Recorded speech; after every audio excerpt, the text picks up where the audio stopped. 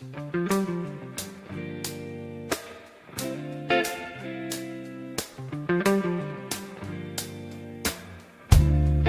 lights, they're cutting through the night. City streets, they call out to the fight.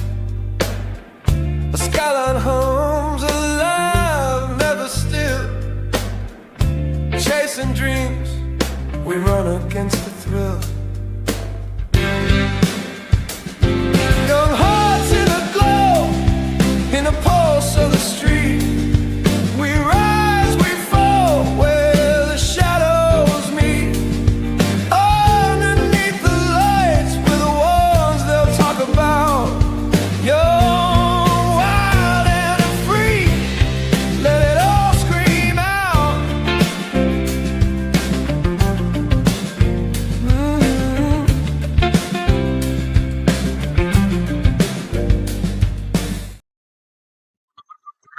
Welcome back. Welcome back. I said I'd be back for a second show today. We're supposed to go over all these streamers jacking my interview with Kate Peter from yesterday, but I never got to it because I went and got the Chinese food. I did do it. I got the crab rangoon. I got the Fanta steaks, the double order. Oh, I feel like I'm in a food coma right now, especially after last night. Last night was 8 hours with JFK on the JFK show. That was a long flight. We landed. It was successful. It was amazing.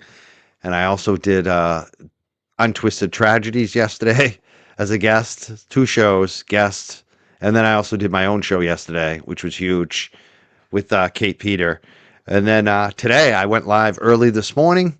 And then I went on the Space. I was on that Space for a while with Nina, chopping it up. And again, we're going to be back tonight, right now, as I promised, with a special guest. And like I said, my fortune cookie recently said, this was back in June. I get a lot of Chinese food. The fortune cookie said, July, all your dreams come true. I've been thinking about that ever since, because I never see a fortune cookie. I get a lot of Chinese, never see it like call out a month, like specifically. And I'm like, July's coming up. What's going to happen? And I'm investing a certain way. You know, I've been talking about the oil stocks, and there's been the drama, the up and downs on the show. And the last few nights, the last few days, I'm like, maybe there's something to that fortune cookie. But also, like, my dreams have already kind of come true. Like, there's not much better than I can have except my show going good and having the great guests and the great people on the show. And one of those people, it was kind of bug. I gotta say, like, I wanted her back on the show. I really did. And so this is probably part of the fortune cookie for July, because July 21st, it's coming true. This is the life that I want. I like to have the big shows with the big guests and the big interviews. And she's been a phenomenal guest on this channel for a while, and some other channels. And she's also taken a lot of heat. And she's an attorney, and she's gifted, and she's smart, and she lends her time, and she's very generous. And I respect her a lot. I like her a lot. She's a friend. And to have her back on the show tonight, and knowing she's going to go on LTL Media tomorrow night at 6:30, I'm excited for this. I hope you're excited. We're bringing back on the show tonight attorney Nan Gallagher. Put up your ones in the chat, please, for Nan Gallagher right now. What's up, Nan? Hey, Mike. How are you? Hey, chat. What's going on? Good to see you. This is my fortune cookie said July, my dreams come true. This is part of it, to get Nan back on the show and the Young Jurks, and to get it back about the big guest. I mean, it's funny, they were replaying all our shows about, I don't know what. Now they're replaying all my interviews. I think they might replay this one tonight. What do you think? I think you're going to drive these people crazy everywhere I turn, because I pop in, pop out of X and Spaces and YouTube. You've been everywhere, whether it's hosting your own shows, streaming court proceedings, popping onto Spaces, popping onto other people's YouTube shows. You're going to need an agent pretty soon. I hope not. I hope not. I don't like dealing with people. I just like to do my thing. And it's been fun. And you know what? Like I keep saying, we're going to flood the zone now. Like people, you've gotten a taste of what's coming, folks. You don't think there aren't going to be any more 8-hour streams with JFK and LTL and Mike Crawford and Kevin Kev and Jay Brill and James Jackson coming up? I wouldn't doubt if that's like a weekly thing now, folks. Like I honestly, like I would love that. I don't think JFK can do a regular 10-hour stream, but I I don't popped think I can either. I might be more like 3 hours, 2 hours, 3 hours, but I still. popped in and out like throughout the day. I'm like, he's still going. And then I think when JFK heard that the glare at one point was live, and he was surprised to hear that Aiden was live, and I think he just said, I'm going to keep going. And the chemistry between the four of you last evening, plus Jabril in the chat, it was great. And I went to sleep listening to it. And then I didn't catch everything, but I caught everyone on the replay. But it's really great to see the camaraderie, the support of good people, good men, good ladies, especially in the chat. I love that positivity, as I am a lady in the chat. But also, I really like the fact, and I was saying this to a friend earlier, I think it's really important for you all to vent a little bit, because it's been rough out there, and no one really fully realizes it unless they're living it. Like, how many times, Mike, have you heard, oh, enough with the drama, don't talk about the drama? But if you don't really experience it personally, then you don't know. And logging off, which could be an option for me, isn't really an option for a creator like you, especially one who's so dynamic. And you all of you who were on last night are so dynamic. You can't just log off. And sometimes I can speak from personal experience. When I log off, I do for my own personal reasons. I come back, and it's great to get that distance and re-inspiration and perspective. But sometimes, even when I log off, it doesn't stop.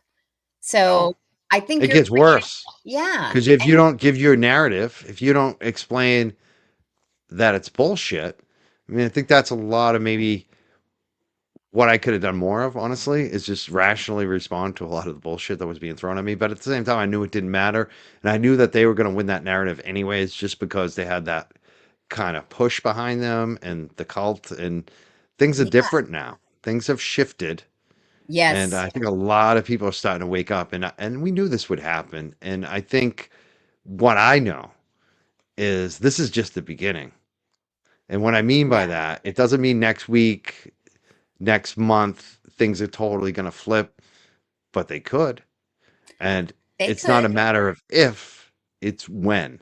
And that's the key. And I think it's a lot sooner than people expect. Like I would not be surprised. There's so many things I mean, I don't know how you live like you do, some of these folks, and Oh, just you're on a sinking ship, and there's a boat over here that's got a fully stocked bar. They got a buffet. There's nice people on it, and it's bigger. It's a bigger boat actually. It's higher end people. Like all the trashy people are drunk on the boat you're on. That's taking on water. You know what I mean? It's just yeah. it's funny to see the ones who are still they have no clue what's coming, and we're already seeing it. It's pretty Well, obvious what's happening here. and how many times do you hear like, oh gosh, you're the one who's perpetuating the drama? I think it's Yeah, been abundant. usually it's two groups of people that do that. One are obviously the turtle Yep. riders, and they never say that when Galera does his petty streams or Aiden. Hmm. They never say that to the other group. And then there's these delusional ones who aren't watching very closely, and they'll just say stupid things. I mean, they just don't know any better. And they would be freaking the fuck out if they got 8 months of abuse, like a lot of people have. And it's just. I was talking on Yeah. Nina's space today about some of the, how stupid. Let's talk about this. This guy's Yeah. facing 5 felonies, 5 misdemeanor charges, and he's in Norfolk County, and for a jury, possibly maybe Suffolk County. It got brought up today. It might actually be a Suffolk County jury, which I think would be even worse for him because that's Boston. So do I. Um, but I have a lot of relationships and people who follow me and like me in the chat and through real life from probably 25, 30 years of advocacy and journalism and reporting and doing all that stuff that I did and booking shows and just being a worker too, like a lot of relationships. And he's alienated me, obviously, but a lot of my followers, they don't like the guy now. And The Yep. same thing with JFK. The same thing with Kevin Kev, and the same thing with James Jackson, and the same thing with LTL, and the same thing with Canton Chronicle, even Mhm. coming closer to home. And same with the boots on the ground. And I started naming all these people because every single one of them has a small network. Some networks are larger than others. Some have bigger followers than other. Boston Brandy, another one. And when you start picking on these locals, especially, Yes. we have more relationships in the area, whether it's politician, media people, or carpenters, or handyman, or dog walkers, whatever they are. We have those relationships, and that's the jury pool. That's your fucking jury pool. And you're basically going after people daily now. A group of people that may have some influence over your jury pool, like unintended. Like it's not like I'm telling people to, but they, certain people follow us. Certain people know what's going on, and they see what's going on. And now he's picking a fight with, like, picks a fight with just Machado, loses a lot of people, a lot of women too. Yep. And now he's fighting with apparently Nurse Kim. Like, is there a moment where his attorneys finally say, "Hey, dude, you're creating too many enemies, especially in Norfolk County, especially in Suffolk County, because this is the jury pool. You may not think Young Jurks has a big following, but one of them could end up being on your jury, and it could be the Young Jurks, it could be Nurse Kim, it could be any of these people, and Yep. like even Nurse Kim, he's going after Nurse Kim today. I'm going back to when we had the big YouTuber meetup with defense teams over at the Capitol Grill. Mark Bettero's there, I'm there, Mazza, Turtle Boy, Galera's there, Nurse Kim's there. The first one that got recognized in Dedham at the steakhouse was Nurse Kim. Yep. So again, these are the people who could be on your jury pool. And See, I all think you've done is attack them, whether it's Boozy Beauty or Nurse Kim, or I can keep going. And when I was saying this, someone from Canton sent me a message while I was saying this on that space, and they gave me more names. And I just kept saying, like, the names are endless.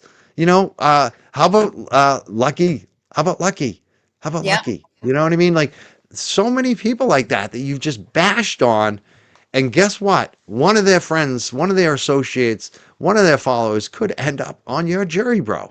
What would you, does that ever come into consideration for these attorneys? Because I can't believe they're letting them go on and create more enemies among people who could have followers in the jury pool.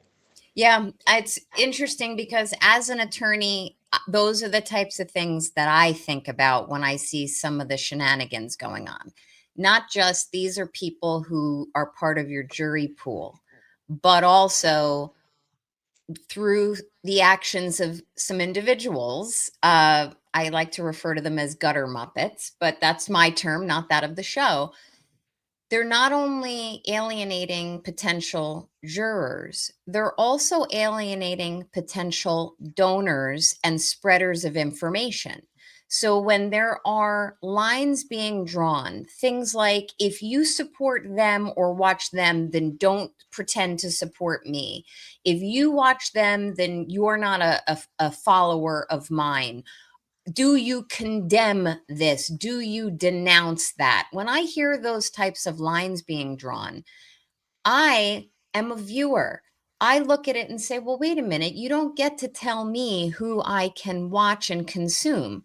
I have a small group of friends who are part of, I call it the movement still, even though it's really not. And we look at it and say, we want a variety. We want to get our information about Karen's case, about Turtle Boy's case, whichever, the corruption going on up there and beyond. And we want to be able to consume that in whatever format feeds us, as JFK says, nourishes us versus poisons us, also just entertains us, educates us, and nobody gets to tell us who to do, who to watch, where to be seen in a chat. Like, I can't tell you how many times do you see, and maybe your chat can tell you, like, how many times are my little chats, not even super chats, just little comments. Like I put a comment yesterday. I said, TB's not going to take the stand, which I'm happy to talk about this evening if you want, but I don't think he's That going one to. down. Well, we're going to, Down. Keep going. yeah, I put that in I think it was JFK's chat yesterday while you were on with him earlier. And I said, he's not going to take the stand. And then somebody screenshots it, puts it out on X. Aiden himself talks about it from what I saw on a little clip, talks about it on his bus stop live. I'm assuming this morning. I don't watch him anymore. Thank you to anybody who has the tolerance level to like screen record that stuff, because I will not watch it. And somebody screenshots it. I say, TB's not going to take the stand. I'm an attorney of 25 plus years. I wouldn't put him on the stand. We'll talk about it this evening. He should follow his lawyer's advice, whatever that is, but I wouldn't put him on the stand for reasons we'll discuss. But now it gets grabbed. Now I'm, quote, outed for being in a chat and making a comment.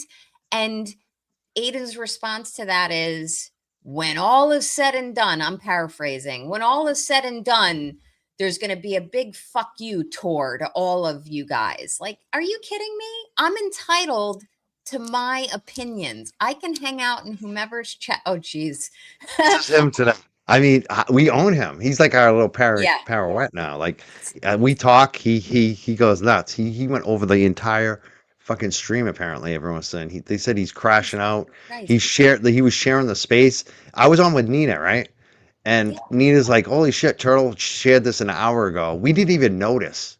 Like, No. that's how little juice he has left. Like 2 years ago, if he shared a space, an hour later, we would have recognized that Turtle Boy and his crew were in there going crazy on us. Like, he has lost the juice, and look at him. He's dressed up. He looks like jeez, look at Well, him. you know the hypocrisy of it all. By the way, like Aiden looks like a smushed bug from It's a Bug's Life. Yeah. And JFK's rocking $300 plus specs that he bought in Miami, like that are right off the one of those shops right on the water. Like, he Of looks course, amazing. he's on point, and this dude's not. That's the funniest thing. It's like Oh, you're trying to you're a Timu, like you're already yes. Timu, and you're trying to clown a guy who's got like class, and like it's funny, and he's just it's Well, you so know what it is? lowbrow. It's one of And the those funny, things like what I ordered versus what I got. I mean, yeah, it's ridiculous. But it's, honestly, I always go back, Mike, to the fact that, and I'm only referring to JFK when I say this right now, because yeah, Aiden would have done the same thing if you were or were not on the stream last night. JFK was okay to Turtle Boy until JFK revealed the truth. Okay. I mean, he unveiled the fact that, that which we don't have to discuss. And it's uncomfortable. It's uncomfortable for Aiden. It's uncomfortable for Will. Why? Because there's because it's the truth. potentially And they felon- lied, and they there's lied, and they potential fucked over Karen. They felonious fucked over Karen. activity, and they lied. Yep. They betrayed Karen Reed after grifting off of her for years, and by the way, continue to do so. And then they got caught in lies, and they're embarrassed. And instead of doing the human thing, which is to come clean and say, I'm sorry, I should have said something, or, my bad. There are so many different ways Will could have extricated himself from that without much embarrassment. He could have simply said, I wasn't going to get involved. Like, you put me on the spot. I wasn't going to answer it, or I said the wrong thing, but Yeah. it has nothing to do with the case. And I wasn't going to get involved between their beef. But he didn't do that. He doubled down and then said the most horrific and appalling things about all of you, NJFK, Jay Brill, Kevy Cat, You and your Jason family. Jackson, It, me, my yeah. family, my children. Like, seriously, that's the reaction to your own poor behavior. And you're going to go on, and when all is said and done, there's going to be a big fuck you tour for pathetic losers. Yeah. You're going to, Yeah. all What a of my- joke. You think that's going to work? That's so funny because, dude, we'll be at your houses. Like, Yeah. you think we're afraid to go to your houses, bro? And by the way, I think more people will show up at your houses. By the way, look at you. Look at you. Like, watch last night, we were talking about how he didn't even thank the Galera for the fundraiser. Mhm. This is how much I own your ass, Turtle, right now. And Galera. I fucking own you. You're my pirouette. I knew you were going to do this. Yep. You're my little fucking pirouette. Anything I say and do. I called them out on that. I said he didn't even thank the Galera for the fundraiser. What was the first thing they did today? Well, isn't there going to be another fundraiser? It's going to be a petty fundraiser for Turtle Yeah. Boy with Turtle Boy on the Galera's channel. I fucking own own you guys. This is the fucking. You're my puppet, Turtle. You're gonna play this tomorrow too. You'll play it tonight. What? Do you, Well, I love it. I love it.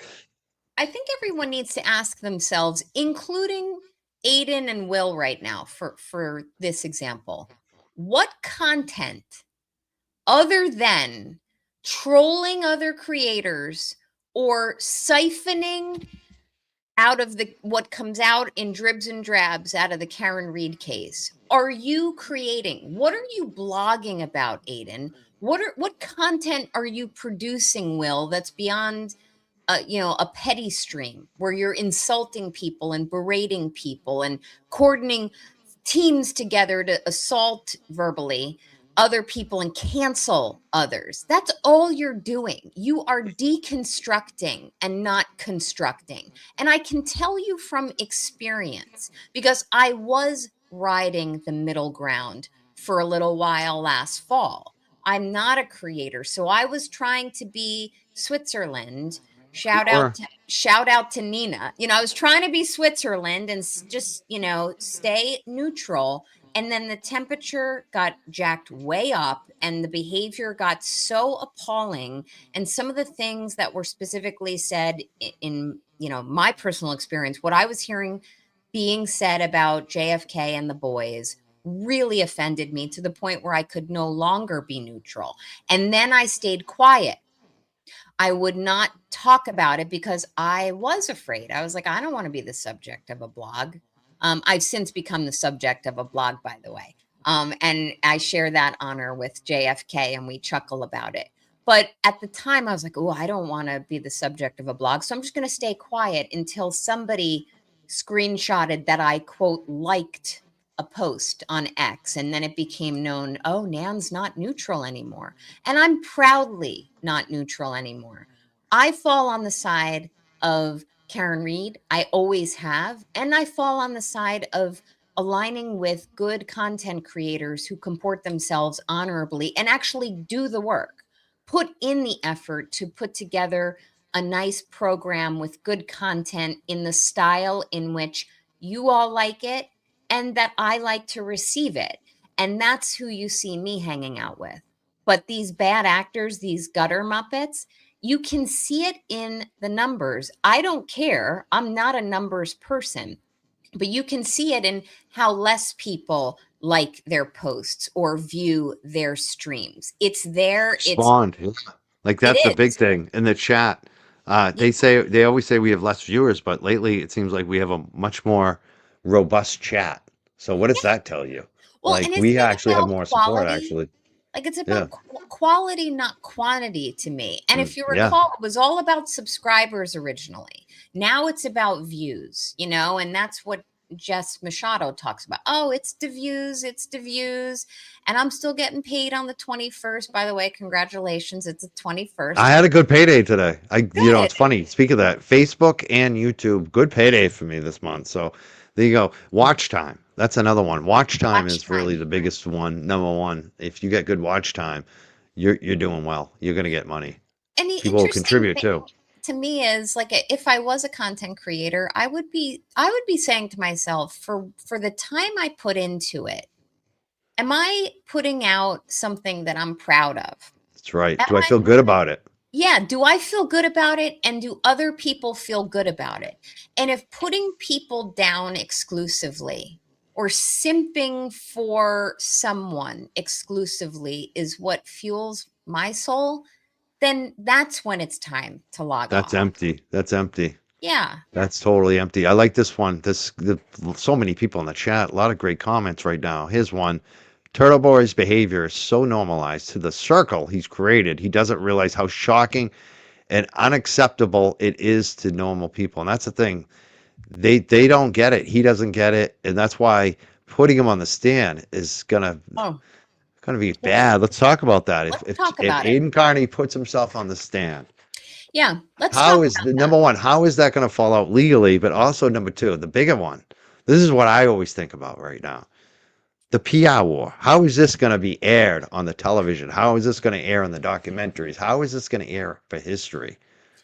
You I mean think you're him just just being you're giving them the content that's going to destroy you, bro. This is going to be your probably most viewed fucking video ever, and it's going to Yep. be the last one that anyone remembers. That's the way I look at it. What do you think if he puts himself on the stand? Am I right on that? You are right on that. And Aiden can come at me and say nasty things as he has, which are deplorable. But he can come at me and say she doesn't know what she's talking about. But I will tell you this. He thinks, and I know this from having listened to either part of his stream here or there or seeing clips. He seems to think that if he goes to trial on the charges that will survive against him, and I don't know if all of them will, but at least some of them will. He seems to think that he's going to get on the stand and tell his story and just simply say, it's all about intent, and I'm going to say I didn't intend to do this intimidation, etc. It doesn't work that way. Whether you sit yourself in the box, as we say, and your lawyers are asking you questions on direct, that's great. They'll ask you questions about what your conduct was and what you were thinking at the time, and they'll ask you questions about all those other areas of your streams that the prosecution didn't talk about. And you can talk about it all you want, except you can't give narrative answers. So you're not going to have this big showboat where you're sitting on your stream just talking into a camera with no editing, no limits. You are going to be limited. It's question, answer, question, answer. So there's going to have to be very tailored questions and very prepared answers. And then the prosecution gets to cross-examine you. And when they cross-examine you, and you've told your story, which I will bet my law license is going to be very, very limited, what story you think you're going to get out there and what grandstanding you think you're going to be successful doing, I'm telling you, no judge is going to allow that in Massachusetts or any other jurisdiction when the prosecution gets their talons around you. Because let's not forget, Aiden, when you testify and you get on the stand, you're waiving your rights. You are going to be open to incrimination by giving answers in support of your defense. And then the prosecution's going to come in and they're going to start asking you questions. They're going to start peeling away the layers of the onion at the answers you gave. And depending on what content you did give, substance that you did give in those answers, they're going to start asking you questions about other things, prior examples in your life and on your streams when you haven't comported yourself as a good citizen, where you may have harassed people. And I'm not referring to myself when I say this. So in the event this is spun later as some threat from me, it's not. But you're going to have to undergo cross-examination. And you think, sir, that you are capable of going toe-to-toe, whether it's Cosgrove or anyone else, you're going to go toe-to-toe with a lawyer who's gone to law school, passed a bar exam, and has X number of decades of experience just because you are on a pretty mediocre YouTube show? Okay. Now, I won't criticize his lawyers, but what I will say is if they're not talking to him about that right now, they should be, because his trial is in about 4+ months. So they need to start talking to him about that. I dare say they are. And I dare say that he's in a position where he's probably bloviating to his audience to make it sound like I'm going to have my big day in court and I'm going to tell the whole story. I just don't buy it. there is a lot of risk to getting in the box and getting on the stand. So you can come at me all you want, Aiden. You can say there's going to be a big fuck you tour just because I said you're not getting on the stand. But if you were my client, and you will say later, thank God I'm not her client. This woman dresses like a hooker when she goes to night events, which is a whole other story. But I will tell you, if I were your lawyer, I would be telling you, I don't know if it's a good idea if I put you on the stand. Plus, you have other corollary civil actions that are pending, and I dare say there may be more to come. So when you get on the stand to defend yourself for felonious conduct, you may be opening a huge can of whoop ass against yourself on pending civil actions, which will far exceed the length of time than your criminal actions. So you got to be very careful. Be careful what you wish for, because you just might get it. I wouldn't get in the box, Aiden. That's true. It could be civil. Actions. I'll give people a hint. I would expect more civil actions, and not just against him either. So, Yep. Yep. By the way, you were a little choppy. I'm not sure it's my, if oh, it's my, it might be me. It Can could be you- StreamYard. We're fine. if If anyone, the audience if the audience notices that either one of us is choppy, please let us know. Sometimes it's just internal. I just happened to look at the chat. Someone asked, where did I get that mirror? I bought, if you're referring to that mirror right there, that's Home Goods. But anyway, as if I am choppy, everyone let me know. We had major tornado warnings ripping through New Jersey this afternoon. So I it's was been wondering very what was going on stormy because here. I'm hearing some like crazy shit back here. That's why I was like, yeah, I Yeah. don't know. Maybe I think we might be getting the winds right now and the storms over here in Massachusetts. Oh, I'm glitching now. So they're saying I'm glitching. Huh. So I am Oh, glitching. good. I'm glad it's not me. God damn. And by the way, Hopefully that thanks for stops. It having could me. be this wind. Yeah. Um, It's good to what be else? back.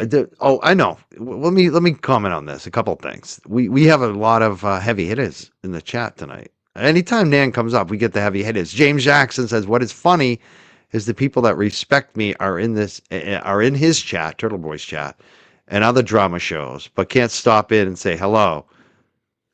There you go. Like, Hi, James. How are you? I saw Kev's name, and I saw Jay Brill. Shout out to Steve. I saw Steve, and I see Cam. I know there's a lot of names that are out holy there. shit! Can you hear the thunder coming through? I'm like kind of freaking out. It's like it's loud. Can you We hear need it? to. I do. Oh, I think Yeah. that's my car. I'm gonna pop out. You talk for a little bit. I'm gonna Oh pop out. yeah. I gotta check my car. It sounds like the alarm or something. I hope a tree didn't come down on it. I'll be right back. Okay. Great. Well, now it's my show, folks. If anyone wants to put any, I can't put things on the screen, but I can look at your chat. And thank you, James. If anyone has any questions, I'm happy to try to answer them, but I got to grab my reading glasses. But it's good to see everybody. I took a little break, and I would encourage anybody who does need a break every now and then from cases, or just from X or YouTube. Sometimes that's what you need, and just recharge and come back. So we're fine. No tree came down. My neighbor's car was beeping. It wasn't me. So I don't know. We did have major thunder though. It's raining out there. We're fine. I think this comment though from James is telling. Like this is like a cult. What is funny is that people that respect me are in his chat and other drama shows, but they can't they can't stop in and say hello. It's like that kind of control, like you mentioned, about who you can say hi to, who you can talk to, who you're allowed to have on your show.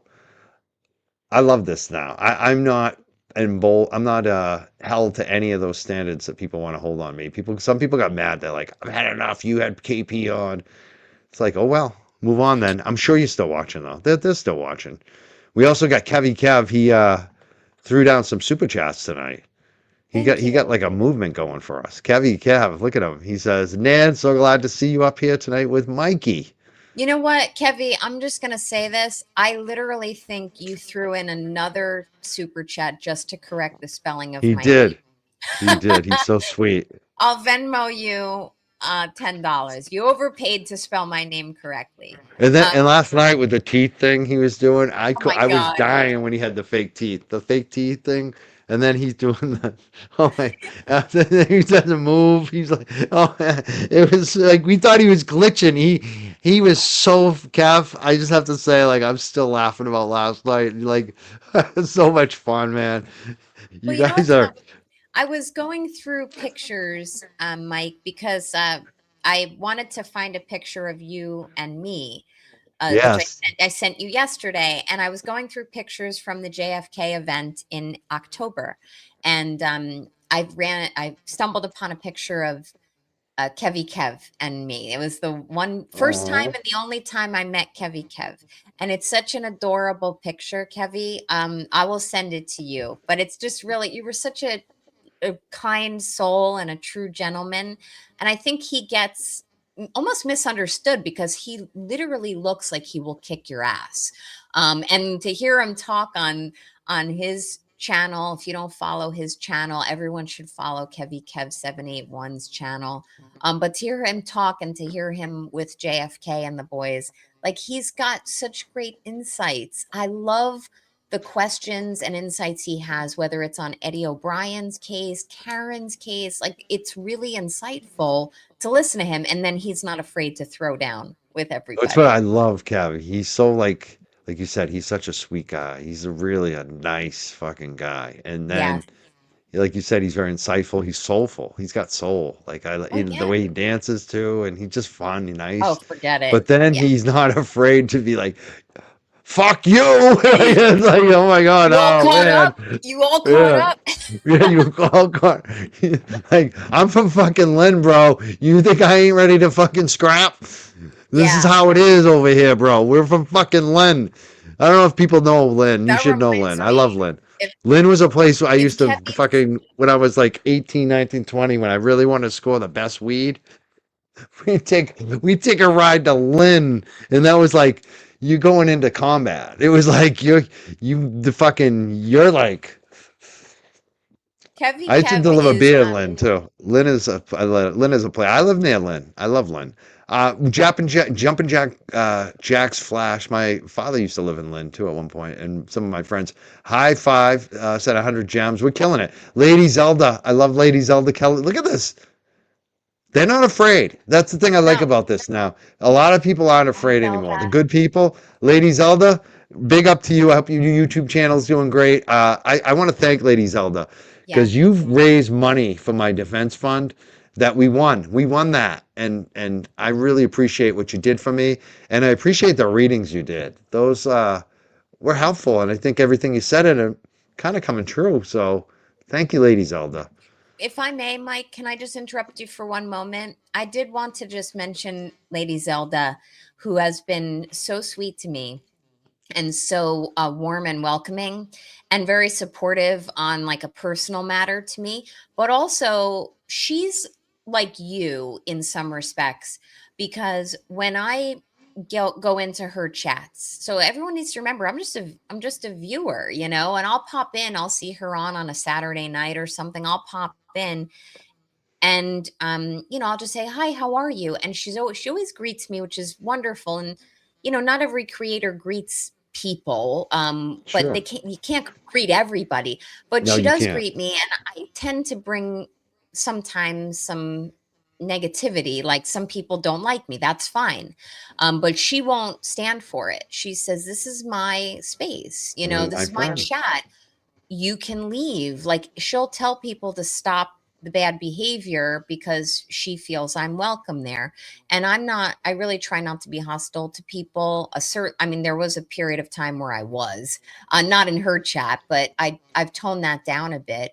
And she's always been a wonderful, kind soul to me. So I just want to say thank you so much. We love Lady Zelda. Law Wifey, Brian Haley coming through today.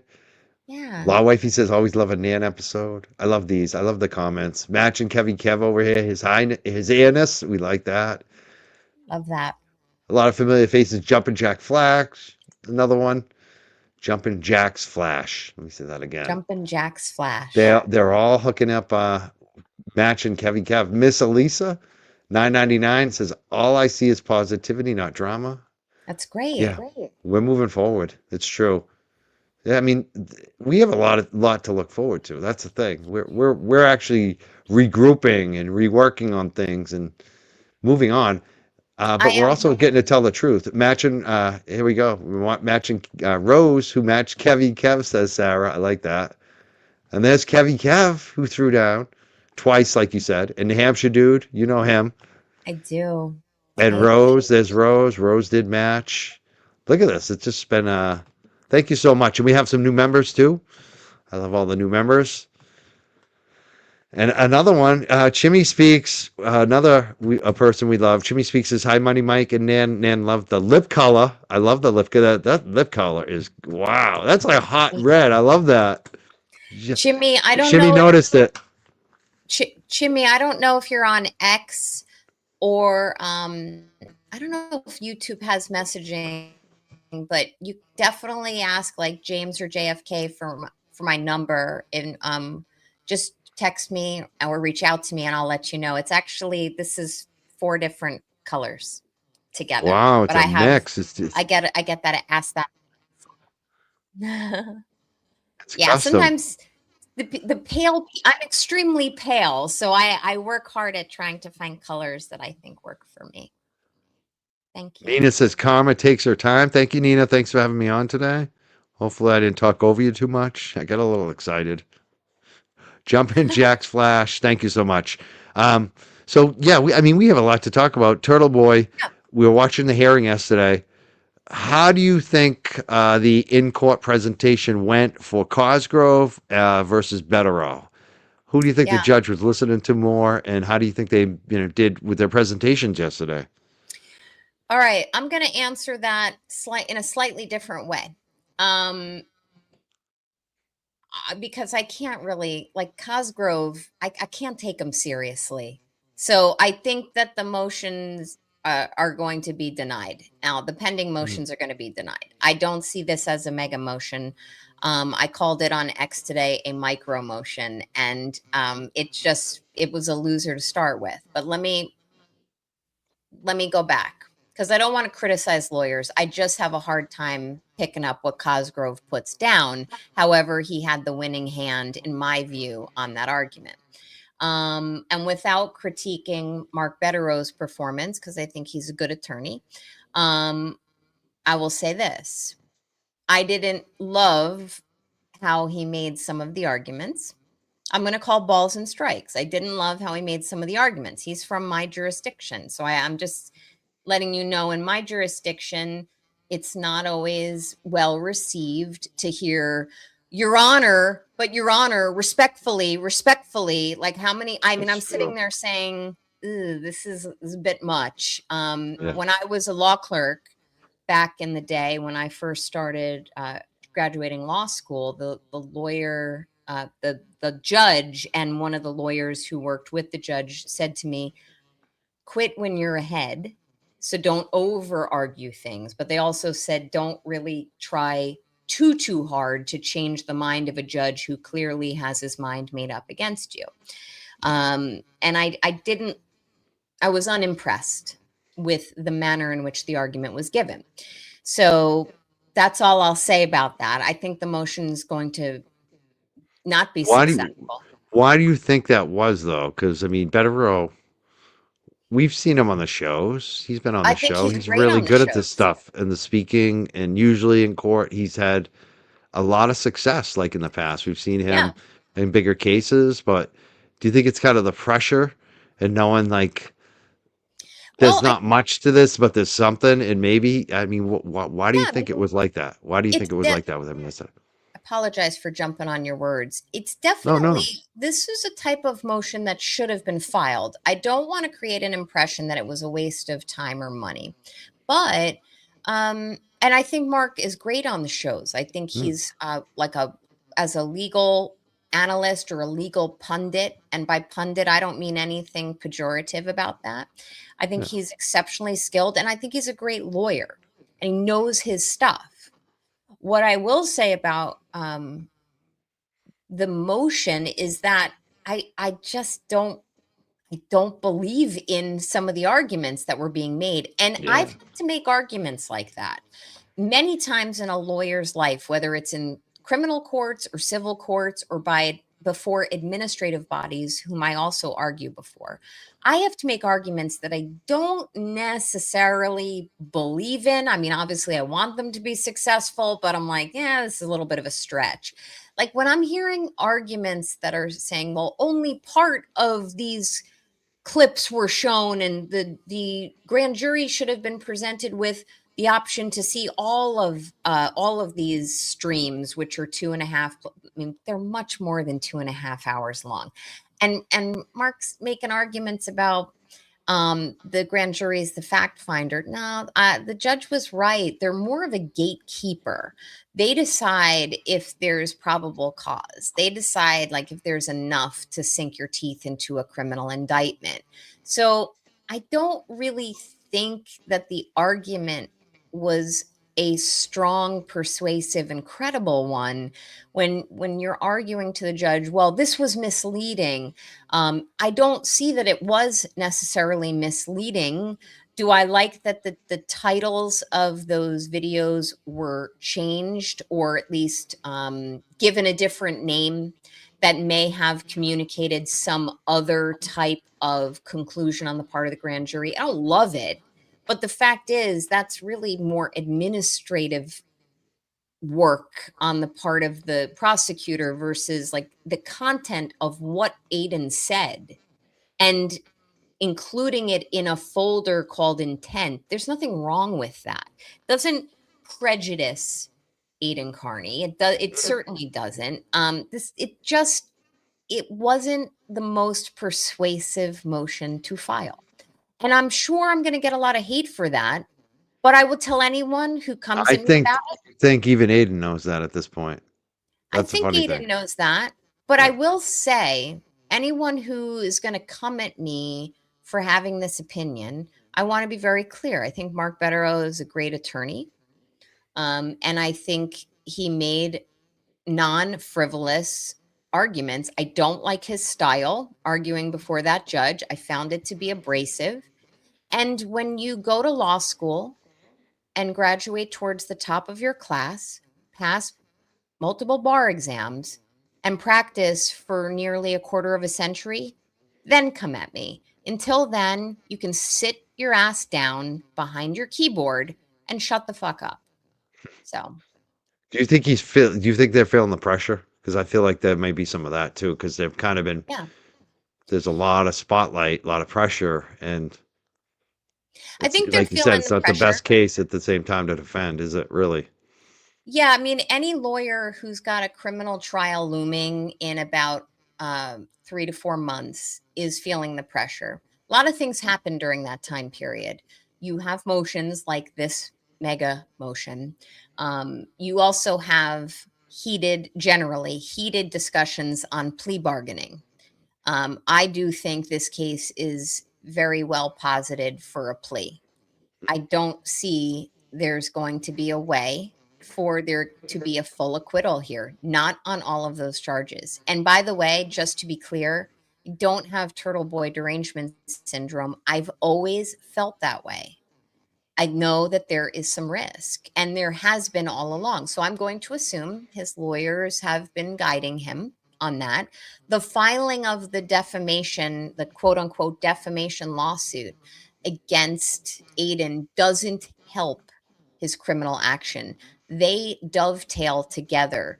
What Aiden says in support of his defense of the criminal charges will absolutely impact his defamation case. It absolutely will. We could do a whole separate show on that, and I'm actually not going to go into the rationale of why, but they are inextricably connected.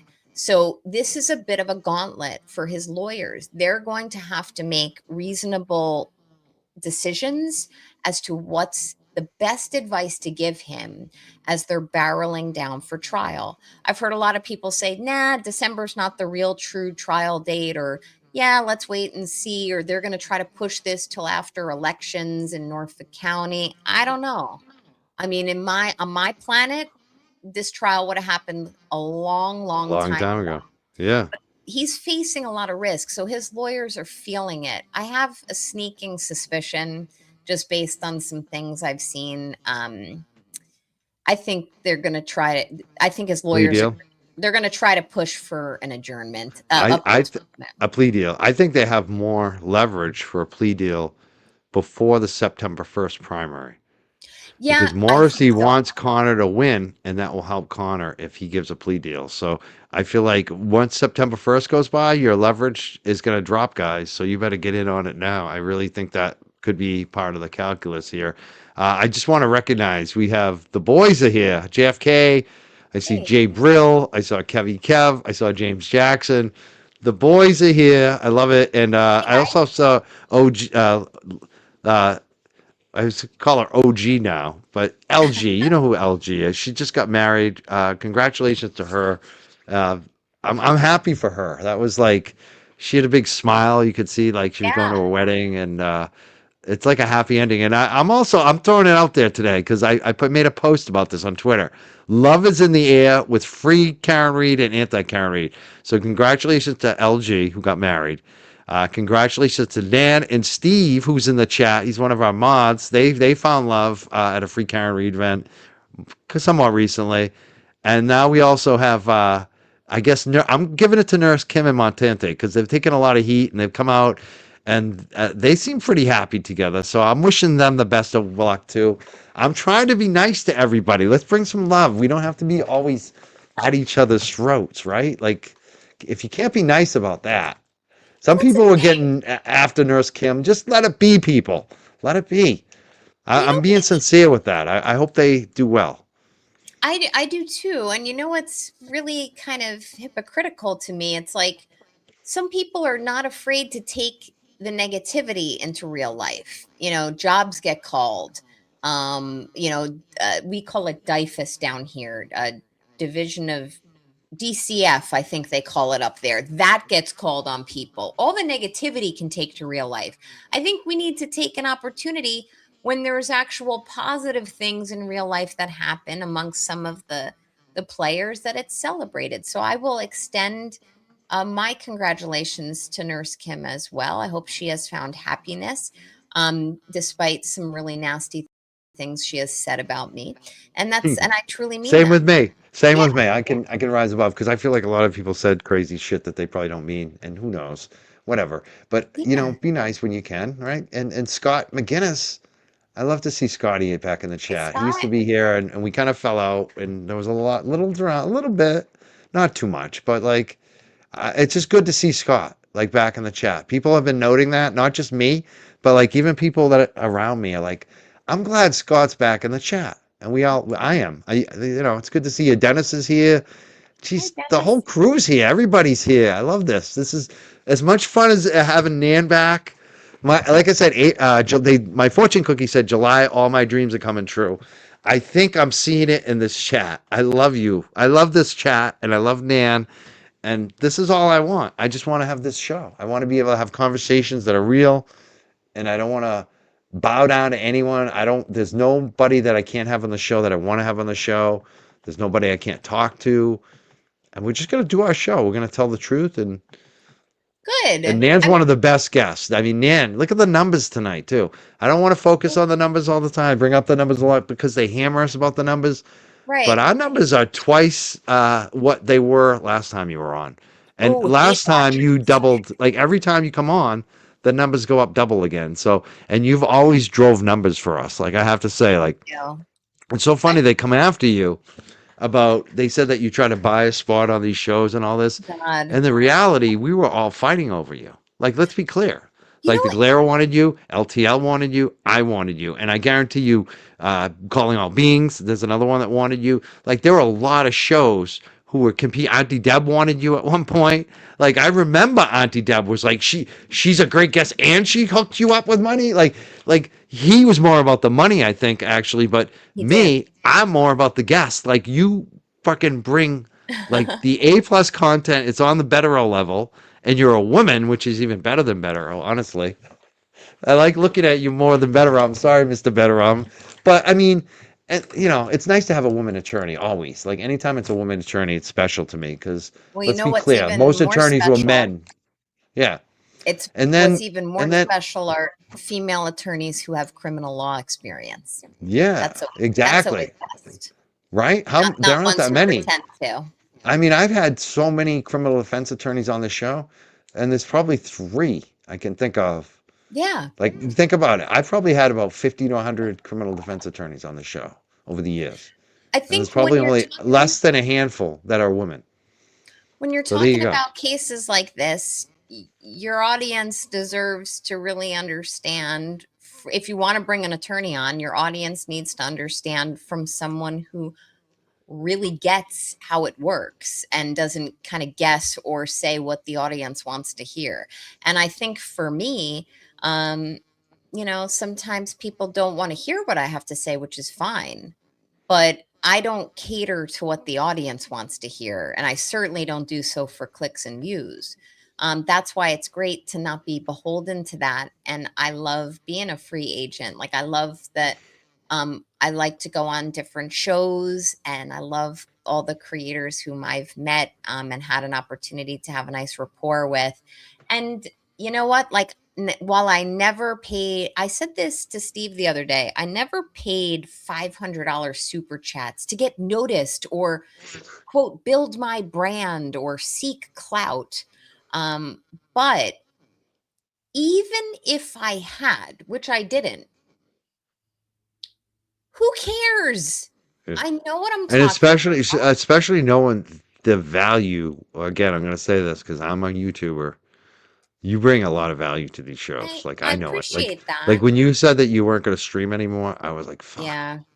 Because Well, I'm kind of I'm honestly I count on you a lot. Like I'm gonna be straight up. Like you are a great guest here, and you show up and you know what's going on, and it's thank you. like that you're irreplaceable. I mean, I could find other attorneys. I do have other attorneys come on. They're great, but they're not Nan Gallagher. I'm just Oh, saying. that's Like there's very like sweet. and the audience loves you. Like that's the other part of it. I mean, look at the super chats tonight. Look at the numbers again. I don't. By the Where way, are there guys, any trolls in the chat talking about our numbers tonight? No, they're not. They're not saying anything. They're not.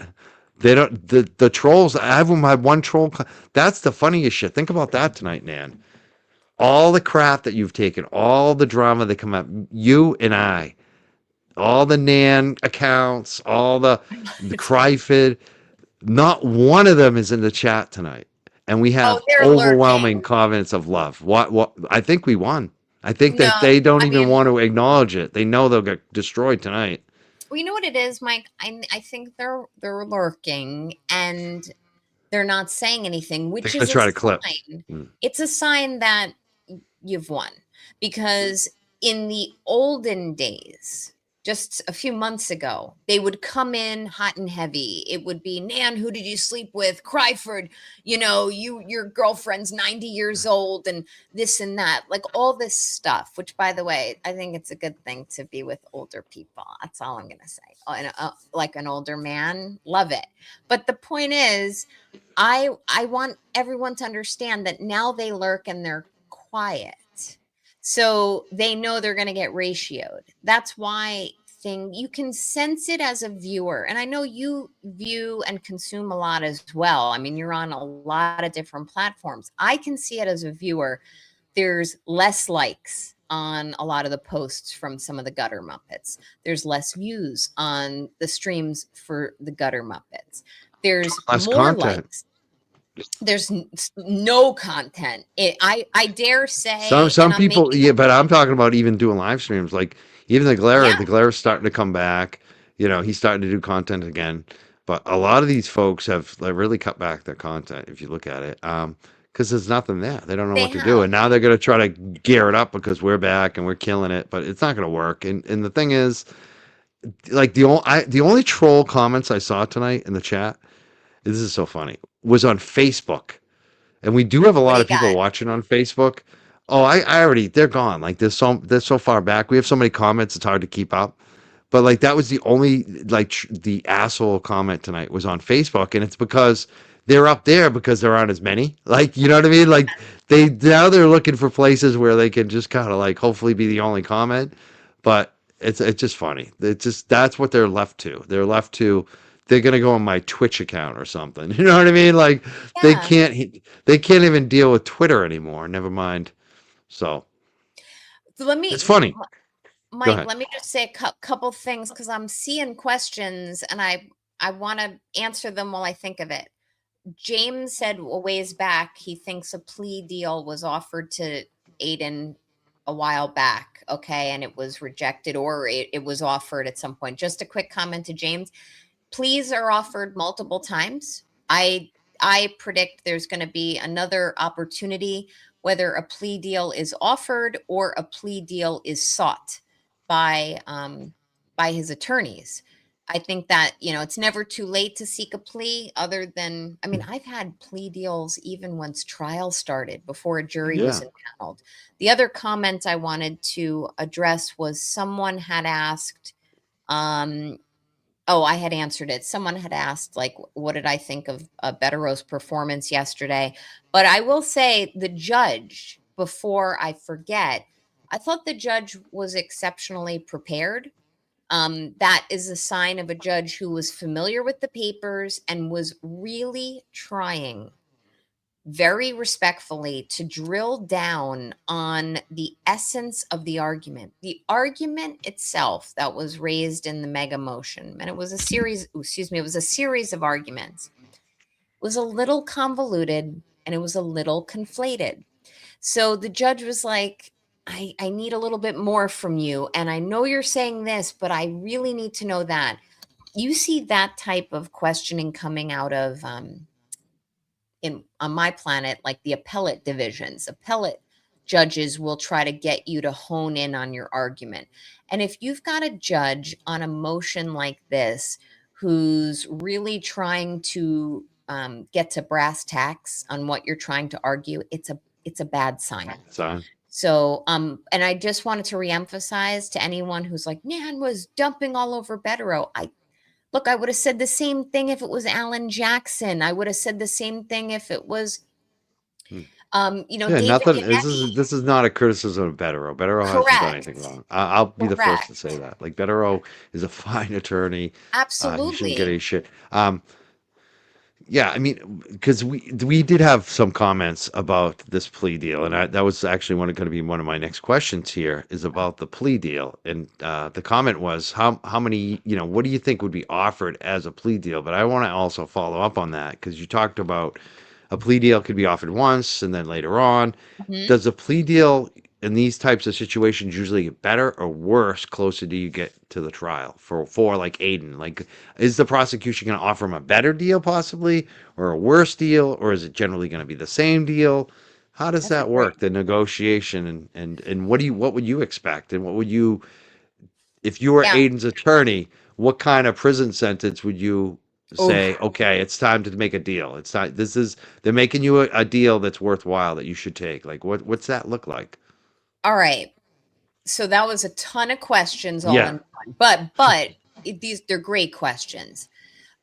The short answer to all of them is it depends. I've had plea deals get better as I got closer to trial, and I've had them get worse because as you get closer to a trial, both sides, prosecution and defense, really drill down on their positions. They start prepping for trial. They start orchestrating and organizing and scheduling witnesses and experts, etc., if those are needed. And sometimes it's harder to come to an agreement as to what either side and both sides can live with. um, in most instances, plea deals become worse for a defendant, from my experience, as you get closer to trial. That's when a defendant, and I'm not saying this is Aiden, but in general, defendants tend to get a little bit gun shy when they're moving down the tracks towards picking a jury, etc. They get worried about incarceration and being away from family and separated from just life, everyday activities of daily living and freedom. So plea deals tend to get worse deals for defendants. Um, it's usually a very organic kind of discussion between prosecution and defense as to what key terms would be part of it. I do not see in this instance that he's going to escape some form of jail time. I just don't. But I am making an assumption that if a plea were considered by Aiden and his team, I imagine Aiden would, and I don't think he's ever considering a plea if you listen to him, but if he is going to be considering a plea, given that it is very expensive and the expenses will go up exponentially as he gets closer to trial, plus he is also paying an arm and a leg for another lawyer to defend him on the defamation action. So lawyers are expensive. And I think if Aiden were considering or does consider a plea, he's probably going to say no jail time. I'll consider something, but no jail time. I don't think that the Commonwealth will agree to that. They are going to want their pound of flesh. This is not, as I see it, the type of charges filed against Aiden. They're not as he's describing them. As I'm looking as an outsider, I'm not only not involved in his case, I'm not from the region. So I'm looking at this as a lawyer saying, I don't know, this isn't all First Amendment to me. There has been perceivable, I'm saying perceivable harassment of some or intimidation of some witnesses. I don't think it all falls neatly and tidily into petitioning the government. I think that's going to be a problem for him on that defamation lawsuit. I actually was talking to a friend the other day, and I'm like, Mike, you and I have talked about anti-SLAPP. We've talked about it on your show before. Those types of cases are very rarely dismissed on anti-SLAPP. Certain very specific situation that is very rare. Right. Almost never win. So when you especially look at in mass, especially this mass law. And when you think about this, and I see and I know people are like, this is First Amendment. Not necessarily, not with that really obscure, very overbroad, convoluted witness intimidation statute that's in the Commonwealth. So I don't necessarily think that people fully understand that these are cases that have to be tried based on how statutes are written. It's not, well, let's interpret. You don't get a jury to interpret what a statute says. If the prosecution can show that these witnesses were intimidated, and I don't remember what the statute says in particular. It's something like he has to intend to intimidate them, blah, blah, blah, and their feelings or fifis get hurt, or, they're going to say that they were upset or of course. Felt, of course. So they're going to say they know the law. They know the law. I mean, of course. So they're going to say it, and I'm not speaking ill about the McCabe's and the Alberts. I'm simply saying they're going to say it. So and they know what to say. I mean, they know the law. They know what to say, and I'm sure their feelings did get hurt. I mean, and some of the conduct is problematic. It's tough to defend. That's the problem with him. He doesn't have a line. I don't see him escaping incarceration here. And no, I don't think he should be incarcerated. But I don't think any plea is going to involve no jail time. I just don't see it. MSM. Not when there was millions of dollars spent on Karen Reed's, trials. Okay. And the interconnectedness that the Commonwealth feels that she had with Aiden. I'm not saying that it's justified or not. I'm just saying this is all under a microscope up there. And this isn't just, okay, new DA, charges get dropped. I don't see it that way. So they better. I don't either. I don't see it for any of them. Yeah. I don't either. It's funny. MSM 624 says, "Is this channel pro Karen Reed?" That's a funny comment. I raised a lot of money for Karen Reed on this channel.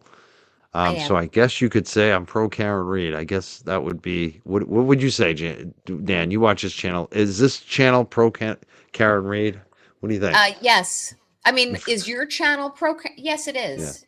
Yeah. And I think that often gets lost in the sauce, as far as I'm concerned. And I am, as a guest, pro Karen Reed as well.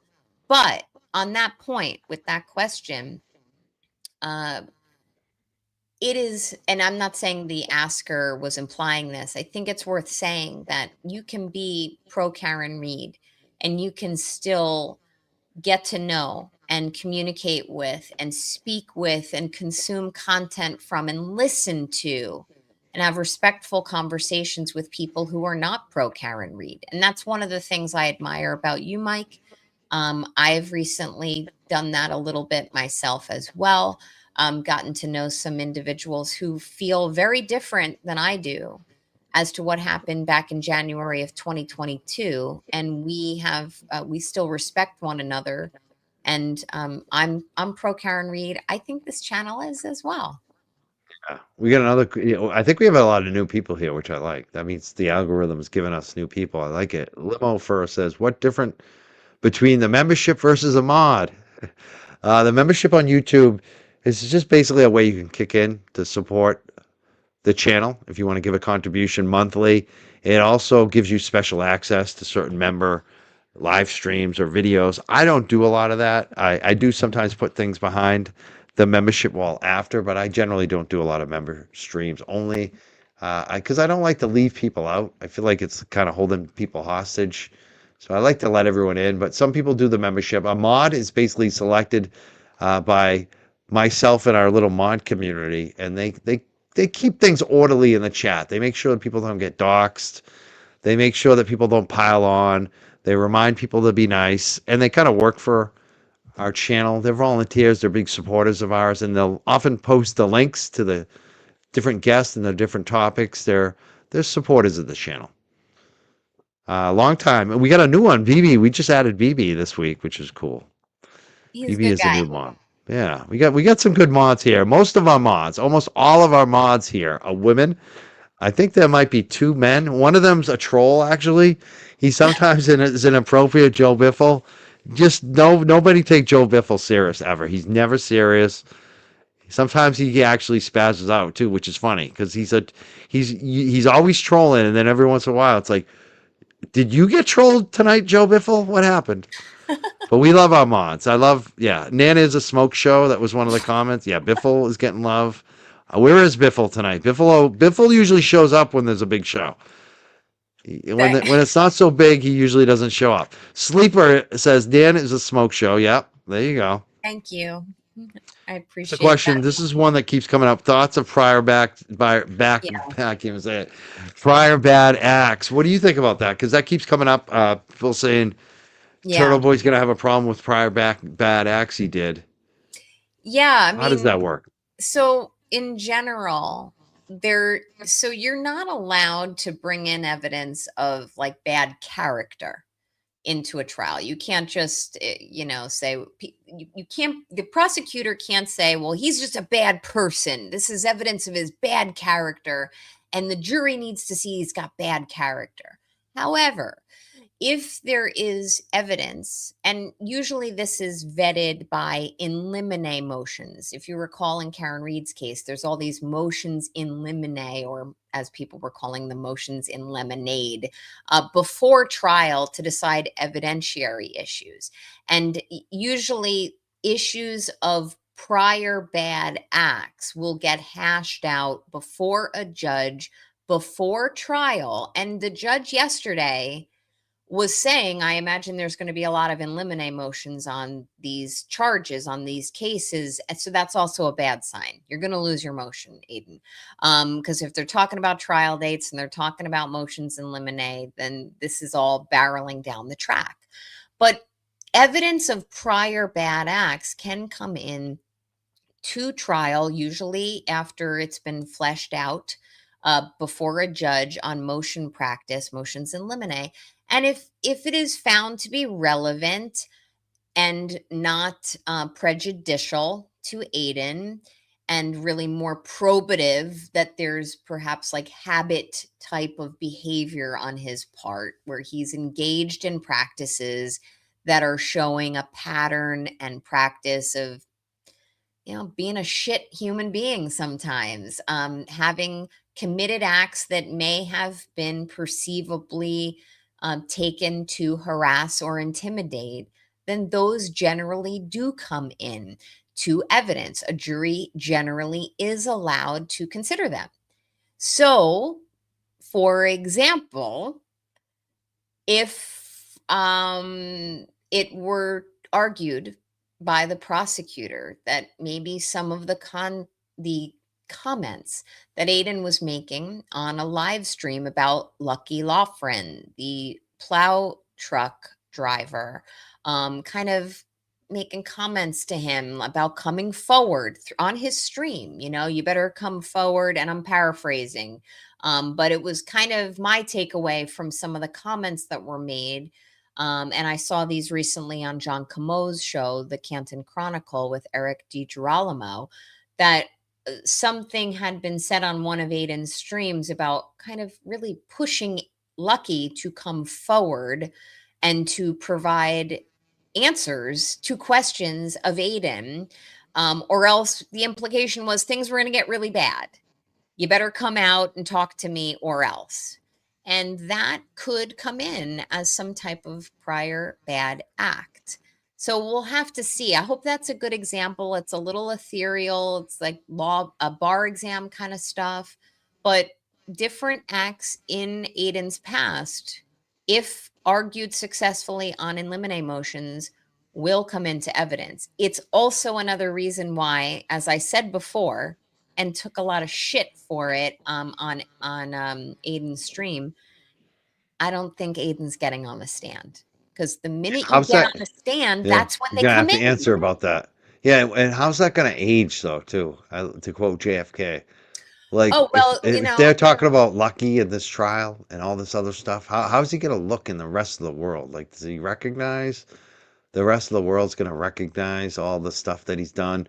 And Nina yeah. makes a good point with her super chat from Switzerland. She says, "What about bad acts at sentencing? I mean, that's got to affect his sentencing, right? Is the judge going to consider that after, if he's convicted of some charges? Will this judge consider that? Yeah.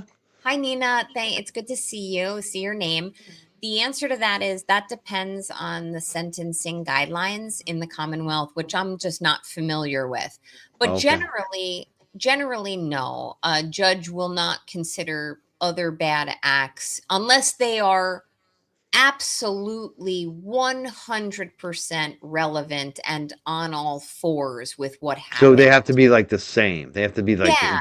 similar acts. Yeah, because sentencing is obviously, once he's been, hypothetically, he's been found guilty.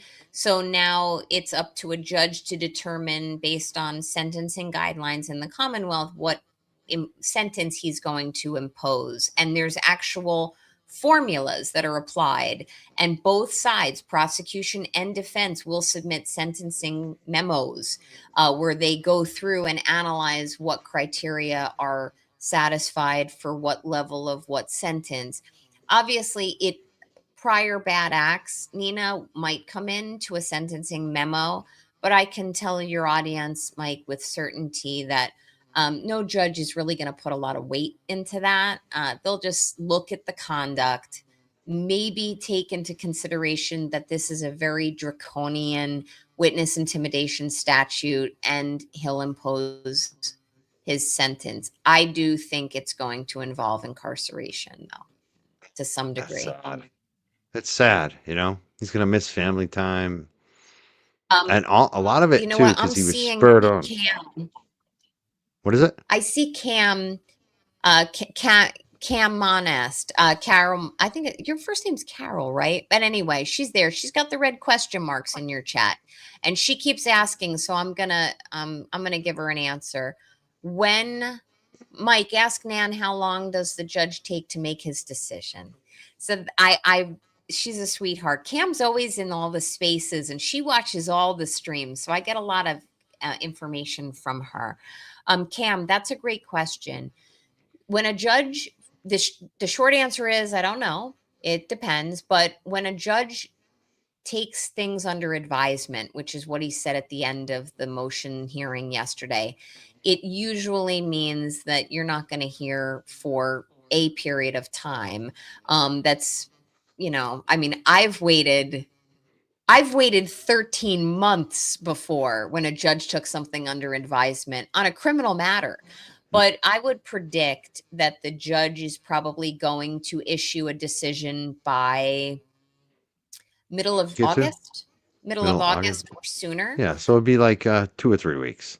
Yeah, I mean, That's this kind was of a how long it took me to get my civil response. When they were dismissing my case, it was about 2 to 3 weeks. yeah, because the judge doesn't just issue a decision; he's got to issue an opinion, and He's like got to write it out.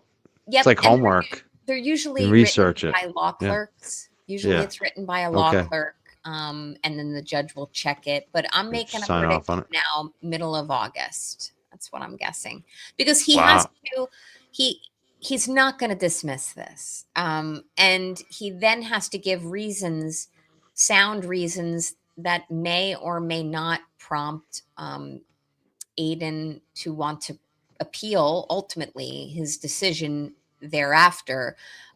So he's got to give sound basis for his conclusions. And this was a very voluminous motion, too voluminous in my opinion, but very, very voluminous one. So he's got to make sure he encapsulates everything. And then the parties need sufficient time to get ready for trial, which Mm. means motions in limine, and in my opinion, plea deal, possible negotiations. Yeah. Yeah. We just answered that. Click back about a minute or two. No, we're not anti-Karen Reid. That's a rumor No. that from disinformation artists out there. No, ask the chat. Actually, the chat will tell you. I gotta highlight this one. This is 750 gems. She's throwing down. Thank you so much, Kelly. That's a big one. Thank you so much, Kelly. Much appreciate. We have so many good comments here. This one I don't know if Uncivil Law said this. I love him, Kirk. I hope I'm not going to get him in trouble by posting this. I have a feeling he did say it though, because he is very honest. The comment from Peggy, and Peggy's usually pretty good. She's not a troll. Right. Peggy says on Civil Law said Turtle Boy will do 2 to 3 years in prison. Do you think that's accurate? Do you think that's a good possibility? Yes. Yeah. I mean, and I've met Kurt at least on a stream. I like And him. I've followed him since the days of Johnny Depp versus Amber Heard. So I mean, he's a constitutional lawyer and like a U.S. Supreme Court. He specializes in the U.S. Supreme Court rulings, and I can tell you that he's come across lots of decisions on lots of different criminal matters. So I mean, if he's pegging it at that, I think that's probably an accurate estimate. Yeah, he's very smart. I like him too because he's funny. He came up on my show one time and he sold his merchandise, and it was the funniest shit ever. His merch was funny. It was well Yeah. designed, and he was funny as hell. And then when I really fell in love with him, it's kind of like I have a thing for Runkle and Kurt because when they did that fundraiser, did you watch that when they were doing the Yes. auction? They have Yeah. so much fun together. The way that they do it, and I that's my moment when I was like, I like Uncivil Law and I like Runkle. Like They're that, both like dry personalities. yeah. And at times Yes. people try to like put me against Runkle and stuff. Like I said something, people try to put me against Runkle, and other times I like those two. I think that I mean, just the fact that they raised all that money for kids, a cancer, Oh, yeah. hospital, children's hospital, and the way that they do it, the way they work it, and it's just fun. I like them a lot. They're I like like them good too. people. Yeah. I like them too, and they're very bright. And they're quote outsiders, so to Yeah, they speak. are. They didn't get too close. They were smart. They Agreed. were smart. They were smart. They know. They see what's going on. Um, What Yeah. else? Because there's a lot of other questions. Oh, you know what? I'm getting a lot of these comments today. This is funny. I'm gonna throw this one up because I'm been blushing lately. Number one, there's been some changes around here. I don't know if you noticed. Number one, I didn't realize that I never had the high definition. I have a high definition camera, a new camera, and it was always kind of at 720. I never realized I had to turn it on to high def. So now I'm in high def. Number one. You look Number good. two, Number two, I cleaned up. I went to I'm looking I good. I And like then that. number three, I got rid of the cauliflower ear headphones. I got the speaker system. So That things I just knew look something. nicer, and now the ladies are all over. Look at Wrecking Ball says JFK, James, Kevy Kev, Jay Brill. See, this is why I'm blushing because I know those guys. Look I at know they all that. got game. I know how much the ladies love them, and for me to be even on the list with these dudes, I'm like, I'm doing all right. Like I'm old and I'm in there with fucking James and Kevin Kev, and JFK with the arms and the pretty face. Like Looking I'm sharp. right there now. Look at that. Thank Well, you. look, Thank did you. I'm you blushing. you put I've as come your far. thumbnail for this show the picture I sent you yesterday, and I want to hold it up because your audience needs to see how handsome you look. See, I don't think that's a good picture of me though. I was a little stressed back then. That was in October when we were getting hammered. Well, yeah, you were getting hammered as you say, I but wasn't. you look very nice. I knew something was different, and I just assumed because you had the Boston hat on earlier, Yeah, and now you yeah, don't. yeah. But you don't have the headphones on. No headphones. I got a haircut. She even does my eyebrow. Like I got a real stylist. You know, she's something else. She loves me. I'm honored. I'm Yeah. honored that you polished up for this stream. Meanwhile, I got poured rain on today and threw a hat on. So, Oh, it's pouring out there now. That's why I love this. This was perfect time to do the show. As soon as I started the show, it started pouring out. What else am I gonna do tonight? You know, this is exactly. awesome. And I'm with Nan Gallagher. I Well, mean, this they're is lining up. Everyone's lining up to be like I with said. you. The fortune cookie said July, your dreams come true. I think this is it. I think I live with Nan Gallagher, with my chat lit, with the super chats going crazy, with questions and topics that people care about. I have so many of them. We're going to talk. One thing I'm going to say tomorrow night, you're going to be live on LTL Media. You haven't been on there in a Yes. while either. You guys have such a good chemistry. You guys are like good friends. Brian came Yes. up today, and in the space. Nina brought it up with what Brian had recently said, um, Yeah. and I know about that because he had told me that a few months back, and we know Brian. We love Brian. We're like I best do. friends with Brian over here. You're going to be on the show with him tomorrow at 6:30 p.m. Tell us about Brian and tell us about the show tomorrow. Promote that a little bit. Yes. All right. Well, first, I want to say when during that time period, by the way, last year when things were really coming down on him and you, and then others. During that time period, Brian and I were I hope he doesn't mind me discussing this. I'm not going to reveal any confidences, but we were very, very close. We're still very close. But that was a time period last summer where things took a turn. I still to this day don't understand why Jess Machado felt it was her role to somehow police and level certain content creators just because she thinks she can do whatever she wants and nobody tells her what to do. Fine. That's her prerogative. But he and I were very close then, and we're still very close now. And I want to say, maybe more of a public service announcement to the audience here that we were very close and we were communicating multiple times a day last summer. And, we frankly do that now. But when he was signing on for his new lease and he was very excited, and then things came kind of crashing down because Machado and Glare felt that they needed to have these ridiculous, petty type of content streams about Brian and others. I will tell you, he was quite upset about that. I won't reveal confidences. And there were a lot of things swirling at that time. But most importantly, is that I didn't know that he was considering, more serious consequences for what he was experiencing. So if I can say to anybody, and I'm sure he would say the very same thing, because I know he's a strong proponent for therapy and, self-help and, surrounding yourself with people you love and care about and who love and care about you.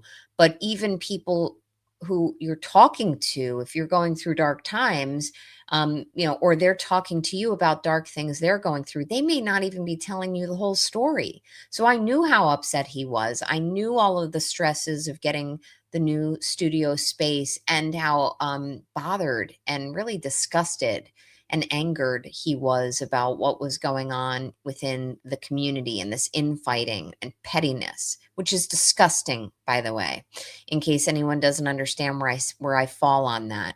But what I didn't know was that he was contemplating taking more serious consequences from that.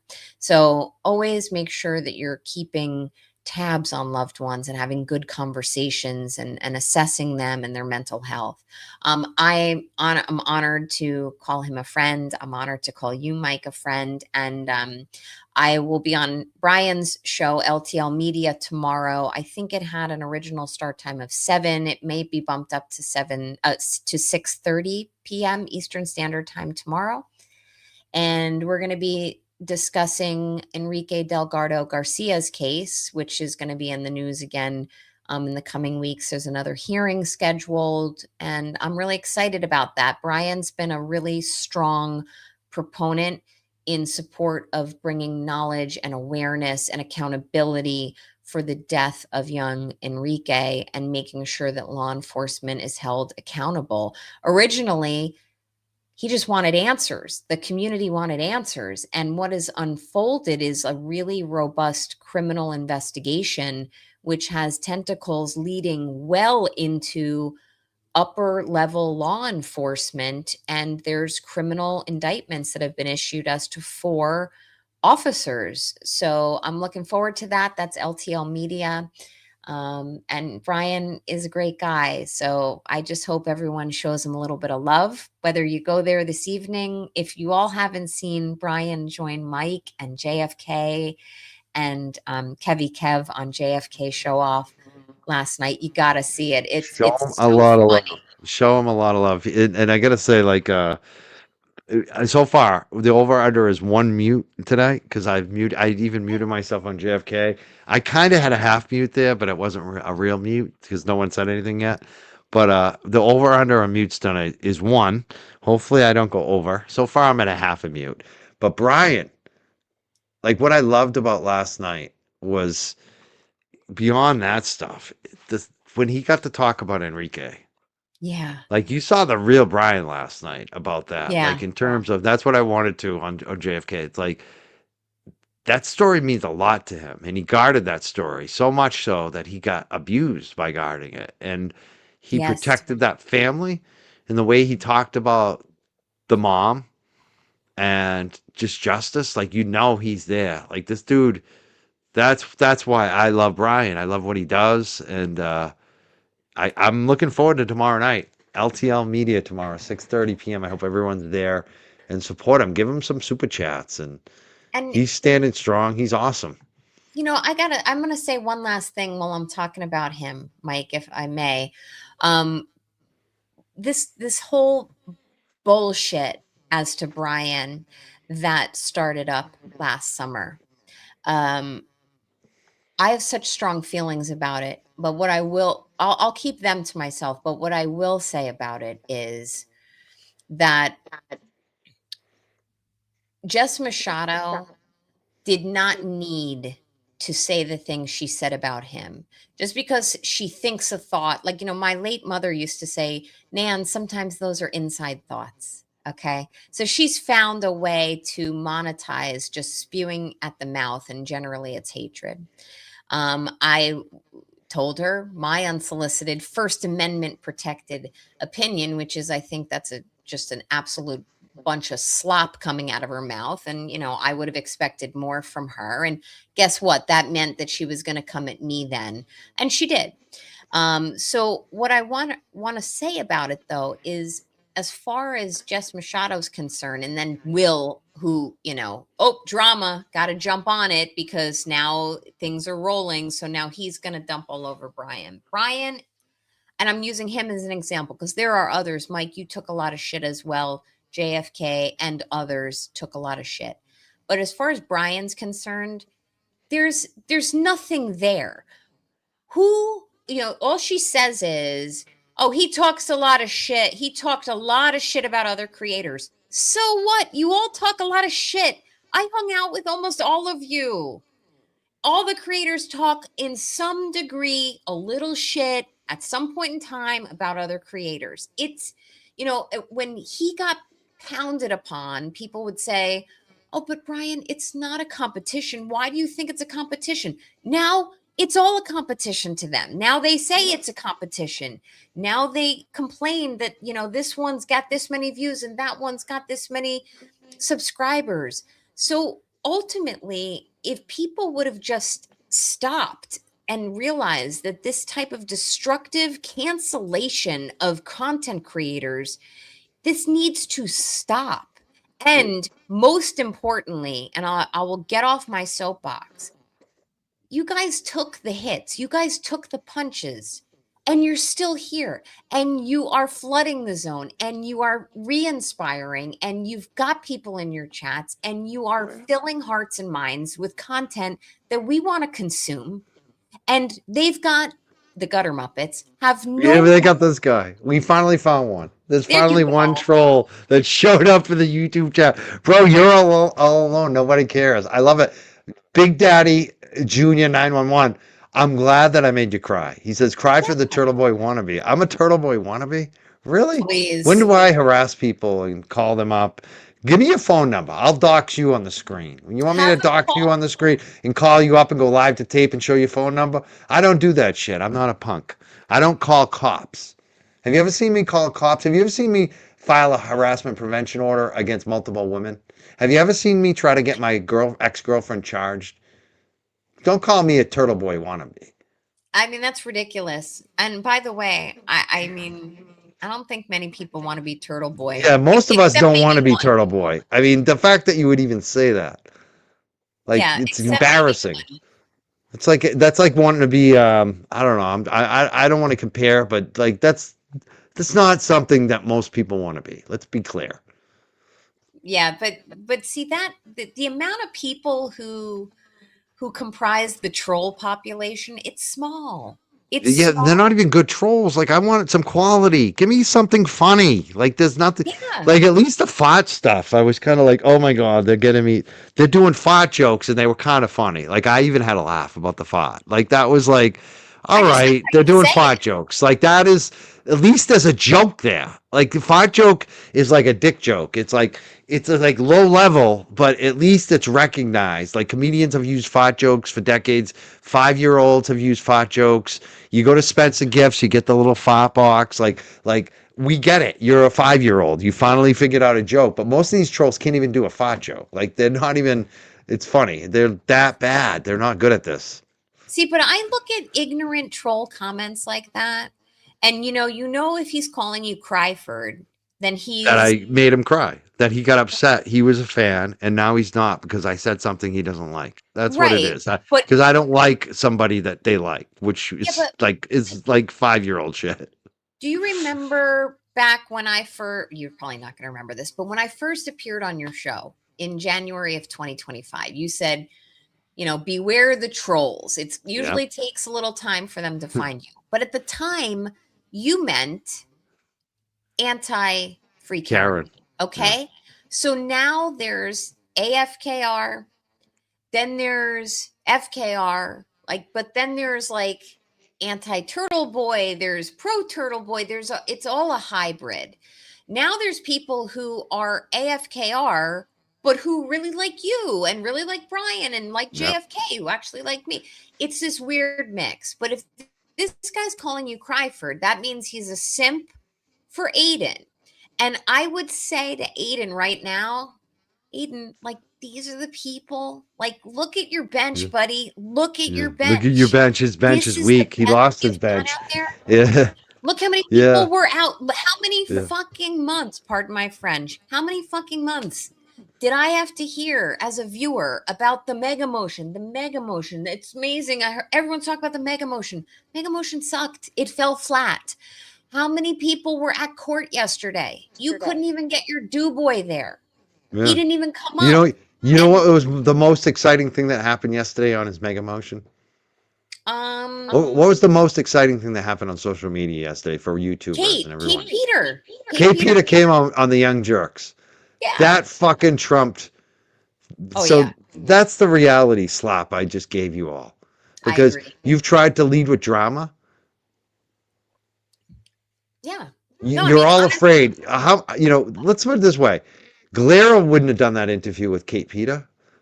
Some of the bigger would Melon. No, you know why they won't do it? Because they're afraid of Aiden. Are they afraid of Kate Peter or are they afraid of Aiden? They're Like afraid. that was the biggest fucking thing that happened on social media yesterday was that I interviewed Kate Peter. And that's why I've been going live. Just I'm hammering it. I'm hot and I'm gonna remain hot and I'm just gonna keep hammering it. And I know it. And that's the thing. I can get interviews all day like this, and I'm gonna be doing that from now on. But you're very Oh, you talked to Bradley J. He's my friend. I used to be on his. I was a guest on his show before Bradley J. with Dan Ray when he fills in on Dan Ray.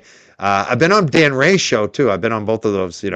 Bradley on. I've been interviewed by both those guys, and Bradley is awesome. I used to actually book his band on the Hempfest back in the day. And my girlfriend's friends with him too. So Bradley J's a legend. Love Bradley J. I'm sure he treated you well on there. Sorry to interrupt you. I get excited when I see Bradley J. He's a local DJ, host on talk radio now. He's a legend. That's amazing. Yeah, go ahead. Sorry. I was just yapping. It's like putting on, as I say to Steve sometimes, it's just like putting on an old pair of jeans. It's very comfortable. Yeah, we just go. I'm like, what are we going to talk about next? Because there's so much to talk about. I'm happy to talk about Karen's case if your audience wants to hear. I do, but before we get there, I'm still on the turtle. I got another turtle. I got a couple more turtle. All right. Kate Peter yesterday. When I interviewed her yesterday, I asked her about this documentary from Sandpiper. And we know it's coming.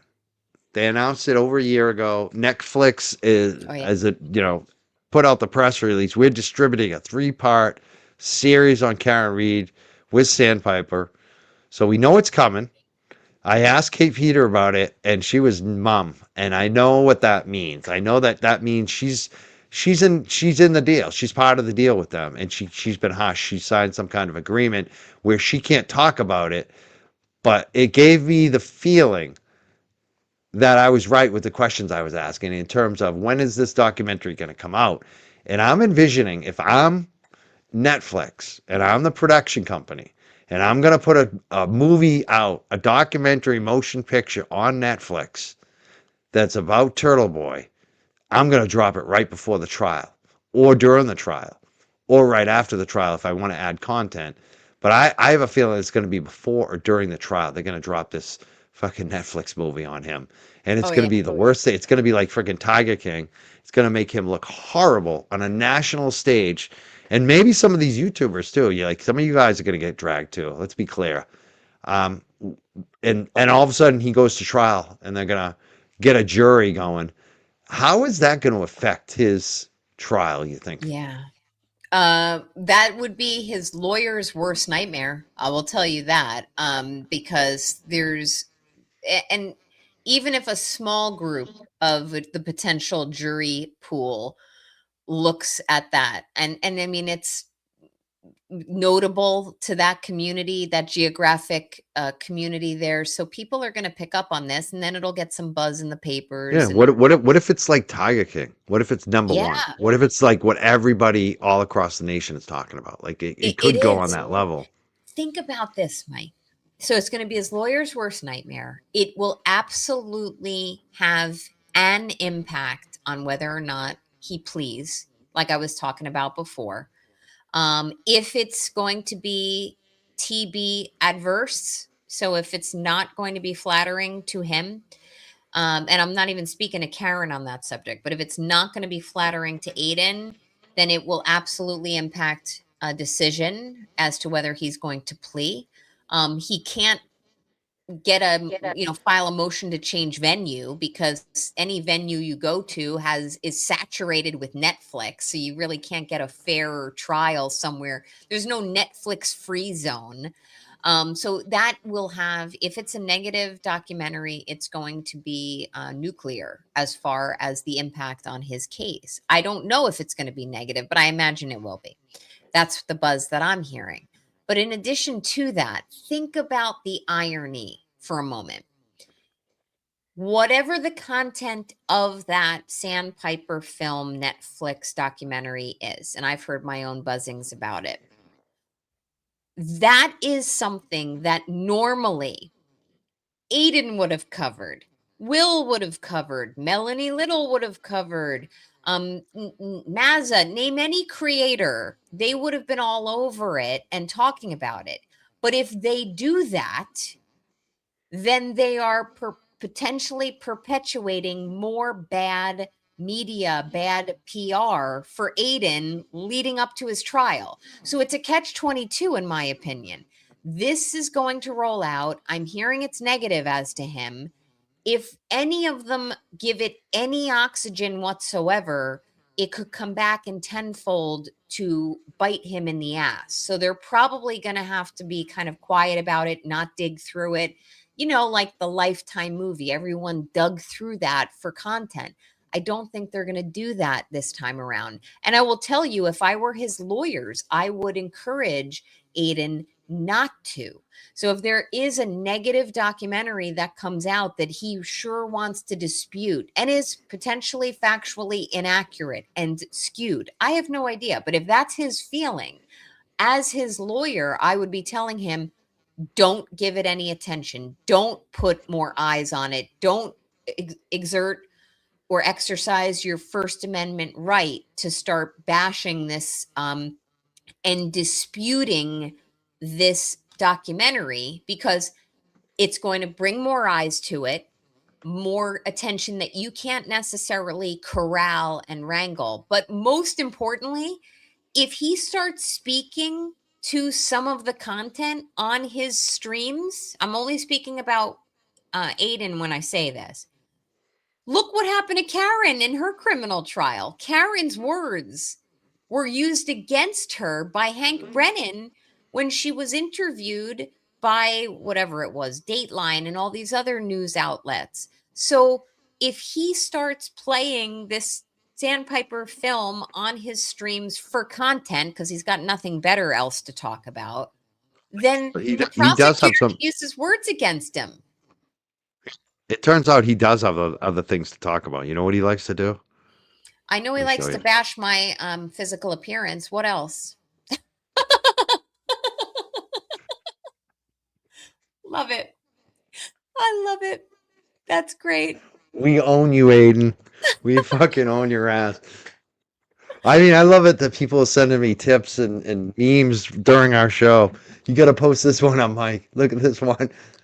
Um, I'm hearing rumors right now. I got to say that new defamation suits are coming for some YouTubers actually, and I'm seeing some people posting it in the chat. What I heard, I don't know if any of that is true. I have no clue. So we'll see what happens. I heard new defamation. Actually, I have a good source on that. Actually, they didn't tell me who, but one of the names was hinted at that I've just seen reported. So I don't know. I don't know if they've. Does anyone have any info? Has that been dropped on Twitter? Where are people getting that info? That three of the names you have are getting sued in defamation suits, because that's also like I said, there's a lot in play right now that's happening, and this shit is not going to age well for a lot of people, unfortunately. I heard that rumor today as well, Mike. I don't know how I'm wondering though, because I am seeing people in your chat say that. Did we miss something with all of your flooding of the zone? Did you miss an important news So development? far, I was looking on Twitter. I don't see anything yet. I think it's just a lot of talk privately. I think the word is out, actually. Maybe one of them got served. I don't know. But apparently, my good source says there's going to be something heading to some more defamation suits upcoming. We'll see what happens. There was also some kind of negativity to Betero in the chat. Just leave Betero alone. Like Yeah, you can criticize him, but don't be mean. Don't be mean to the guy. Come on. I And you know agree. what? Like he's got skills. Like he has. Someone's Yeah. like, what cases? He's done some big cases in New York. He has. So Just let Well, it be. You don't have to be nasty to Bettero. I also Please. feel like it's I am entitled to critique him, and Yeah, totally. I'm not bashing him. Like, Yeah, you're so not bashing them. But some people were in the chat. I felt like it was a yeah, little unfair. Just be nice. Just be nice, people. Try to be yeah. a little nicer. I think that's my thing on everybody. Can we just be nicer to each other? Even the people that have beefs. Like Nurse Kim, the last time I probably heard from her, she was bashing the shit out of me. I wish her congratulations today. Like, can Yes. we just do that? Like, I think, like, I've been seeing people do that to me, and I think I'm fine with it. Like, and I'm starting to do that back to other people. So let's just be cool. Who's getting sued, Val? I don't know. I don't want to name any names because I could be wrong. I don't want to freak people out. But there's a lot of rumors going around, and I got one source that told me some lawsuits are coming out to some YouTubers, and they didn't say who, um, but they hinted around who one of the people might be. And I don't know. Some people posted names. I don't want to post names without knowing. We'll see. That's There's a someone lot. who could Well, learn to be more positive. yeah, Um, positivity doesn't cost you anything. And yeah, I think it's helpful. I mean, honestly, when people more and more people learn to have conversations and that their differences really don't divide them and that they can still be respectful, I think, more advancement can be achieved. But with the negativity, it's just it's getting kind of tired. And I'm not alone. I mean, I happen to have some relationships with some individuals that I didn't pay for. Okay, but I can tell you, I hear from, and I bet you do too, Mike. Just your bread and butter, plain vanilla viewers who are like, I'm kind of over all the hatred and the yep. cancellation culture. Like, it's a lot. It's really annoying. So, like, stop. Everyone can coexist. And most importantly, I think we're a bit of a punchline for, this is my opinion, AFKR. Yeah, AFKR like looks at FKR and says, "What happened? They all imploded and yeah. started bashing each other." I mean, So, they're anti-Kara Reed is nicer to free Kara Reed than free Kara Reed agreed. is to free Kara Reed. I mean, that's I the agree. reality right now. Like I they agree. almost they pity us now. It's funny how things have changed, haven't they? Agreed. Well, we'll see what happens. Everything's a rumor right now about those defamation suits, so we're not going to say who. I have no idea. We don't know. It's a rumor. We'll see what happens. Meredith. Oh, Meredith has been charged recently. We kind of mentioned her earlier. I mean, I feel terrible about what's going on with Meredith. You support her. Do you want to say anything about it tonight about Meredith? I do. Yes, thank you. So Meredith and I I have had a wonderful opportunity to um, get to know Meredith in recent months, towards the beginning of last year. And I had only met her in person a handful of times. And we had some issues, minor ones, but we had some issues last year, and we've developed a very nice friendship. And is she my best friend? No. Do I care about her and support her for her challenges that she faces? Yes. She's gone through a lot, Mike, and I know you know this, but whether it's people, including content creators and others in real life, going after and costing her job. And I mean, I'm so happy that she was able to, it's almost very also ironic that she landed on her feet like a cat and got a better job with higher paying salary that she really truly loves. But they cost her job. They had DCF called on her. She had to answer questions to them. She's a good mother.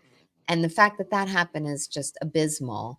And then you had the restraining order proceeding, which is just unbelievable. She files for a restraining order to stop harassment against her. And true to form, Aiden has to counterpunch that, just to make sure that he's got some leverage to go against her application, because that had to be opposed that way in his view. And the judge was like, this is all bullshit. Okay, fine. So he doesn't grant either one of them restraining orders. But then he takes it one step further and files um, the complaint for, felony witness, not witness, wiretapping, excuse me, against her, which, you know, the irony is notable.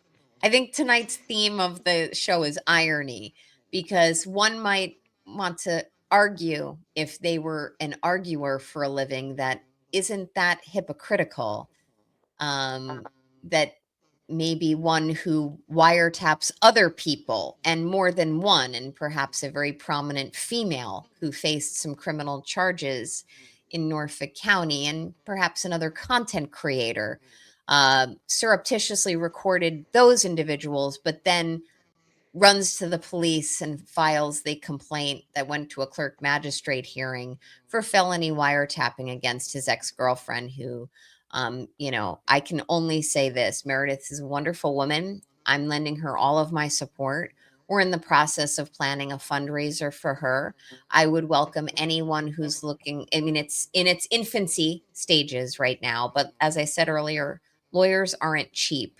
And I'm not licensed there. If I was, I would represent her myself. So I would just encourage anyone to give, if they feel inspired, to her Give, Send, Go. Every dollar is needed. I think I heard you say she might be near her goal, but I can tell you that goal was She's set. the goal. Yeah. That goal was set before she Yeah. was Before she got actually criminally indicted. charged for good. Yeah. Yeah. Yep. And this is just another example of taking to real life with real life consequences. So I don't think that Meredith deserved what someone did to her. I think it's hypocritical. I think it's disgusting behavior. And I think it's, evidence that maybe you don't have a backbone, sir, and nobody can walk away from you. No one can have a different opinion from you. Nobody can choose to walk away like Jen Altman, no, and others. I It can't. also shows you're a cop caller. I mean, this is Yeah, what he does. He calls the cops on people all the time. yeah, It's you're a like, cop caller, how and many times are you going to call the cops on people, bro? Especially women. Like, I a know bit. far more about it than I'm even allowed to say. But Yeah. yes, that's an accurate description. He's a cop caller. But you don't hear him talking about that and bragging about that on his streams, because he's got a rep to protect. And Just I've given contributions a couple times now, just recently. I just threw it in the chat. If anyone wants to make a donation tonight to Meredith to support her, please do so. Support it. She needs some support. Yeah, and I don't know what a fundraiser is going to look like right now, but we're going to put one together, and I would just say to everybody, all of your support is needed, because it's not cheap. And I mean, she's a young professional, a licensed professional. She's a mother. She doesn't need to be facing this. And I won't get into the substance of her defense, but the allegation is absolute bullshit. And there were motivations to filing that complaint against her. And it's disgusting, because it's just not the type of behavior that I would ever support. And it signs that he's got deep-seated issues. So I lend her all of my support. And I say that as someone who didn't always fully get along with her. And I consider her a very good friend. And I know she's a big supporter and viewer of your channel. So I'm just sending her all of my best right now. The fundraiser, definitely. I'd love to be a guest on it, support it, whatever I can do. I'll be there. I'm down to support Meredith on this.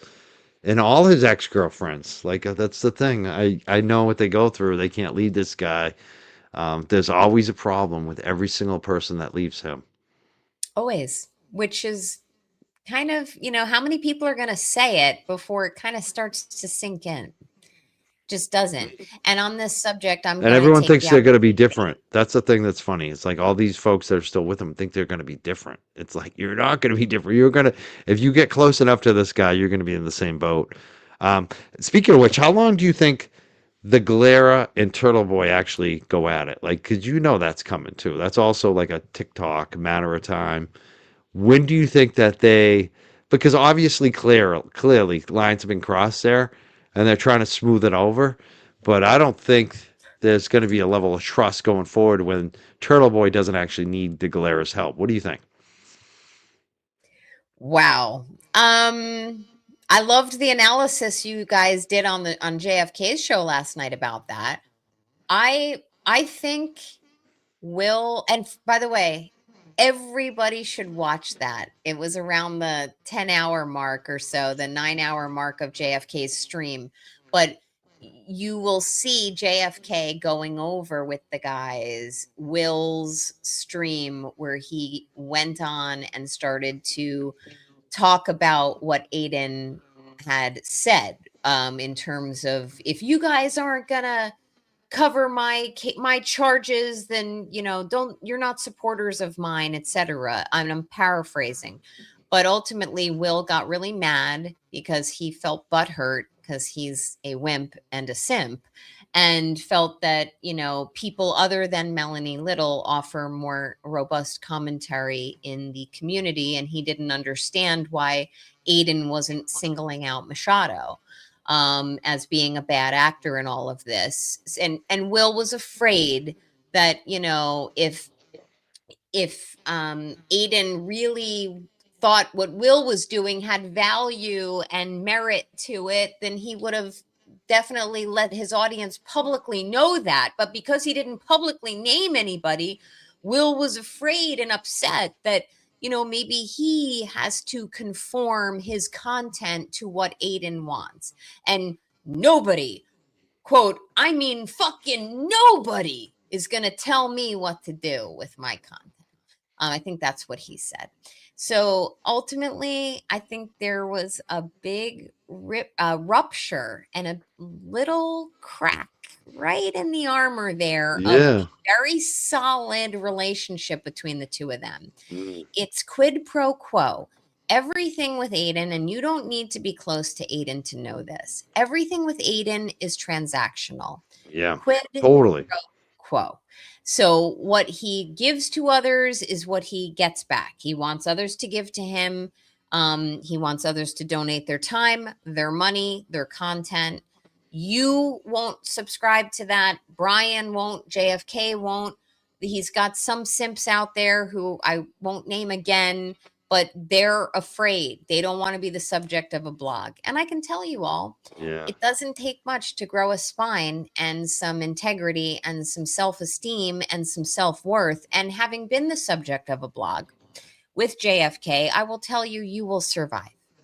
But if your entire financial existence depends on clicks and views and likes, then maybe you need to start branching out into other content, because it is not a matter of if, it is a matter of when he turns on you. He Yeah. will turn on you. So maybe you want to rethink your future as to what you're covering. Totally. Yeah. I can comment here. LG commented. I think she's responded to Valerie, which I posted for a second. Reading Valerie's comment, I probably shouldn't have posted that, honestly. I think it's a little shaming for people who they date. Especially, I could throw it right back in Queen Valerie's face, too. Like, Queen Valerie, you associated with this shit. Like, are you responsible for the shit that Aiden said about you on his show? Is that your fault? Like, if you want to throw fault, like, is it your fault when Aiden was abusive to you? And why did you allow that? Why do you still allow that? Why are you simping for him? Like, it's kind of weird, that whole thing. But I support LG here. And then we get a troll. We get a lot of people in there. He says, AED says, Mike, do you support Kate Peter? Question mark. What do you mean support? Like, do I support her coming on my show? Yeah. I supported her answering questions on my show. Questions I wanted to answer. That's the support that I've given Kate Peter. I mean, I don't know what you mean. Do you mean financial support? Have I given her donations? No. Never given her any money. I don't know what you mean by that. Like, what does that mean? You're going to have to be clearer with what you're saying there, because it sounds like children shit. Like the way you guys think. And I supported her coming on my show and answering questions. That's our relationship. I don't And know why. I want to push it back on AED.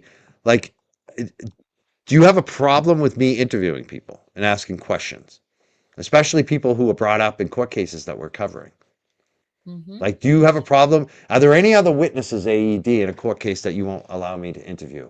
If Michael Proctor wants to come on the show, will you say that I'm supporting Michael Proctor? If Michael Proctor actually wanted to answer questions, would you get upset? If Brian Higgins wanted to come on, let's say Brian Higgins called in, like he did to the J. Were you mad at JFK because were you claiming that he was supporting Higgins? I mean, you guys don't make any sense. That's the problem. Like, maybe go to a community college, Logic 101. I learned a lot there. Try that out. Logic 101, you might actually learn how to form sentences and come to conclusions and actually do, think. Learn how to think, bro. It's obviously you need that because weird stuff going on. There's I another don't one. Ripper understand. says, how is your long on oil, Mike? You should have realized anything over 100 barrel for any sustained amount of time would greatly destabilize the markets. How is my long on oil? It's fucking killing it, bro. I bought it at like $50 a barrel and it's at 85, bro. And guess what's gonna happen next? The other thing I'm worried about, honestly, Ripper, is I'm worried about the refineries now. Because if there aren't enough refineries to make the product, there may actually be an oil glut of oil just sitting there. But we're fucked, bro. I don't know if you're still not paying attention on what's going on, but we're at the beginning. And I noted this 8 months ago, and I profited. I've had a great investment year. I don't know if you realize that, but I'm absolutely killing it. And it seems like you're upset about it, which is funny. I love that for you. I bought Chinese food back-to-back days, basically. That's how I'm celebrating over here. I was jealous, which, by the way, you mentioned a type of steak. What kind of steak did you get? A fan of steak. It's a What certain is a type of fan of Chinese. steak? Oh, it's like a beef cube. It's like the most Mm. delicious thing. It's better than teriyaki. It's like a special teriyaki. I don't even know. It's so freaking good. That Oh, sounds don't good. get I me heard you going. talking about Chinese food earlier, It's and I like said, these "Oh, beef that's okay." nuggets. They come in the oh my God. Now I'm hungry. I'm definitely gonna have to get something. Maybe I'll get some Chinese food. And by the way, Val, stop stirring up shit in the chat Oh, is because she stirring up shit now? Is she mad at me because I pushed back? She's a shit annoying. star. She can take it. I mean, first question she had to come at my girlfriend. I mean Look, that says a lot about you, Val. Like that was your dig at me. It was about my girlfriend. That was what you were like when I was in your little space for Jake, by the way, to support Jake. You were pretending to support Jake, and then you took a dig at my girlfriend. Like, and then you're like, oh, ho, ho, ho. But I'm always nice to you, aren't I? Even though they said you shit your pants. I mean, didn't they say you yeah, shit your pants? yes, they Like, did. like. They did say she And you're should. really nothing. All you do is talk over people, Val. Yeah, like every side has had enough of you. Like the only people who are nice to you is James Jackson and JFK, and you don't even fucking really support them. So, like, But it's she, you always have a beef. Like there's always somebody, Like she's a I'm sorry. chaos. We're gonna be straight up since you want to always be straight up, Val. Right?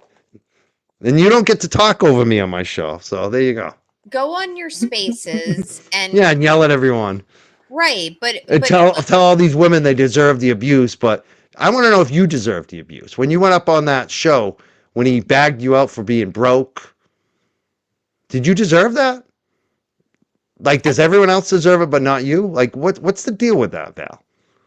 when she's making snippy comments at people who are enjoying your chat, like she's just an agent of chaos. And Drama. honestly, at this point, like she's a distraction to me, which it takes a lot to distract me.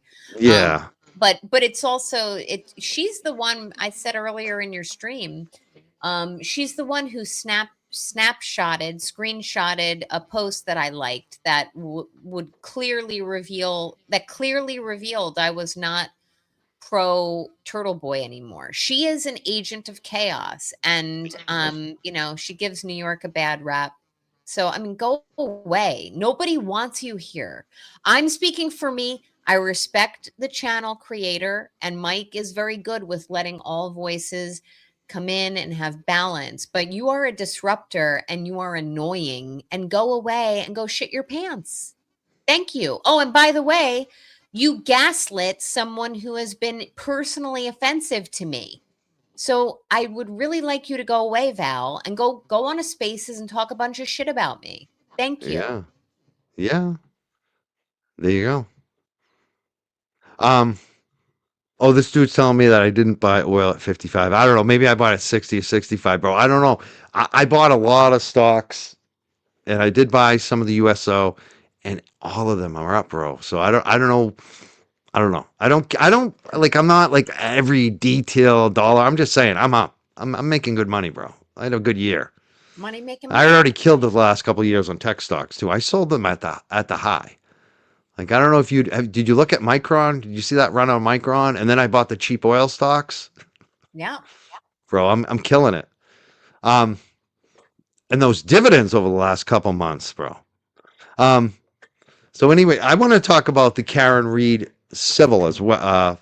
Did we talk about that? We talked about we talk a lot about Turtle Boy tonight. Oh, Can he'll we have talk about the plenty of Karen Reed content. civil? Do you think any of these things are going to be dismissed on the federal level? Her lawsuit against the Alberts, McCabe's, and Higgins, and what about the lawsuits filed against Karen and Aiden? So let me give a disclaimer.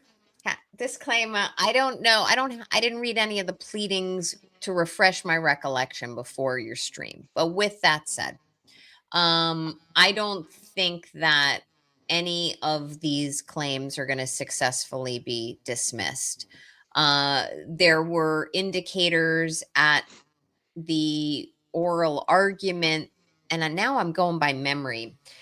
Some of the arguments that I heard raised were just not landing with me. I think ultimately courts are more inclined to let litigants, which is the term we use in civil litigation, have their day in court.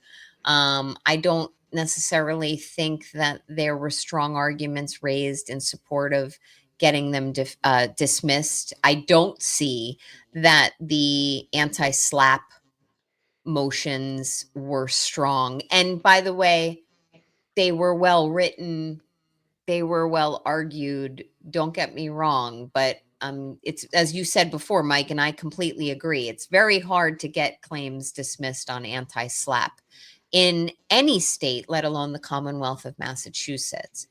But with this wide array of civil lawsuits that are pending, whether it's the wrongful death action, which is the one, in my opinion, that most people should be focusing on. That's the one where the O'Keefes are really seeking, with a lower burden of proof, to hold Karen Reed and or the dram shops, the liquor establishments, the CF McCarthy's and the Waterfall, civilly culpable for the or contributing to the death of Officer John O'Keefe.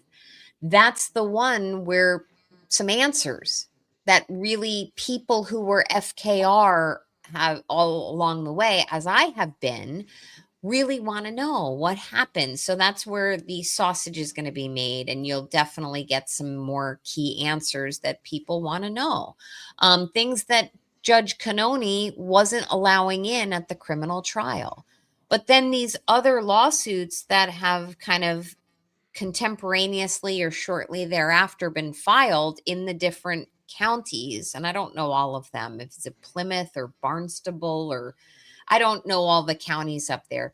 They all are strong lawsuits that are all going at their different rates. And I think it was me who said it on one of your recent, well, not so recently, but one of the last times I was on, I was saying you could reach different, courts can reach different results in So that, all of these yeah. civil actions. Like it may be that, I've been quoting that, by the way. yeah, I always try to remember which attorney, whether it was you or Andrew or somebody else, but I because think I Andrew talked to, Meyer said different it as guests, but well. you were the one who said it because I've been repeating that a lot. Say that again because that's Yeah. important. And I So think that's like, can you imagine people imagine this happens?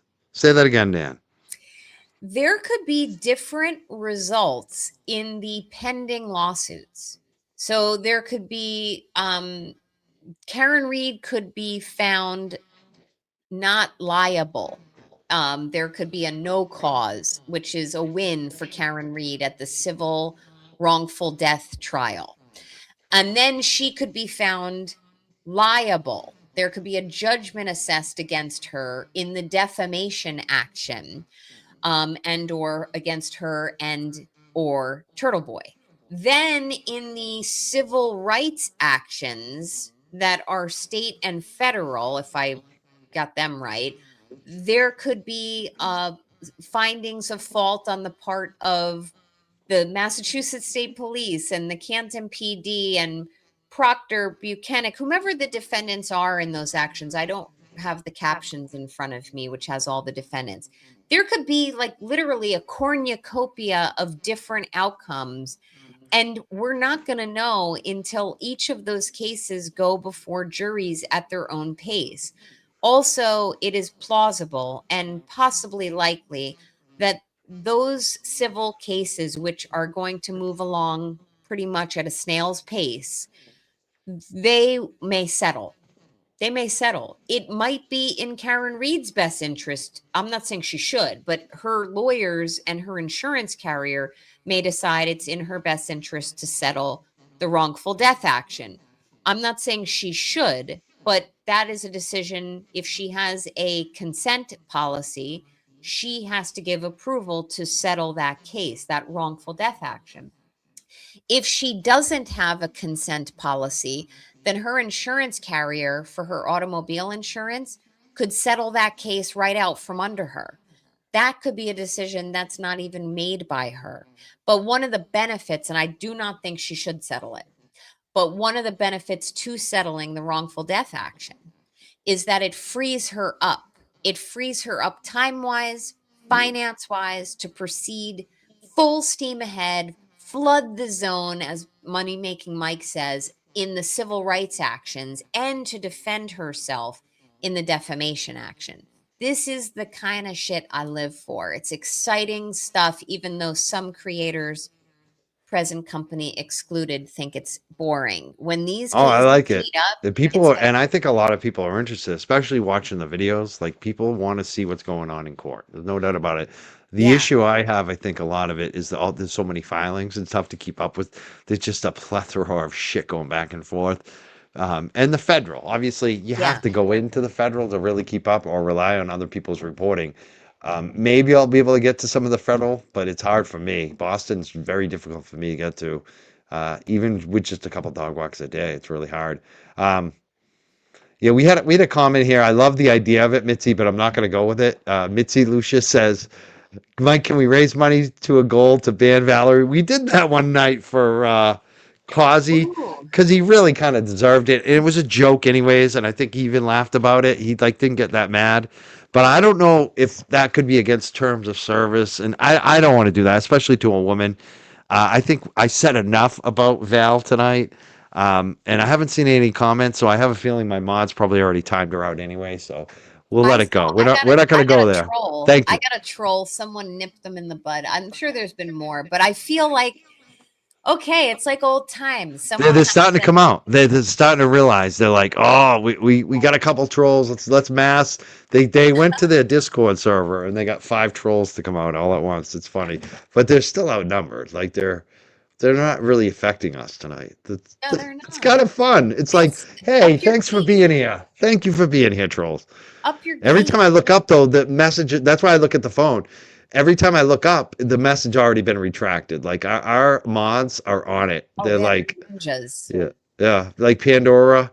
Pandora, you didn't last very long. I can't even try to delete you. My mods are on your ass. You're done. Sorry. Sorry, Pandora. I hope that was worth it. I hope that was worth it, Pandora. You took your shot and nobody cared. Nobody cared. Nobody cares about you. I know that's why it's sad, isn't it? Maybe We go to don't. the turtle chat. Maybe one person might care about you. Well, the interesting part about all of it is, and someone just wrote, "Oh, they're scared of you, Nan." But I will say this, and I think this applies to Mike as well and others, that there were times, a long period of time, where people were coming in with cancel culture and piling on and insults and Cryfords and BLTs and Nanuals and saying all these horrible things and hood boogers, saying all these horrible things about some creators and myself. And then it became palpably apparent that it only had a limited effect, that there was only going to be a little bit of hemorrhage. Yes, did people lose support, followers, subscribers, etc.? Are audiences as big and robust for some creators as it used to be? No. So as we were saying before, it's quality, not quantity. But there's only so much these people can do. When you start not giving a flying fuck what people have to say about you, and you say it, as Elisa says, Untwisted Tragedies, with your full chest, and you're like, I'm not going to let you impact me. I'm not going to let you insult me. I'm not going to let you try to take my channel down. Like you've got all the content coming out. You have an exciting few weeks ahead of you and a bright future, Mike. You're money making fucking Mike. Yeah. And they can only do so much, and they're getting bored and deflated because they're going to go find another chew toy. And for a while it was Machado, right? It was Machado, and maybe there was a dog whistle blown at some point, and maybe they're easing off of her now. There will be someone else. But That's the thing. They've tried to switch it up now. The Turtle crowd, yes, Valera, Auntie Deb, Turtle, they all called an audible. They're all yes, like, Machado's winning.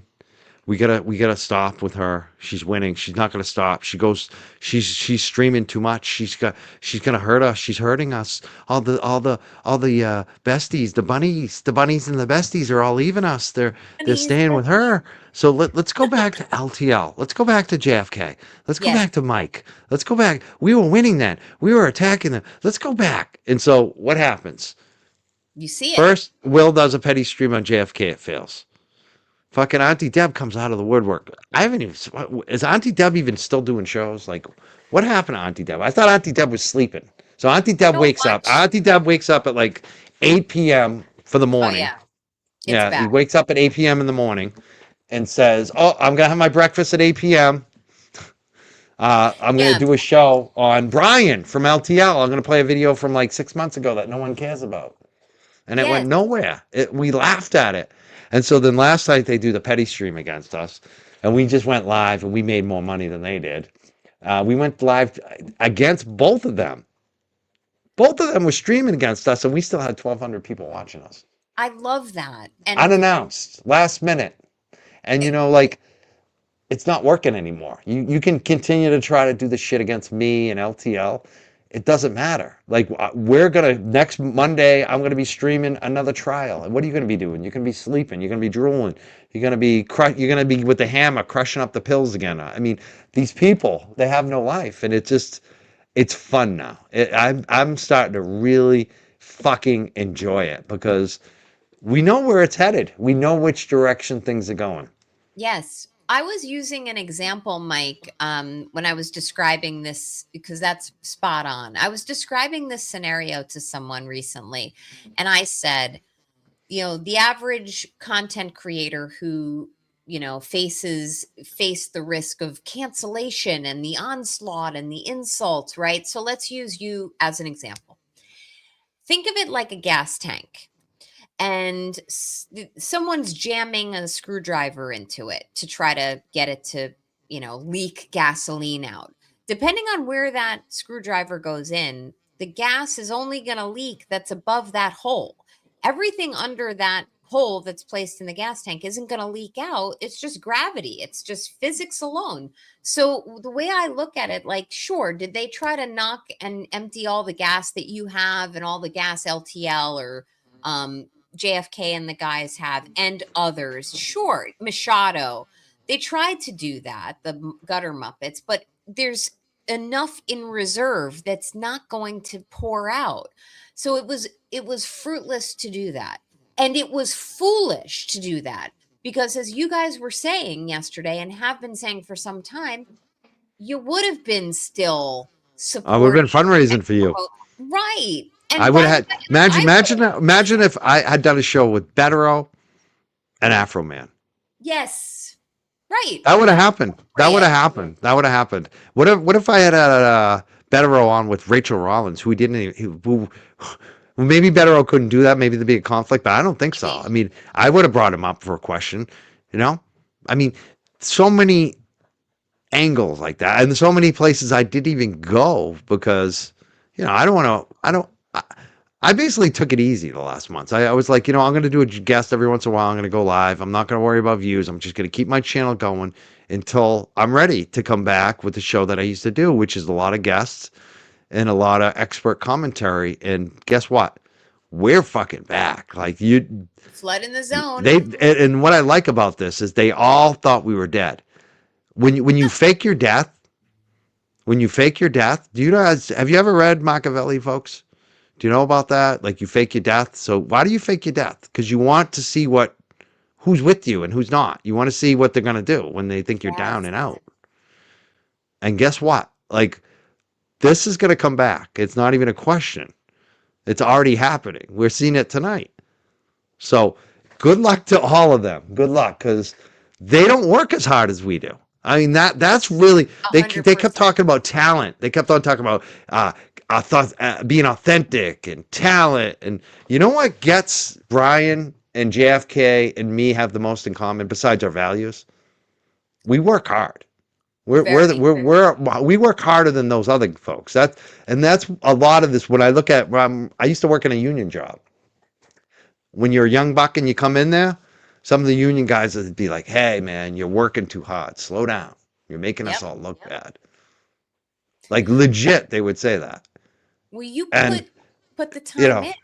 The time in the effort. And that's what a lot of this is. It's you're working too hard. You're making us look bad. I just want to do a show once a week and make all the money. I don't need you to be streaming every night and taking all the money away from me. Like you guys work too hard. You're doing too much documentation. I gotta book guests now. Remember that, dude? I gotta book guests. I gotta have to work harder on my show now. They actually said that. Well, they said that because we were cleaning their clock when we haven't even been trying to compete with them. But now once I have the upper hand again, and it will happen because it happened before and it will happen again. When it happens, there's no mercy. And what I mean by that is when you're going live at 8 p.m., I'm gonna go right live on top of you. Like you trust me. You trust me. It's coming. Like I'm at that level now. And I already know it's going to happen. It's already happening. People can see it happening right now. We did it last night. He tried to do petty against us. We went live against them. We drew more money. And they're still talking about us the next day. They're talking about the interview I did with Kate Peter the morning before. Well, I feel like, the more you think about it, Machado interviewed Kate Peter too. No one was, unless I missed something, no one was accusing her of going AFKR. It's okay to ask questions that are uncomfortable. It's okay to ask questions to someone where it's maybe a little controversial. Make your audience a little uncomfortable with presenting someone who may have an opposing opinion, or a candidate if you're going to hit a political issue, someone who may be a little bit of a disruptor. You allowed, for example, Val in your chat. She's a disruptor not in a good way, but yeah, she came into it and, spread her ideas, and that's fine. People got to see them. It's all about, as you said, I think earlier or yesterday, balance. It's not an echo chamber. I don't want to listen. And I think I represent like the average viewer. I know Steve does as well. Like we want to hear both sides of things, and we want to make our own discerning conclusions about things, whether it's Ticketmaster issues, political issues, Afro-Man issues, corruption issues, Karen Reed, which by the way, I am FKR. I know you still are pro Karen Reed. That doesn't mean that you can't talk to Untwisted Tragedies or ask questions of Kate Peter. That makes you a better interviewer and a better content creator. And that's the cream that will 100% always rise to the top. And the other gutter Muppets, they know that. They may not admit it, but when they're in their homes or basements or wherever their lairs are, at whatever hour, see them out at the or supermarket. It's funny. It's funny how they talk shit in person. Then Yep. I see them at the supermarket. They sheepishly look at me and they're like, "You're Mike," Yep. Yep. and then they're like, Yep. Yep. "Oh, I By the weren't way, you the Mike one has a just very trolling me good and voting. calling my girlfriend names and all this stuff?" No, but now then they're like bowing down. It's like so fucking weird. Yep. They really are like Muppets.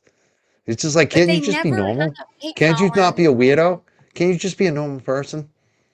Like, These that's what a lot of people, this is. A lot of them are just weirdos. They're just fucking weirdos.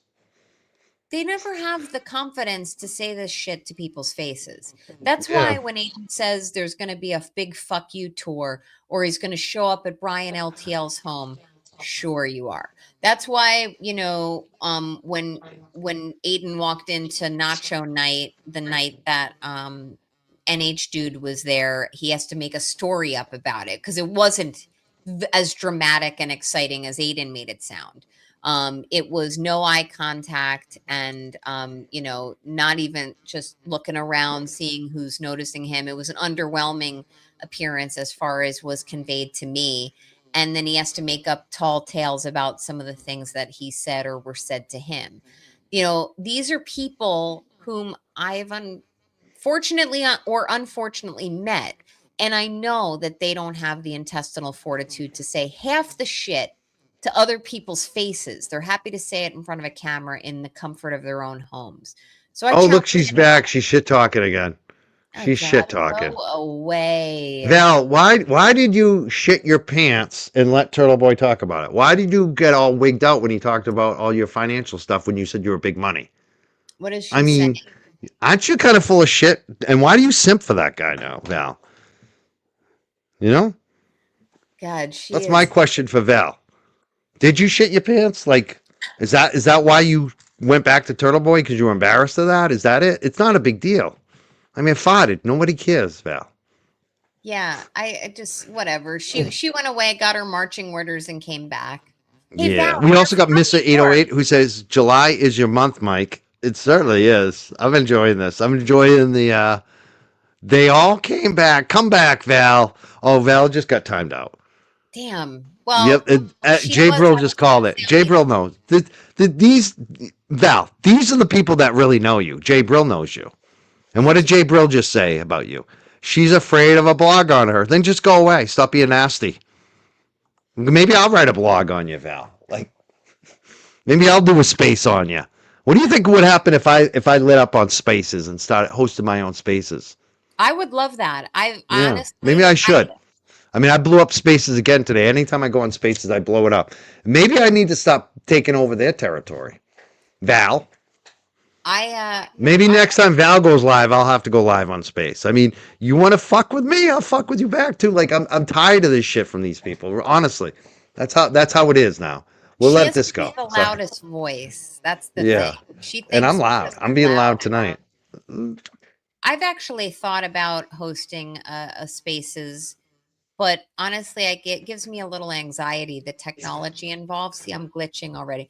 Wow. But I would love if you did a regular spaces. At Yeah, some I point, might do a maybe I'll lot more. host We'll Jay see. We'll Boogie. see. Jay Boogie and Amy. I love their spaces as well. And Nina's spaces. I can't listen to Val's spaces though. Yeah, I can't listen to it. She just talks No. over everybody. Yep. Yep. And she got completely pounced by BX. I mean, she got trounced by BX when she was trying to show that Machado is racist. And I'm not taking any opinion one way or the other on that. The racism issue. But BX absolutely schooled her. It was fun to watch. Absolutely. Yeah. I love my mod. She said Val has a First Amendment right to type what she wants. She does. I have a moderate right to time her out. And we both expressed our rights. And I also have the right to speak on my show about it. I like that. Yeah. Hi, Sarah. How are Especially because she really hasn't been nice to me. Like, even when she's tried to be nice, she's still not nice. Like, she doesn't even know how to be nice. Like, but she knows how to be nice to Turtle, I noticed. You you? know? Yeah, and Like, I I, like, I literally went on Jake's fucking space because Jake is going into rehab. and she Yeah. supported Jake, and she still had to be fucking weird with me, like hinky. And it's just like, It's hard to. and it'd be one thing if she talked about me farting or something, I wouldn't care. But you're going after my fucking girl. Like, I don't go after your mother. I don't go after your family. Well, Stop I fucking with agree. my people, you know? Like that's what pisses me off when people go after my people, my friends, my people. Don't fuck with my people. And I agree. especially knowing that you're not smart to go after her. You never know you'll never even know her name or what she is. But all of a sudden something bad might happen and you'll be like, "Holy fuck, was that her?" I don't think anybody listens to her No. on YouTube shows or on Spaces and walks away from the experience and says, "Wow, she's super articulate and intelligent and so easy to listen to, very easy on the ears." That they don't say that about Val. So, Yeah. so Val, but I'm sure she's going to hop back in with another username. So or she'll watch this on the replay. So I will say to you, "Hey Val, um, you're from New York. I'm from New Jersey. I'm happy to meet up with you, have a conversation if you promise to keep your voice down. And we'll have a civil conversation like I had with Kazi G a couple weeks ago. It was a very good conversation. But she won't because she'd rather be a shit stirrer. Totally. Yeah. I just banned somebody, which was nice, and I just Oh, put nice. somebody else in timeout. I've Okay. enjoyed it. Yeah, That's why not? Shit stirrers. Shit yeah. stirrers. Yeah. So I'm nearing my time where I'm going to need to eat my dinner I know, before right? I got to get my Chinese food. Any final thoughts you want to share? Anything else we didn't discuss tonight? You got to go. I can tell. You got kids going on? I just have one kid here now. My Okay. daughter is at a softball tournament Oh, out of state. So, but he's eaten his dinner. No, I have no parting thoughts other than I hope everyone is enjoying their summer, and I hope that you all continue to think about some of the things we're talking about tonight, being a better human. We all slip up sometimes. I do as well. If you're interested in following me on X, I'm under the username Lawferio with 1 O. And I'll be on LTL Media tomorrow evening discussing the Enrique Delgado Garcia case. And I'm a honorary jerk. Big fan of Money Making Mike. Always try to catch him live, definitely on replay when I cannot. And it's great to have been back. I miss everybody in the chat. Seeing you on my screen here, but I hope to see you soon. oh, thank you so much for being here, Nan. Make sure you follow Nan Laferio everywhere. It was so good to have you back on. I Thank can't tell you. you. It went by quickly. I'm like, oh my God, it's been 2 hours and 40 minutes. It's like an old Like pair that. of jeans, Mike. And by the way, to your audience, consider dropping Mike another super chat. I'm gonna hop Oh, off. But yes, it's through donations like yours that won't get a lot of negative attention, like all of my donations have hit the news wires. Your donations mean a lot to creators and keep them inspired, and that's why I made mine.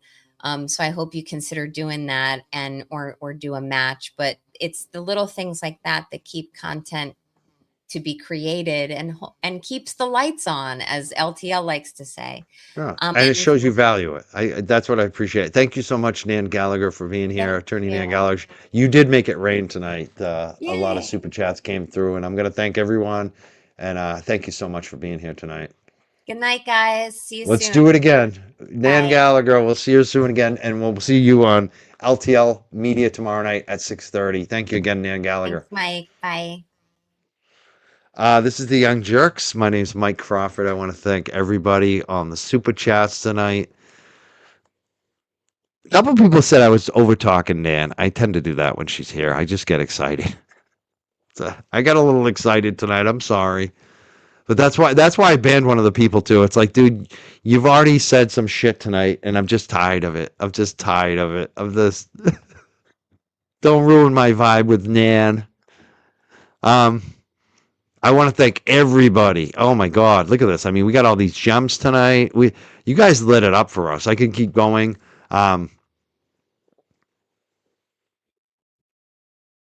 And you know what I want to do is I don't want to end it yet. I'm not going to end it. We're not going to end it. We're not done yet.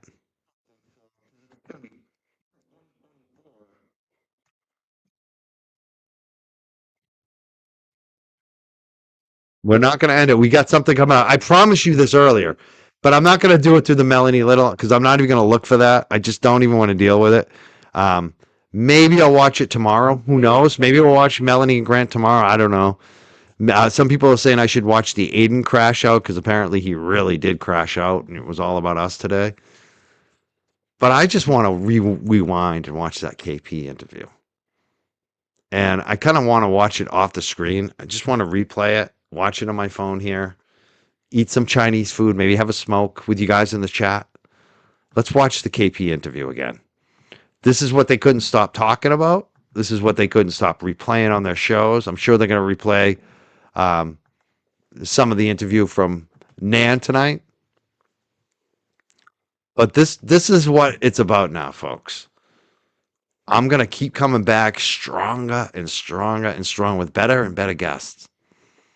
Oh, thank you, What the Duck. You know I'm going to get some crab rangoon. Yeah. Look at all of you who came through tonight. It's just been one after the other. I don't even know if I addressed them all. There were a lot of super chats. Looks like there were over 50 super chats tonight. Holy shit. And they're worried about my money. I'm killing it lately. That's what I love. It's the right video. Hold on. All right, we're gonna rewind. Hold on. Let me just play it.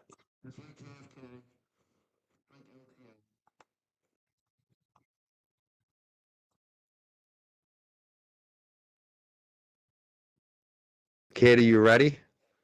If you're ready, there she is. She's ready. She's got her microphone on. Yeah, This I'm is so totally weirdo. right. All right, Jurks, Kate Peter, how you doing? Holy What's fuck! I just called you a soy boy on Twitter like 3 minutes ago, actually, when I announced that I would do this here. But it's good because you can ask me any question you want and I will answer. There's nothing off limits. I don't talk about pending cases in which I am involved with, but this doesn't count as one. So. What did you think about today? I mean, it kind of went as I expected. I didn't think this mega motion was going to succeed. It seems like it's not succeeding. What did you think about today when they brought up your name? Well, I mean, it's the best that they can kind of grasp at, but it's a lot. And I don't like Bettero. I think it's great. You've had him on, right? You like him. I personally dislike him. I dislike him because of some of the shit that legal team has objectively and demonstratively pulled on me, right? That you were somewhat involved with. It's funny watching this because I think that was the first thing Kate brings up is Bettero. It's probably the thing she holds against me the most, right? Is that I found Bettero is she dislikes him immensely. It's pretty funny, actually. You like Bettero, you add him.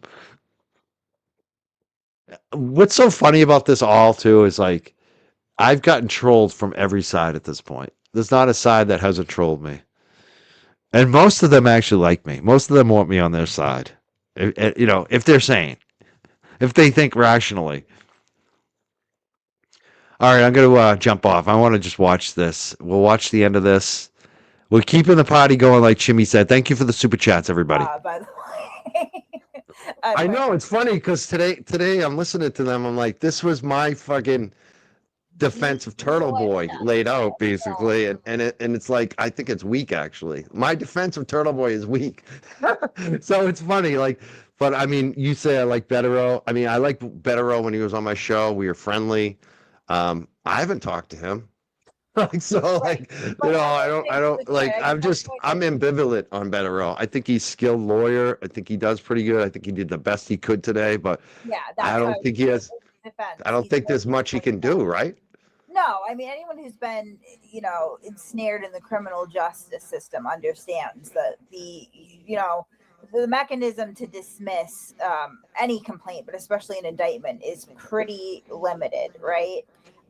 So, I mean, even when they're crying about the fact that his intent was presented to the grand jury, I don't even think they had to do that to indict him, honestly, but it just kind of strengthens things because, I mean, intent is a trial issue, right? So if you have an issue with the way that the Commonwealth perceives your intent, the venue to hash that out is trial, right?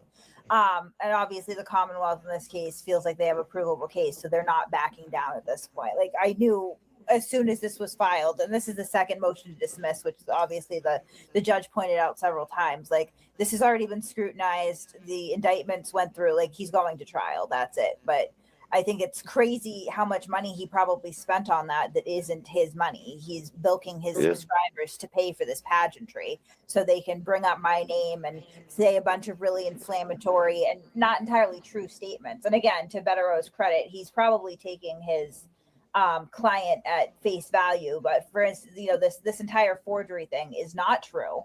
I've never been involved with a federal case with Aiden Carney. I've never been found to engage in any sort of fraud or forgery in any part of my life. There's not one finding that supports that. What he's talking about is I did attempt to file a stupid copyright claim on him early when, you know, we first were kind of feuding, and I filed it with, I had used like a template, like somebody else's complaint, because I'm an idiot, I'm not a lawyer, and I didn't know to change the docket number, right? Because obviously the court assigns the docket number. So when I used that as a template, I left that intact, and I tried to file it with the federal court, and they rejected it because it had a docket number on there that they didn't assign, and that was really the extent of it. Otherwise, my YouTube channel would have been taken down, and I would have had some legal issues. Neither of those things happened. So, I mean, and it's not germane to anything with the case, but you can ask me anything about my involvement with his case. I mean, I can answer. I get where you're at. I have to say, like, I respect how strong you are, Kate, honestly. And I respect a lot of the work you do. Like JFK says, you are a fucking assassin on those videos and the editing and the time that you put in. But and I've been in your position with this dude, obviously, in a certain respect. And I've reacted. And so, but I wonder about you. Like, I go back to like when you left that voicemail for him, when you said it was fucking me, it's me, you know, I put you in jail. Do you ever question yourself and say, like, am I going too far? Am I becoming him too much to get him? Yeah, I was drinking. And I, like, if you listen to the message, I'm clearly mocking him, right? I start off by saying, hey, it's crusty panties. I don't call myself that. I don't sexually harass myself, right? And the entire, I guess, and you know, the onus of that, what began that was the day that he had screamed at Peggy O'Keefe in front of the courthouse and called her a disgrace and degraded that entire family, and, you know, was blaming Lindsay for this and that. Lindsay was upset, and I'm like, no, you know what? Just fucking blame me. That was the point of that message. Just go ahead. See, that's a context I didn't think of. That it's me. Fine, it's me. I will take full, like, I will jump that grenade, stop abusing these people, just blame me. That was the point of that voicemail, right? And I think he knows that. And at one point, you know, he tweets, and then I call back and say, like, don't tweet, you know, fucking pick up the phone, bitch, right? But you know, he knew what the deal was, right? Was that a smart decision? No. Is it me unilaterally taking responsibility? I mean, he put himself in jail. That's the thing, is like, all of this stems from decisions that he made. Michael Morrissey, that fat fucking pussy, right, did that hostage video, right? And what he's essentially doing in that video is giving a warning shot and saying, stop this behavior. It's criminal, or you're going to get charged. Now, I've spoken to candidates that are in the race right now, Juna Perkins being one of them, who looked me dead in the face and said, you don't do that. Either you charge someone or you don't give them a warning, right? Like, that's insane. But he did too. And Carney continued the behavior anyway. He doesn't have anyone else to blame but himself. But if it helps him sleep at night, yeah, my stance was back then, fine, blame me. I don't care. It's an interesting context to hear that, because that's what you don't get from him. You get one side, and to hear your side of it, especially about the O'Keefe stuff. I mean, that's unforgivable. That's just, I don't see how any turtle rider can say shit about that family. Like whether you agree with what they're doing or not, like have some sympathy and humanity to them. It just I don't get that part of it. Call They them didn't ask names. for any of this. They didn't ask for any of this. They didn't ask Right. for John's death to be exploited by so many people. They didn't ask for the constant conversation on both sides, to be fair. They don't ask for the attention. They don't ask of anything of the public. The few times that we managed to get some supporters out there because the turtle cult was shouting at the family and yelling at the family and booing the family, he made sure to chase that right off, right? And they never tried again. I never tried again. You know, fine. Let the court hearings shake out the way they do. You don't need to circus out front. No need to contribute to that, especially when it causes so much drama. But the O'Keefe family didn't ask for any of this at all, and they should have been insulated from the beginning. And instead, what he has done is not only pit the public against John's friends and the witnesses, but also his family. And I don't really see the value in that. I see the value for him, right? Because he's making a lot of money doing this and he gets a lot of attention and he has people who will do anything for him, right? Because you can't get involved with Turtle Boy without turning around and seeing that you're getting wrapped up in a bunch of shady bullshit that may or may not be criminal. Am I wrong? No, Right. I mean you know he tried to get me involved in some shit, and this is what he does to people. I saw him do it to the Canton Nine. Basically, he set them up. Basically, I felt like you know, Steve Cody, fucking Steve Cody. Steve Cody came from fucking Aiden. Aiden encouraged that shit. I remember specifically on Facebook when Steve was doing shit. And I was trying to warn Steve, like, cut the shit. You're going to get yourself in trouble. It's not a good look. What are you doing? And Aiden got mad at me. Like, that should have been my warning. So, like, there's a lot of warning signs. I should have, I'm not perfect on this. You know, it's a cult. It's a fucking cult. But Yeah. I want to ask you some questions because I got some big questions. Because this just went in court today about the links and the videos. What can you tell us about that? Because they're making it out a certain narrative about the links and the videos. Who hosted them? What can you tell us about all that? Sure. So early on in this, I was able to recognize that like this was going in a certain direction with him and these witnesses, right? And so obviously at some point, I'm posting about it. After posting about it, I ended up getting in touch with some of the witnesses. We, discussed this, and what I started doing was monitoring streams, right? And my intent in monitoring his streams was so that the people that were being targeted by them didn't have to, because it's distressing, right? And I've done this for a lot of people. If you were to go back and look at my presence on YouTube for the last 6 or 7 years or whatever, that's something that my group has done a lot. Is like, we find someone who's maybe bullying or what we perceive to be victimizing other people. We take an interest in, and part of that is we'll monitor the content because the person being targeted shouldn't be burdened by that. Well, in the case of these witnesses, they just couldn't stop looking anyway. So I'm monitoring it. They're monitoring it. We have a Discord group that I'm sure people have talked about, which is not just for witnesses. Actually, there aren't even that many witnesses in there. There's a lot of people that just took an interest in this from the internet that I've worked with in the past that have, skills and archiving and pay a lot of attention and kind of know what to look for. So that's what that is. And so we're monitoring mainly just what we perceive to be harassment. And I did not trust. So I heard, from the witnesses at some point, like they're investigating this. Great. I did not trust that the police were going to be capable of keeping up on this and monitoring it and catching these things. I was wrong. I later found out, but that was my mind frame at the time, is I didn't think they were capable. So I would flag things and I would email them over to the Massachusetts State Police. At the same time that I'm doing that, though, the witnesses are already doing that. And frankly, even some concerned citizens, I think, from the internet in general are doing that. And it just starts to build, because the more intense and outrageous he gets, the more people are paying attention, the more people are then motivated to want to send it to the police. So I don't know how many emails, like Tully, for instance, got. I know that I sent some, but I know the witnesses were as well, and that other people were as well. Tully has represented that he went to the internet, clicked links or found these videos, however he did it, personally saw it himself and preserved that. I believe that because my understanding, whenever I would furnish information to police, is I'm giving you this information, but the onus is on you to go out and investigate it, right? And they never asked me for anything. I was just giving it. So there's not like there's any sort of coordination or any sort of indication that they don't have a handle on it. So I believe Cosgrove when he states that whatever I provided them in terms of videos was largely duplicative of what other people were sending too, right? Because again, Aiden is doing this in full view of the entire public and the people that are the named victims in this case, right? So like it would be foolish not to believe that multiple people are watching these things, multiple people recognize them as potentially criminal, and multiple people are then motivated to report it to the police, right? Which, by the way, is petitioning activity. True. Right. So you're saying none of that came from you, as far as you know? You think it was all Tully, the links and stuff? It came from me. Like I would flag it and go like, hey, like look what he did last night. I was one of many people doing that.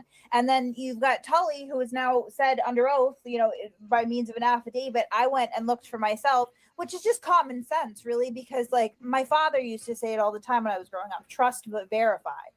They don't know me from Adam, so they don't know whether I'm a, you know, trustworthy person or a not trustworthy person. And frankly, opinions vary on the internet, right?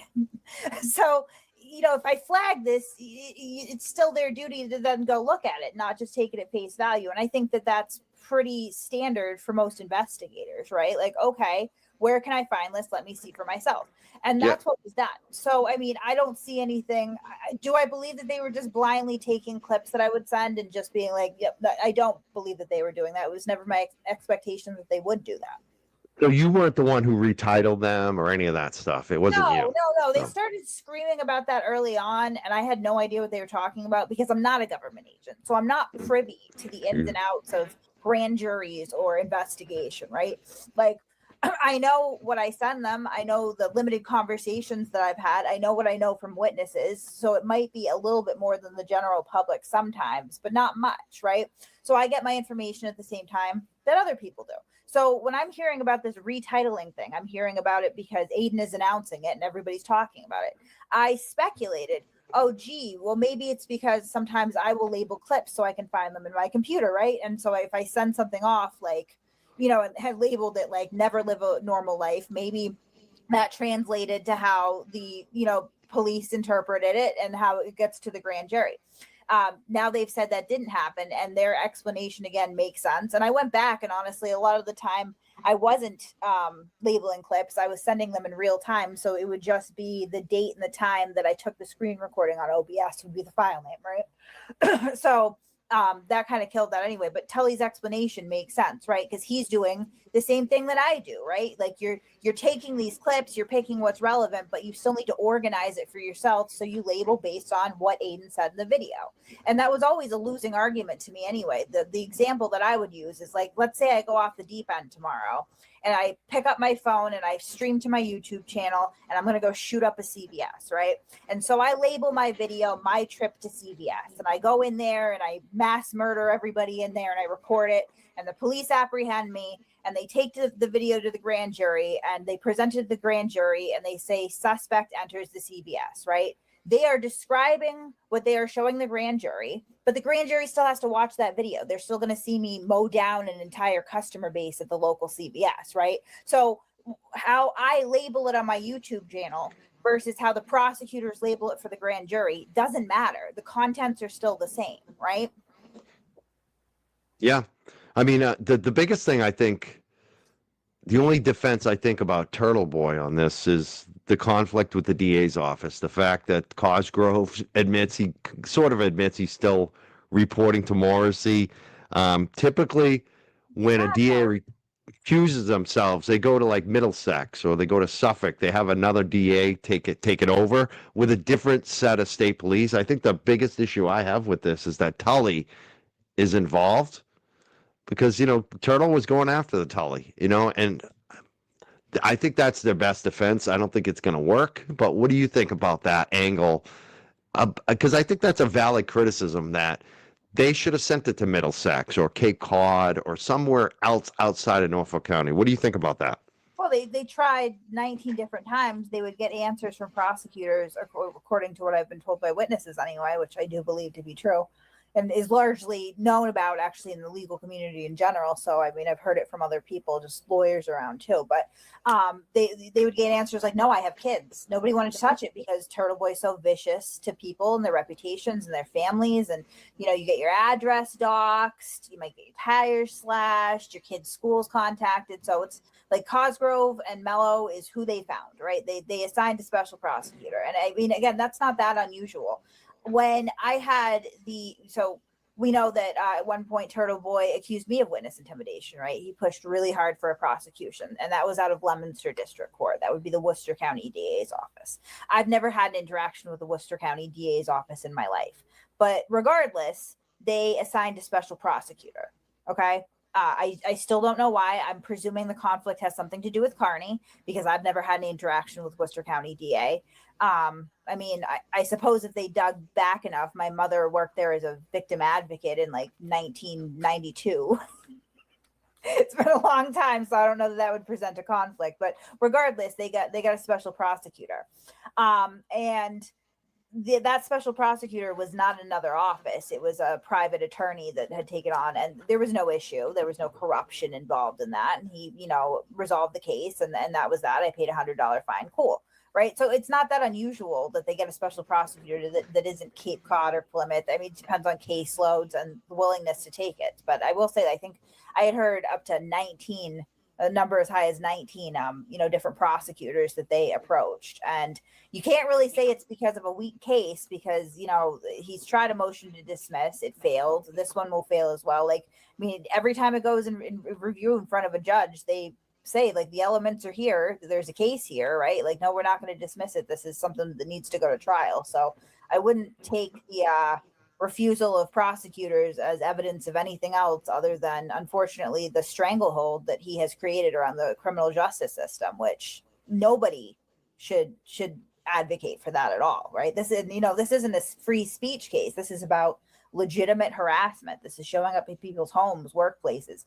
I don't care how you feel about the Alberts or McCabe's. That's not the justice system. That's not how we do things here, right? Like, whether you testify in a manner that the public agrees with or disagrees with, you have the right to do so without outside influence, pressure, and harassment. Documentary movie, Sandpaper Films. Netflix announced that like a year ago that they were going forward with it. We haven't heard anything about it. I think you're involved in it. What's the status on that? Do you know anything about it? Like when it might come out, if it will come out? I don't know. You sound like you know, but you're not saying when you say, I don't know. Am I reading that right? I've never said that I was involved with any project. Well, there's been a lot of speculation that you're involved. And Gretchen Voss is involved, isn't she? I've never seen Gretchen Voss say that she's involved. No, what? Say that again? I've never seen Gretchen Voss say that she's involved. That's true. There's been a lot of speculation, though, from the internet on it. So you don't know anything. You're not going to say anything. You're probably gagged on it, is what I'm guessing right now. I really couldn't confirm or deny.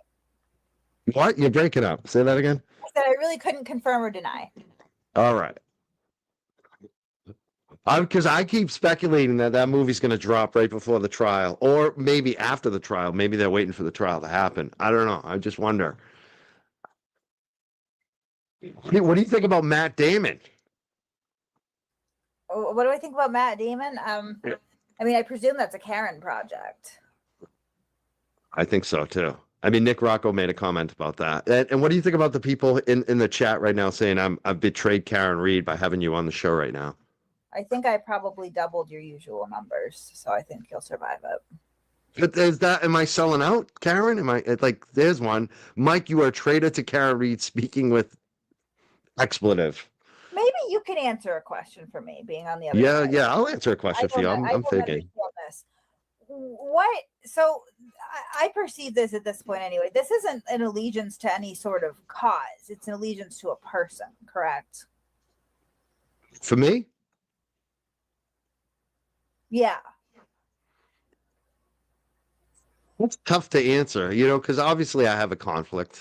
Like we all have conflicts. Like especially now at this point, we've all dug in. I know Karen. I like Karen. You know what I mean? So I'd say both, because for me, I've been doing this shit for 25 years. I started in 1999 because of cannabis and medical cannabis. And then I got arrested and lost my fucking career, basically, over a little medical weed. So, like, that was my viewpoint is like, I was kind of a victim, but then I fucking changed the law 3 times. So my whole thing is kind of like, how do we help people do things like that, overcome shit and fight the system and maybe change a law and do the right thing. So that's always my viewpoint, whether it was cannabis workers or, hip hop dudes that got arrested for free speech. Like there was a 15-year-old that they put in jail after the Boston bombing because he posted some Facebook lyrics, some stuff like that. And he was being bullied and they try to jail him, stuff like that. That's what I've always been into. So I'm all like, I feel like there is a movement aspect to my show, and when I do, I try to. So yeah, I mean, that's a hard question to answer. Actually, I don't know if you want to follow up in anything I said, but maybe I'll leave it at that. I mean, I understand it upsets people, but I do have, objective, verifiable evidence, direct evidence that may be unflattering or inconvenient to Karen Reed, right? And that seems to upset people, right? I'm just the messenger in that sense, right? If anyone should be upset with anyone, perhaps.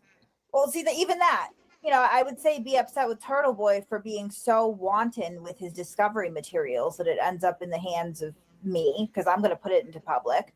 But also, I'm confused why people are upset that this information has come out at all. Because if it's an allegiance to the truth, if it's an allegiance to some sort of movement or something, then I would expect that level of transparency would be invited and celebrated. But it's not. If I had message Jen McCabe directing surveillance of Karen Reed's house, I feel like you would find that to be quite newsworthy. Wouldn't you? And I don't, because Jen McCabe doesn't do things like that. But I have the inverse with Karen Reed. I mean, I think there was some stuff that went on the other side too. There was a little surveillance of certain things. I don't want to get into that. But for me, if you look at my show, but if you look at my show and the way I've handled things, and what I'm interested in too. Like, I've never been kind of the CSI show. And when I am, it's like I'll have a retired FBI agent on, somebody like that, to talk about those things, because I'm not somebody that goes through the, I don't know, what's that? What's the whole thing about the vehicle data and the keystrokes? That's not interesting to me. I'm more interested in the corruption, the Michael Proctor stuff, and just the fact that Karen could be innocent, and that I wanted to see her have the best defense. But at the same time, I hear what you're saying. I feel like there is a lot of anger when you do put out and from both sides, I think there's compelling stuff. Like, I see some of the stuff you say and I say, holy shit, you're right. Like, that's kind of fucked up. Like, but then I see other stuff on the Free Karen Reed side and I'll say the same thing. Like, I could never get over, like, how did all those people leave the house and not see John's body? That just doesn't make sense to me. So for me, in the end, I'm with Karen until I can't be with Karen, because I feel like she not guilty. She was found not guilty. And so we'll see what happens. And I'm trying to be as fair as I can to everybody on all sides of this, because I feel like sometimes our emotion and we get dug in and there is a cult aspect. I feel like that, and sometimes I'll take it back to you. Turtle Boy, I call a cult. We see this even with Scientology. A lot of times the ex-cult members end up creating a new cult. Do you get worried about that? That's one of the things the anti-Karen Reed people come at me. They want me to become anti-Karen Reed, and I say, how do you know I'm not going to join a new cult if I do that? And I just, I'm saying it facetiously, but there is an angle. People do call you almost like a Turtle Boy cult yourself.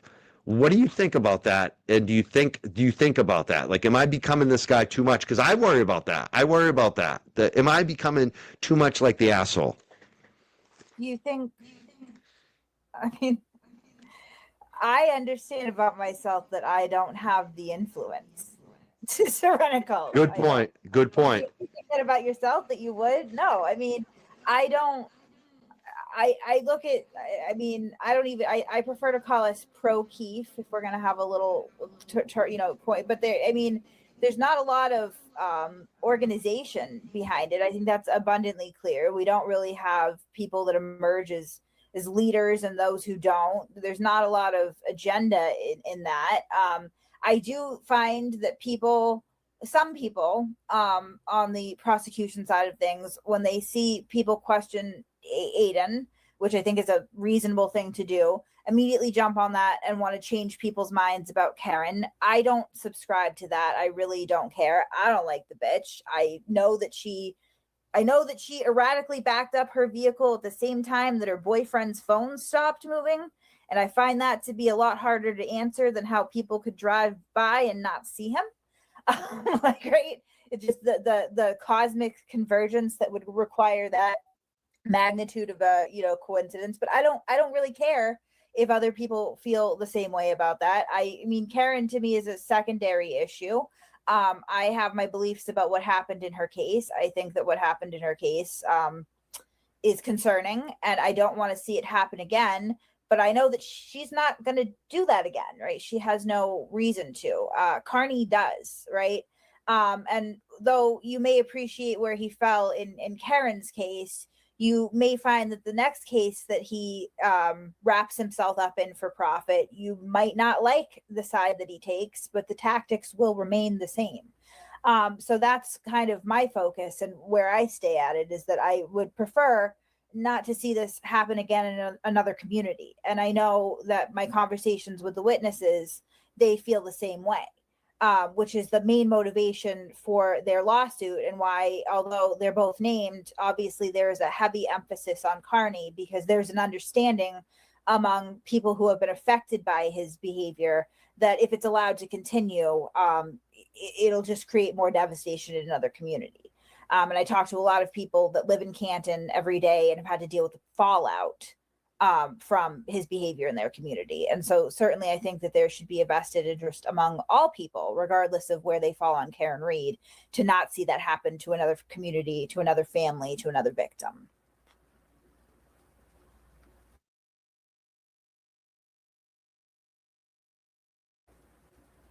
Am I the only one who can't hear Crawford? I can't hear you.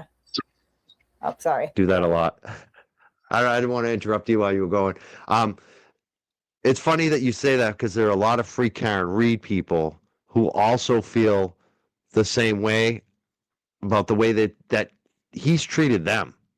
Like, he's gone after a lot of them as well, which is like me even, so, but a lot of Canton people too, especially. And it was funny to hear a clip from Jess Machado where someone was bringing up Jen O'Donnell, and Jess didn't even know who Jen O'Donnell is. It's so funny because there's so many people who've gotten thrown under the bus like that, and people forget, and they just move on. But the person that gets attacked doesn't move on. The damage is done, and it sucks. And I think everyone should be aware of that, like on all sides of this. Like, why are we attacking so many people? Like, why? There was another question I want to ask. I'm losing my train of thoughts. There's so many questions I want to ask you today, Kate. But let's see if the chat has any questions. Let's ask this one. This is an easy one. Kate, what's your channel on YouTube? You have a channel. You don't post that much, but when you do, it's good. So what is it? Masshole Mafia. Masshole Mafia. And this is a question I want to ask you. Snoozy Susie, this is a Turtle Rider. She says, ask Kate how she stalked this kid's bus stop to get arrested in front of them. Did you? Were you stalking his bus stop? Because there was a woman named Kate there. I don't think it was you. I at first thought it might be you. So this is what I mean, like the peak cult delusion. Okay, like you can't have it both ways, guys. I can't be this welfare receiving, trash bag, uneducated, useless piece of shit, crackhead or whatever else you think about me, but also be on the level of performing surveillance for the Massachusetts State Police. Those two things are not congruent, okay? And neither of them are true. I am not that extreme, nor they have a fugitive unit. That is literally what they are trained and paid to do. right, is from start to finish apprehend suspects, right? I had no part of that whatsoever. What happened was, and I believe it was Betterow that keyed in on this. They get the body cam footage of his arrest, and they hear on the radio that they say that KP was there yesterday, or so KP figured out the bus schedule. And obviously they did that because they wanted to get him when he was out of the house, but not arrest him in front of his kids. Like, that's just common sense, what they were doing. So they were trying to figure out when the bus pulls up, when he will be there, when it's going to leave, and when they can grab him. I am not the only person in my town with the initials KP, let alone in the state or the world. Okay. Like, that was ridiculous. And I think that later on in an affidavit, they cleared that up. And I want to say the guy's name is Keith, maybe Palagiris or something like that. Don't quote me on the exact name, but it's not me. But I mean, it's ludicrous to hear these initials and immediately assume it's me out in North Attleboro or civilian doing surveillance for the Massachusetts State Police Fugitive Unit. Like, that's insane. I mean, truth or bullshit, I'll try to get that taken care of. I don't know. I got a question about Turtle and Proctor, because for me, I get why you all don't like Turtle Boy, but I saw a lot of you defending Proctor, and a lot of shit come out about Proctor. And for me, the two people I think that fucked this up for everybody is Turtle and Proctor. I feel like they're almost the same person in a way. Like, why don't you go after Proctor more? Like, especially, I feel like the family too. Like I don't want to criticize them. I don't even really want to give them any advice, but I just wonder why they're not being told, like, say something about Proctor. Like, because I feel like he's as much responsible as Turtle for the clusterfuck of all this shit. Well, I mean, obviously we knew what we knew about Proctor when we knew it, right? Proctor's own wife didn't know about those messages. I think they're 13 years old or whatever. They're with his friends. I mean, unfortunately, her marriage has been drug out over the internet. So I'm not going to, sit there and spill about things that aren't really my business, other than to say that obviously it's had an effect on their marriage that the public has picked up on. Right. She didn't do anything to deserve any of this. But my point is that, like, I mean, if his own wife didn't know, then all these strangers on the internet that are like, well, he called her a cunt, right? And it's very hypocritical to see the Free Karen Reed, the Turtle people, even Karen herself got all up in arms about that language when they all use it too, right? He wasn't using it in an official capacity. He was calling her a cunt to his friends. Now, I think that there was a lot of discussion amongst the families about their concern with just how much he was telling his sister, right? Because that's concerning, right? Just the gossip. You want to maintain the integrity of your investigation and not, I mean, thank God Karen wasn't some sort of accused like serial killer or something, and he's blabbing about the steps of the investigation, like, and you could really compromise everything, because if the suspect finds out what you're doing, they can adjust what they're doing, right? It's just not responsible, sound police work. I acknowledge that. He was also put into an extraordinary situation where most people, have private conversations on their private cell phones that just never see the light of day, right? Like, you're most you, for better and for worse, when you think no one's looking, right? And obviously, when no one was looking, he was not a really great fucking person. But I mean, once the second round of text messages, which are entirely unrelated to Karen Reed's case, that I suppose would be more germane to the Miles King case. Shockingly, I haven't seen you guys outside demanding his freedom. I don't know if it's because of his skin tone or his socioeconomic.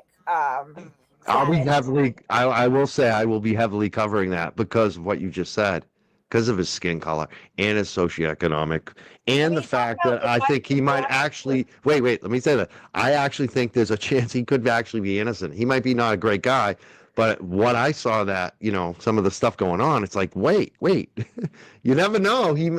So I'm definitely covering that, but I agree. I don't think a lot of them will cover it because of that. Well, and because if the leader doesn't cover it, they follow the leader. They're all follow the leader. If they see me getting 5,000 views, live viewers, then they'll all start covering it.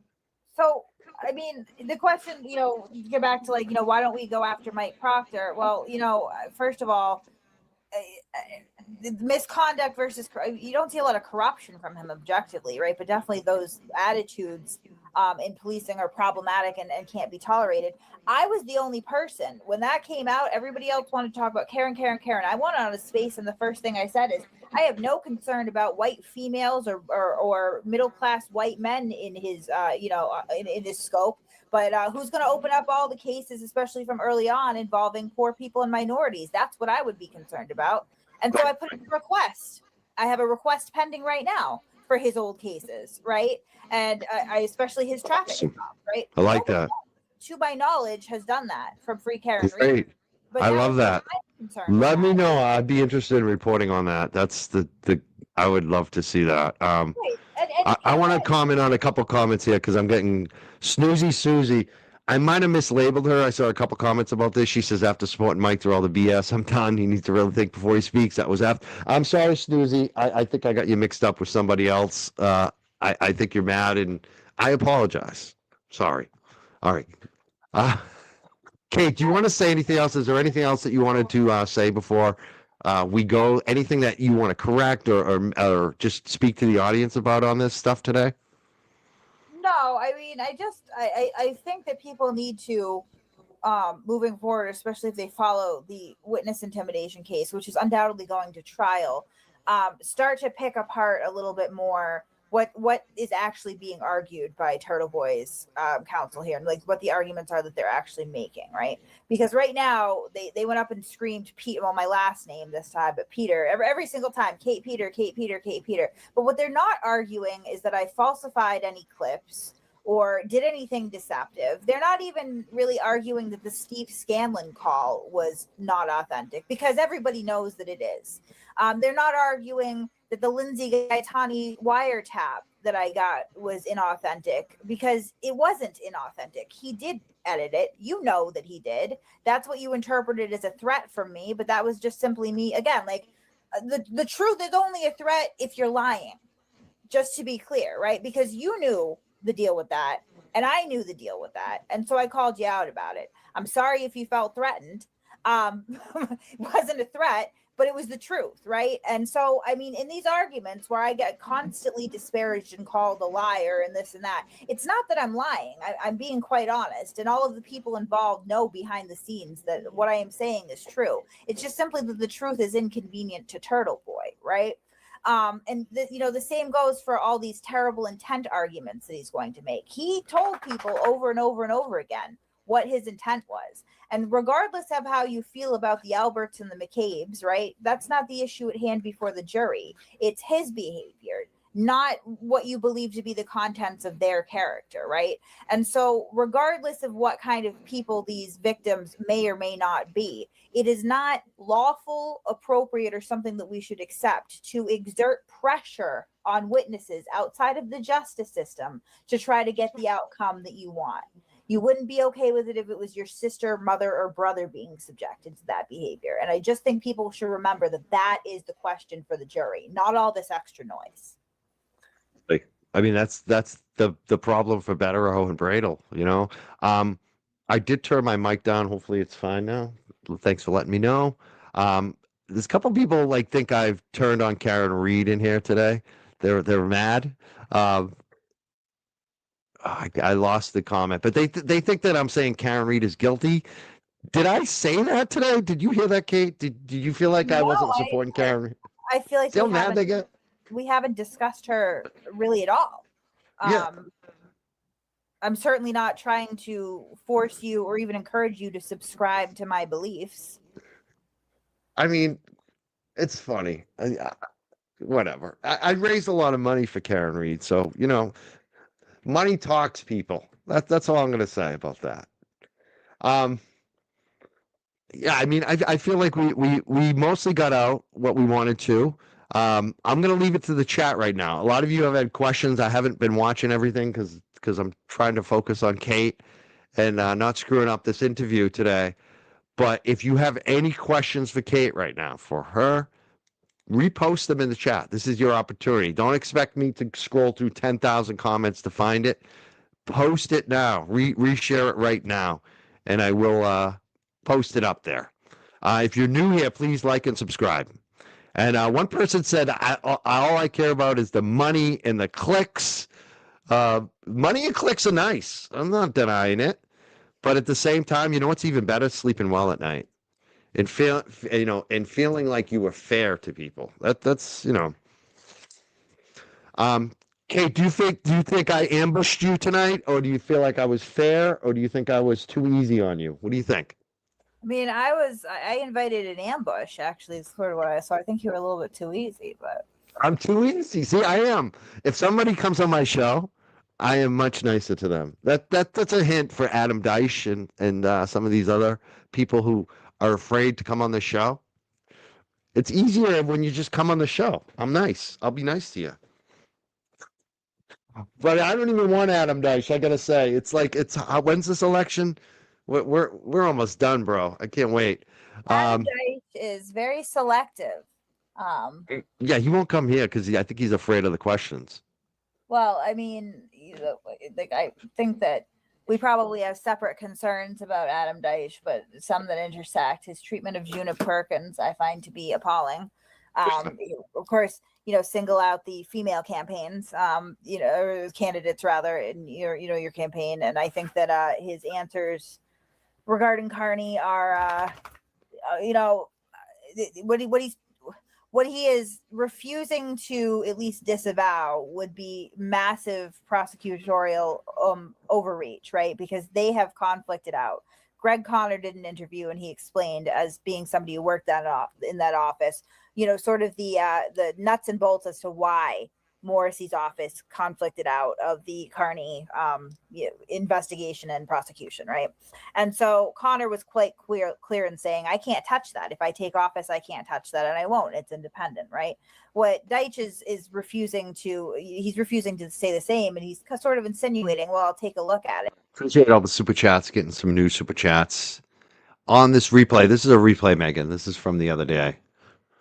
Was it yesterday? It was yesterday. Yeah. So I kind of asked her. I did ask her about Michael Proctor, but I didn't ask that specific question. This is a replay, though. Thank you for the super chat.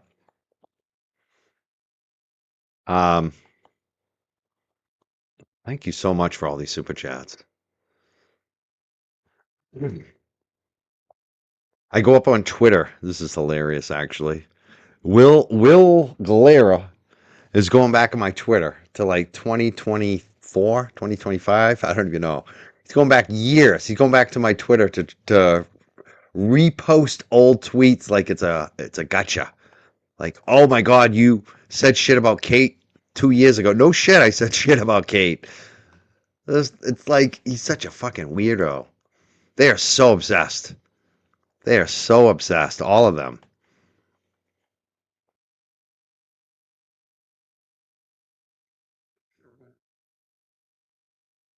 I know.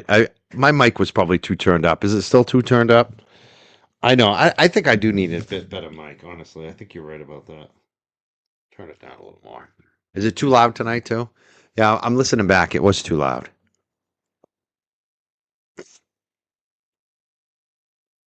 How is it? How is it right now on the live? Is it too loud, or do I need to turn it down some more?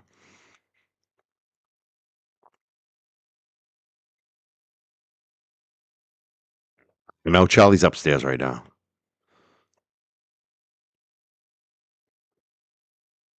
I'm just checking out the chat right now. Yeah, we are rewatching this, obviously. Thank you. Um,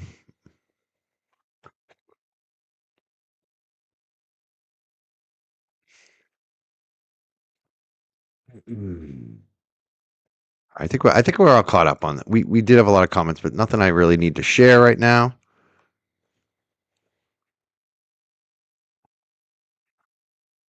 Fine now? Good. Okay.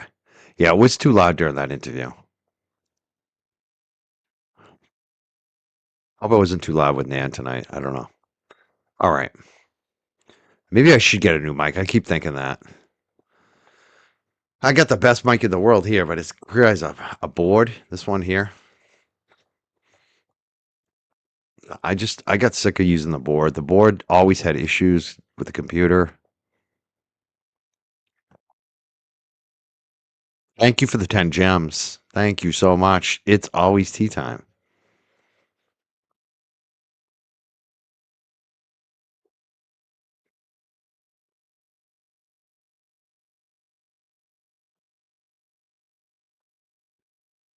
Mhm.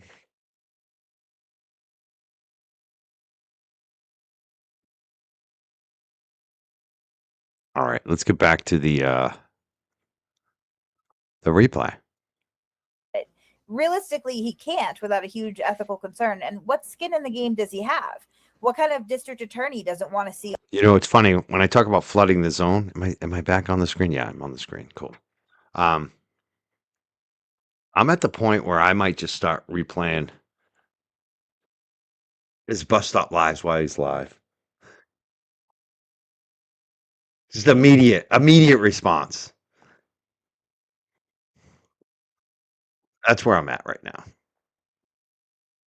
All of their witnesses protected and able to testify unharried, right? I mean, anyone who says differently is either lying to you or you should have some massive concerns that they would co-sign that behavior. Because again, it's not about the individual witnesses. It's not about how you feel they are as people, which I would point out, none of you people know them. So that's pretty unfair. But even assuming the worst of them, even if I were to agree with everything that you think about these people, they were still witnesses. They're still entitled a certain level of protection. They should be able to go home safely at night and not have to worry about somebody lurking outside screaming at them. They should be able to attend their children's sporting events without any sort of pressure or harassment.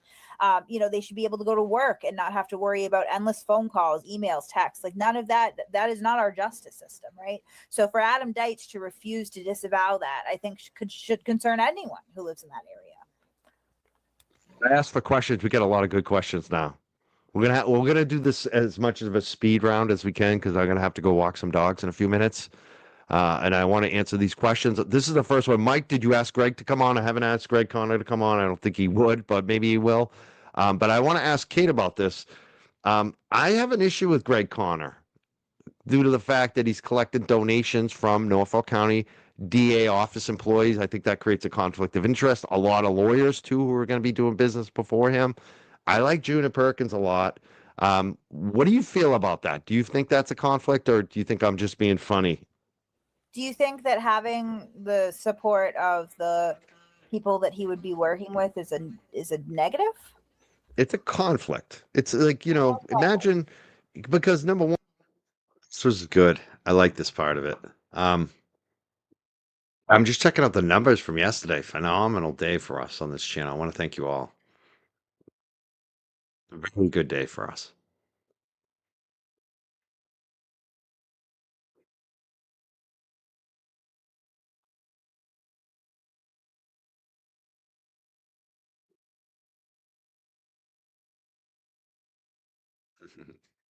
A lot of you are back today, aren't you? A lot of new trends happening. 495 North. I haven't seen you in a while. Welcome back.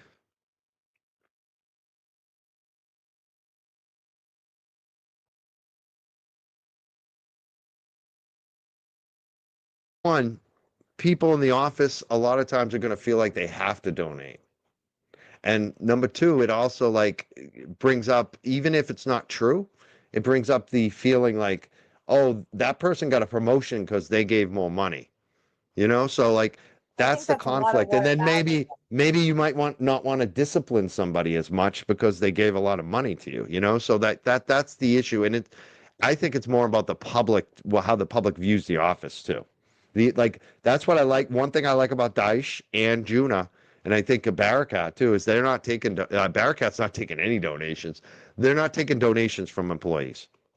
Well, I mean, Deitch is taking almost all of his donations from out of state. I don't know that you Yeah, should you're right about want the most of the support to be coming from people who have no stake in the community that he's supposed to be serving. That's kind of ridiculous. I like Juna as a person. I think that I've spoken to her at length, actually. I think she's a very bright woman. I appreciate her dedication and stance on domestic violence. Obviously, that's something that is near and dear to me personally. I Do you know think that about her upbringing with her parents? she shared a little bit. I shared a little bit. It was Yeah. it was a conversation. You know, and I think that, but I mean, even Judah told me it's not that she wouldn't charge Karen Reed. She thinks she was overcharged, right? You know, I mean, there's an understanding. It's some certain level that probable cause existed in that case, and that she may have done it. So I wouldn't put too much on that. If you're voting based on feelings about Karen Reed, June is probably not it for you either, honestly. But I find her to be reasonable. I think Greg Connor, unfortunately, is just the more established candidate. I think that have you listened to him? No, I think he's otherwise. I'll be honest. I think otherwise he's qualified. I'm just too concerned that he's part of the club. Honestly, like a lot of people. I think he's qualified. I think he's a smart guy. I think he has good intentions. I just wish maybe he was running for Suffolk County or something, somewhere else where he's outside of his, I get it though. There's continuity. I mean, he was able to bring up some programs that Morrissey started, during his tenure that have saved lives, particularly the Narcan initiative, right? And so there's some continuity in that where Connor obviously will continue that. I think anyone living in Norfolk County should feel good that Narcan is available everywhere. Totally. Right? I agree. Oh, yeah. So, I mean, you can't take everything. I mean, Morrissey is all these people judging Morrissey. I've had a certain window into it because, I was dealing with the victim's family and the witnesses who were actively involved in the case, right? So you see a little bit more of Morrissey's shortcomings, I think, from a more holistic perspective. And I feel very strongly that he did not appropriately or effectively protect his witnesses. That's my main gripe with him. And I feel like when the shit hit the fan, he hid and he hasn't come out of hiding since. And I don't respect that. What I see in Connor is someone who has the same and more insight as I do and understands maybe some of the actual real problems that happened in that office and have solutions for them. I think that his answer to the Birchmore issue with a judicial inquest, I had never heard of that before. I didn't even know that was a mechanism that was available to prosecutors. Not only is he aware of it, but he's implemented it in some cases and is a proponent of it continuing. And that is an actual plan. I don't hear that from any of the other candidates. When he talks about the Carney investigation, he's just not nebulously throwing out there, well, I don't know, we'll see, and hoping that the answer is non-committal enough that it'll keep everybody happy. He's quite honest and open and says, I can't put my hands into that if I'm district attorney. We conflicted out. It's independent. It will remain as such. He's not pandering. And I think the fact that he has, endorsements from families who were actually affected positively by his prosecution, such as the Chesna family, to be a huge positive as well. That is big. That is big. And legal committee. These are defense attorneys that are donating to him and endorsing him. They want to work with him. I mean, that's the thing about Connor and Juna. They do have support from the community. Like that, Daesh, I'm not as convinced. Like, honestly, who's he endorsed by?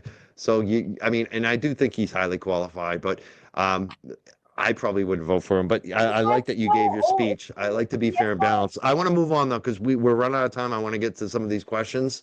And I'm not so much want to talk about the DA's race that much more.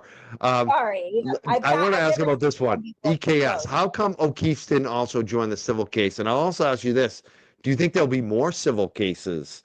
Because I have a feeling there may be more lawsuits later. Do you think there will be? And why didn't the O'Keefe's also join the civil case? They have a civil case. I don't know what do you think about this question anyways? My question on top of it. I think I'm going to interpret that is the defamation case. So, obviously, without getting into specifics, I believe at some point there was some consideration to that. But I mean, listen, they lost John. Okay. Mr. and Mrs. O'Keefe are elderly. They're raising their grandchildren. Paul and Aaron are the only, Paul is the only surviving child left their family.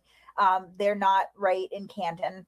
They have a lot going on. And then on top of that, they've endured all this harassment and all this vicious negativity and the meddling in their lives and the rumors started about them and the way that they've had to watch John's legacy be, frankly, at some points shit all over in the name of Karen Reed. Like, they've just been through a lot. And I think that adding an additional court case on top of everything else while they have their wrongful death suit pending would have just been too much for them, you know. And I think that obviously everyone on the side of it, that family is the main concern. I know, of course, the people that don't want to believe me are not going to believe me, but I can speak with 100% certainty that the O'Keefe family is always at the forefront of the witnesses' concerns, and that, you know, some of the decisions they've made throughout the years were to make things easier on them. So there was no pressure for them to join the defamation case. It would have just been too much. And of course, they have their wrongful death case, which I really wish people would at least consider. Just let that play out in the court and leave them alone. You know, it's not the government anymore. Now it's the victim's family, and they are doing what they feel they need to do to achieve closure and justice for their loved one. And I just think that it would be an absolute travesty if they get the same sort of treatment that the government has gotten, because the government asks for it, right? They like that's part of it. If you sign up to work for the government, you sign up for a certain level of scrutiny and sometimes contempt from the public. That's fine, but they didn't, right? And so, like, you know, they just need to get through this case, and, you know, whatever comes out in court comes out in court. It doesn't need outside influence. Just let it play out, you know. I gotta stop it right there for 1 second. My hand's a little funky. I've been talking about the Chinese food. Probably gonna get some of you hungry, but people wanted to know what a Fanta steak is, and Nan wanted to know. That is what we call a Fanta steak. It's just a friggin' nugget of goodness. It's almost like a steak tip, but it's an appetizer. And especially when they're hot. That this is cold right now, so it's not as good, but it's still. You're gonna watch me. You'll watch me eat.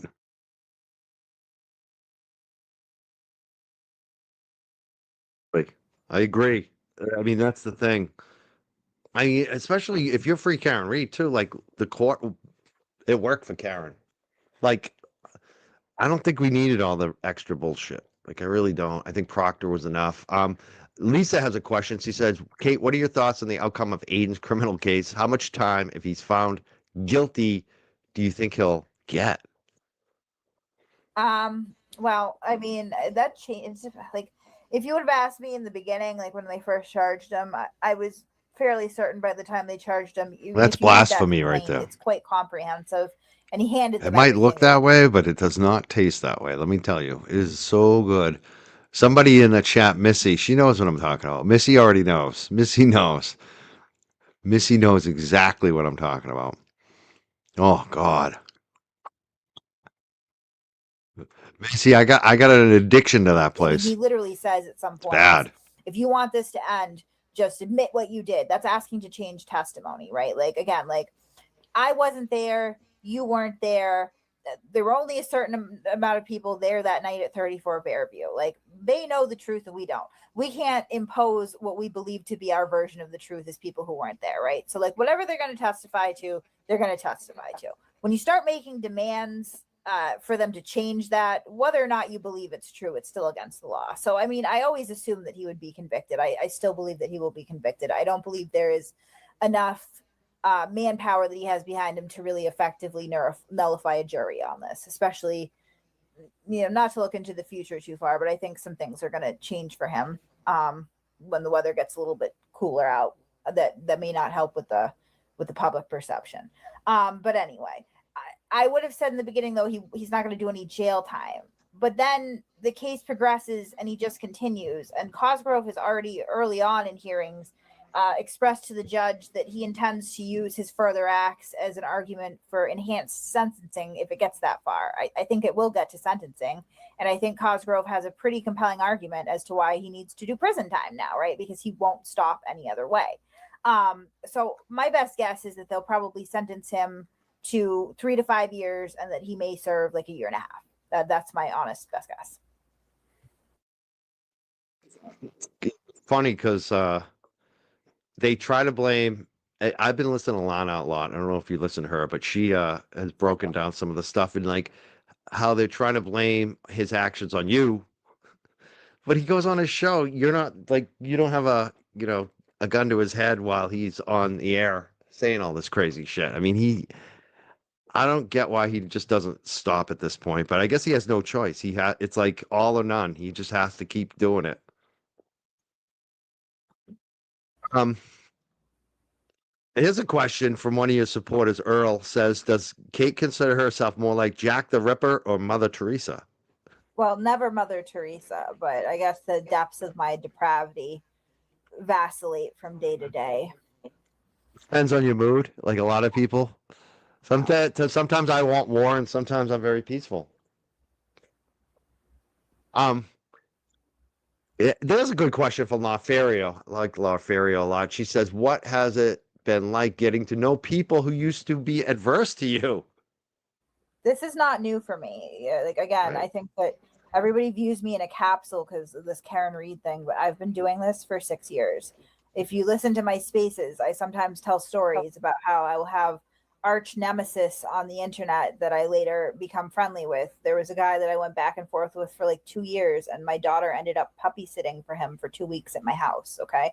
Like it's not, I don't hold things personally against people, and I'm not dumb. So I know even these weirdos in the chat, like you're making all these determinations about who I am as a person. You've never spoken to me. A lot of you have never even bothered to listen to me speak, right? Like you don't know me at all. So I don't hold that against you. It's not like my mother coming and saying that I'm some sort of vicious trash bag. That would hurt my feelings.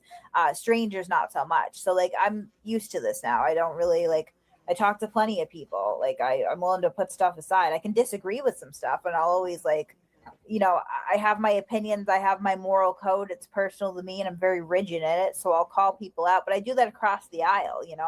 I'm not the friend to come to for advice if you don't want it unfiltered. You know what I mean? Like, and I hold myself to the same standards, right? I'm gonna ask a couple more questions. What do you think about Grant Smith Ellis? And he talks about the Discord servers and the deep state and how I'm sure he's going to say I'm part of the plot now because I had you on. But I mean, I like Grant. I came up with him, but I know he's got some issues. But what do you say to him? Yeah, it seems like you have a huge feud with him. Is that correct, or do you just kind of look at him in a certain way? I was I was turned off by Grant very early on, even before he like what do they call it, flipped or whatever, because he kept insisting that Aiden was a CI for the FBI, and I kept trying to explain to him how that was illogical. He had no evidence of it, and that it was probably kind of a damaging and possibly dangerous accusation to make against. Like, you can't go labeling people government rats like that. You have no idea what they're mixed up with or what people are going to hear or how much they're going to believe it, right? And he wouldn't listen to me with that. So I was like, all right. And then even like on the pro Keefe side, we would notice early on in hearings that he would not report them accurately, and at the time they were slanted towards us, but that didn't prevent like me or Kevin or people starting to call him out for it, like, hey, like, people are trusting you to be accurate. So I mean, don't take a side either way, as far as like just report what happens in the courtroom objectively, and he's incapable of doing that. So I've not been a Grant fan for a long time. I don't know, like, I mean, it's a one-sided feud, really. Like, he's obsessed with me and has a lot He of, is. I think he's funny. He's like a cartoon character to me. His That's the life thing. He is a funny guy. He is smart too, but yeah, I know about that. Smart, I guess. He's like I know. It's funny. It's smart and dumb at the same time. I don't He know. has a vocabulary. He has a vocabulary. Yeah, exactly. For sure. And he definitely is well read. But Exactly. I mean, as far as like the application of the things that he reads about into everyday life, he struggles with that a lot. I used to kind of, he would give terrible legal advice to Lindsay, and you would just hate to see it because it's like, even as a layman, you would understand that, he doesn't really know what he's talking about, but he speaks with such confidence. But no, I mean, I like Grant, he's a lunatic. He's severely mentally ill. I put out his paperwork with what's going on with his mother, just so people can fully understand the scope of that situation. He's severely mentally ill, and I don't think the pot is helping. And I'm a huge fan of pot. Don't get me wrong, but like some people, like I don't think the pot's the issue. I don't think that's the issue. But I don't think it's helping. I don't think it's helping. Yeah, I don't think it's helping either. But It's probably the least of his. Yeah, we'll move on from Grant. I don't want to bash on Grant. I wish the best for Grant. This is the one I want to ask you because your name kept getting brought up by Mr. Betterow, and we did mention him earlier, but people are still asking about it. I mean, he made it seem like it's that you're obsessed with Aiden. What do you say to what Betterow's performance today and some of the things he said about you today? I don't think I can come up with enough adjectives. Like, I think Aiden Carney is a cancer for sure. I am still. I mean, I have a moral code. How other people treat me doesn't change that, right? So I'll treat you the same no matter what, right? So like, no, I would never deceptively set somebody up. And quite frankly, like what the Turtle Tank can't reconcile with well is he's tried 3 times now to set me up on like actual false charges, right? And 3 times I've gotten them tossed, right? Like this process is such that it generally catches these things and it never makes it to trial. I shouldn't say never because wrongful convictions do happen, fuckery does happen, but I mean there are quite a few safeguards in place here that if there was really malfeasance in his case, like surely there would be a remedy, before trial, and there's just not.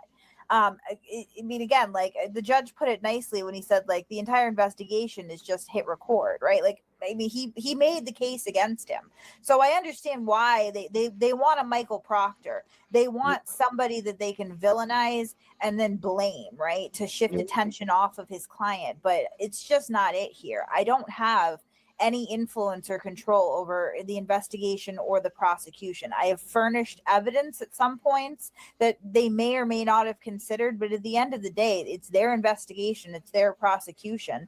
And as much as I would love to take a ton of credit and say that I'm this ace investigator or whatever else, when it comes down to it, what has consistently come out in court is that they had their investigation handled just fine. They didn't really need me. Right? Like I was kind of wasting time. I mean, he just hit record. I mean, that's right. It. And the thing about the whole Betterow and Bradel, I just wonder if they lose, what do you think Turtle's gonna say about them? Or I mean, he'll blame anybody. He'll roll anyone under the bus. Do I think he's gonna blame his lawyers? I guess it depends on whether or not they suck his dick to the bitter end. Because if they They better keep their I mean that's it. It's funny because they when they I think it's funny when they bring up that you're obsessed about him because I look at this guy and all his burner accounts and his behavior. He is obsessive. I mean a lot of women that watch me on my show think he wants to F me, like literally, like because he is obsessive. Like anybody that leaves or doesn't like him anymore, he gets so obsessive. So it's funny how it is a two-way street. Like it's if you agree with what Betterow's even saying, it's like when you open that can of worms, it's like, dude, look at your client. He wiretaps people over and over again. It's just tone deaf to me. Let's move on because this is probably maybe the last question because I do have to go soon. King Rat Boy. King Rat Boy 69. Where do you come up with these names, bro? Bro, let me just give you some advice, King. You don't want to be the King Rat. Be like the King Shit or the King, I don't know, King something else. Nobody likes rats in Boston. Mike, please ask Kate if the McCabe's and Alberts are responsible for John O'Keefe's death. Is their treatment then justified? Does Mike read? I read the chat. Yeah. So what do you think? If they were actually responsible, if you felt they were responsible for the death of John O'Keefe, do you think then the treatment would be justified, Kate? No. I think that Karen Reed clipped her boyfriend and left him to die. I'm very clear in that. I can point to forensic evidence that reinforces my belief. I have never thought that it would be appropriate to go to her home with 100 people and scream at her with a bullhorn. Like, if you commit a crime, the appropriate venue to find any sort of justice would be the criminal justice system. Okay, that's it. And that's why I believe all these people, they have all this proof that they did something wrong. Why has no one filed a fucking police report? Can you like, I mean, when I heard evidence that there were crimes being committed in the context of this witness intimidation thing, the first thing I did was go to the police. Before I ever posted about what I had heard or, what I was told or what I had been shown, or screenshots, text messages, before any of that, I filed a report with the police, right? My name is on a police report because I saw evidence of a crime and I turned it over to the agency that can then investigate and prosecute that crime, right? In no world is mob justice appropriate. So, like, if we lived in an alternate universe and these people were everything that everyone wants to believe they are and they murdered this guy, no, it would still not be appropriate to go to their children's sporting events and disrupt it, or stalk their homes, or place them under surveillance. Or, I mean, the only appropriate avenue would be to file a police report with that evidence, right? And nobody has done that. Not one person. What do you think about him all of a sudden calling the Canton police the other night and acting like, oh, now I'm going to do that?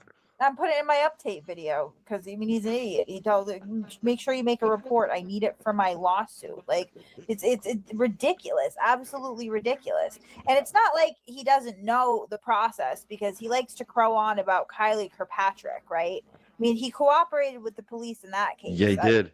Apparently there was no, corruption as far as he concerned in him doing that, only when it's done to him, right? That people catalog what he does and turn it over to the police. But he's aware of how to get it done. Like, I mean, Aiden Carney knows how to call the police. I can testify to that. Trust and believe. Yeah, he's a cop caller. Very adept at calling the police, but for some reason He is a cop caller. That's what I don't like. I hate cop callers. I'm anti-cop caller. I just don't like it. Somebody did this to me recently, Kate. They put this in my car, Apple Tag. I still haven't called the cops. I think I know who did that. But anyways, let's I mean, there's so much we could talk about today. I don't even want to go. I want to continue to talk, but I do have to go soon. This has been good. We should probably do this again. We can pick it up another time. Yeah. I'm just wondering if there's any last questions I didn't ask tonight besides, yes, I am a tough guy. I am. I won a lot of. Let me tell you about my high school wrestling, because they'll probably piss you off. I like that. Do you know I know John Cena, bro? They get so mad. Do you know John Cena? You meet him? I don't, but I know Val Venus. Oh, you know Val Venus? Wow. Very well. That's very cool. I remember Val Venus. That was way back. He was in my Discord server for a long time. Yeah. Yeah. I'm all pimping myself out for the views. What does that even mean? Oh man, I'm loving this. I'm loving it. I am. Yeah, so I'll ask this one. I think this is one good question. What does Kate think is the strongest evidence against KP? I think I know the answer. I mean, against Turtle Boy. I think I know the answer, but I want to hear her say it. Let me read that again, because I screwed it up. What does Kate think is the strongest evidence against Turtle Boy or Aiden Carney? Well, I mean, again, like, I tend to look at these cases and it's like it's puzzle pieces. You put them together, you compare them against the elements of the crime, and either it satisfies it or it doesn't. So if I'm looking at what satisfies the elements the most, obviously the repeated evidence of this just drumbeat of harassment, the repeated nature of his conduct, right? It's just daily, every single day. He doesn't have a day in the last 3.5 years that goes by where he doesn't talk about Jen McCabe or Chris Albert or Brian Albert or Brian Higgins, any of these people, in a accusatory, derogatory way, usually couched with threats. But the statements that he's made, such as, if you're uncomfortable with this, talk to Chris Albert about it. All he's got to do is get his brother to admit what he did and get his son to admit what he did, and this all ends. That's pretty clear because it hits the intent part of that statute, that element. He very clearly says, change your testimony and all this harassment stops. He also made a comment at one point, speaking directly to the witnesses, saying, if you'll flip, I will save you.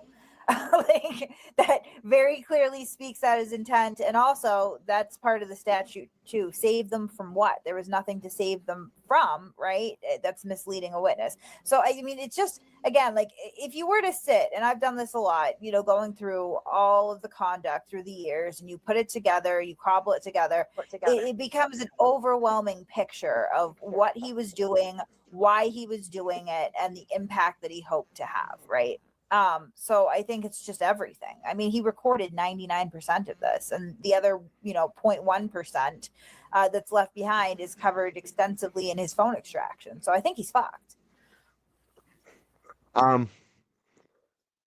Here's the one I keep saying it's the last question. That I see new questions come in. I want to ask this one. Do you think any new charges come for Turtle Boy, Aiden Carney? I mean, I don't know. I wonder sometimes if he has CP in his devices. I've told this story before. I won't bug you with it now, but I know of at least one instance where he claimed to have CP, and he put it in a blog actually. So I wonder sometimes if they're going to stumble across stuff like that, and it's going to create more problems for him. But that's like really highly speculative. I know that nobody wants to hear this, but it sounds like there's still a live investigation into him and Karen Reed. That's what that was the next question I was asked. Do you think she'll be charged? Do you think she's gonna? Because I feel like this is what they're going for. They're gonna try to set her for a witness intimidation. I mean, they've tried it several times and failed. Are they gonna try that again? You think? They haven't tried it several times. Didn't they? Didn't they? Wasn't that twice? I thought they. No, it was it once? Grand jury, and from what's come out about that grand jury, they didn't have any of his cell phone contents. So, I mean, obviously from the evidence that was available during his grand jury, witness intimidation, there's probable cause that it did, that it did happen. But people do things all the time, right? So the issue for the conspiracy would be tying Karen Reed in.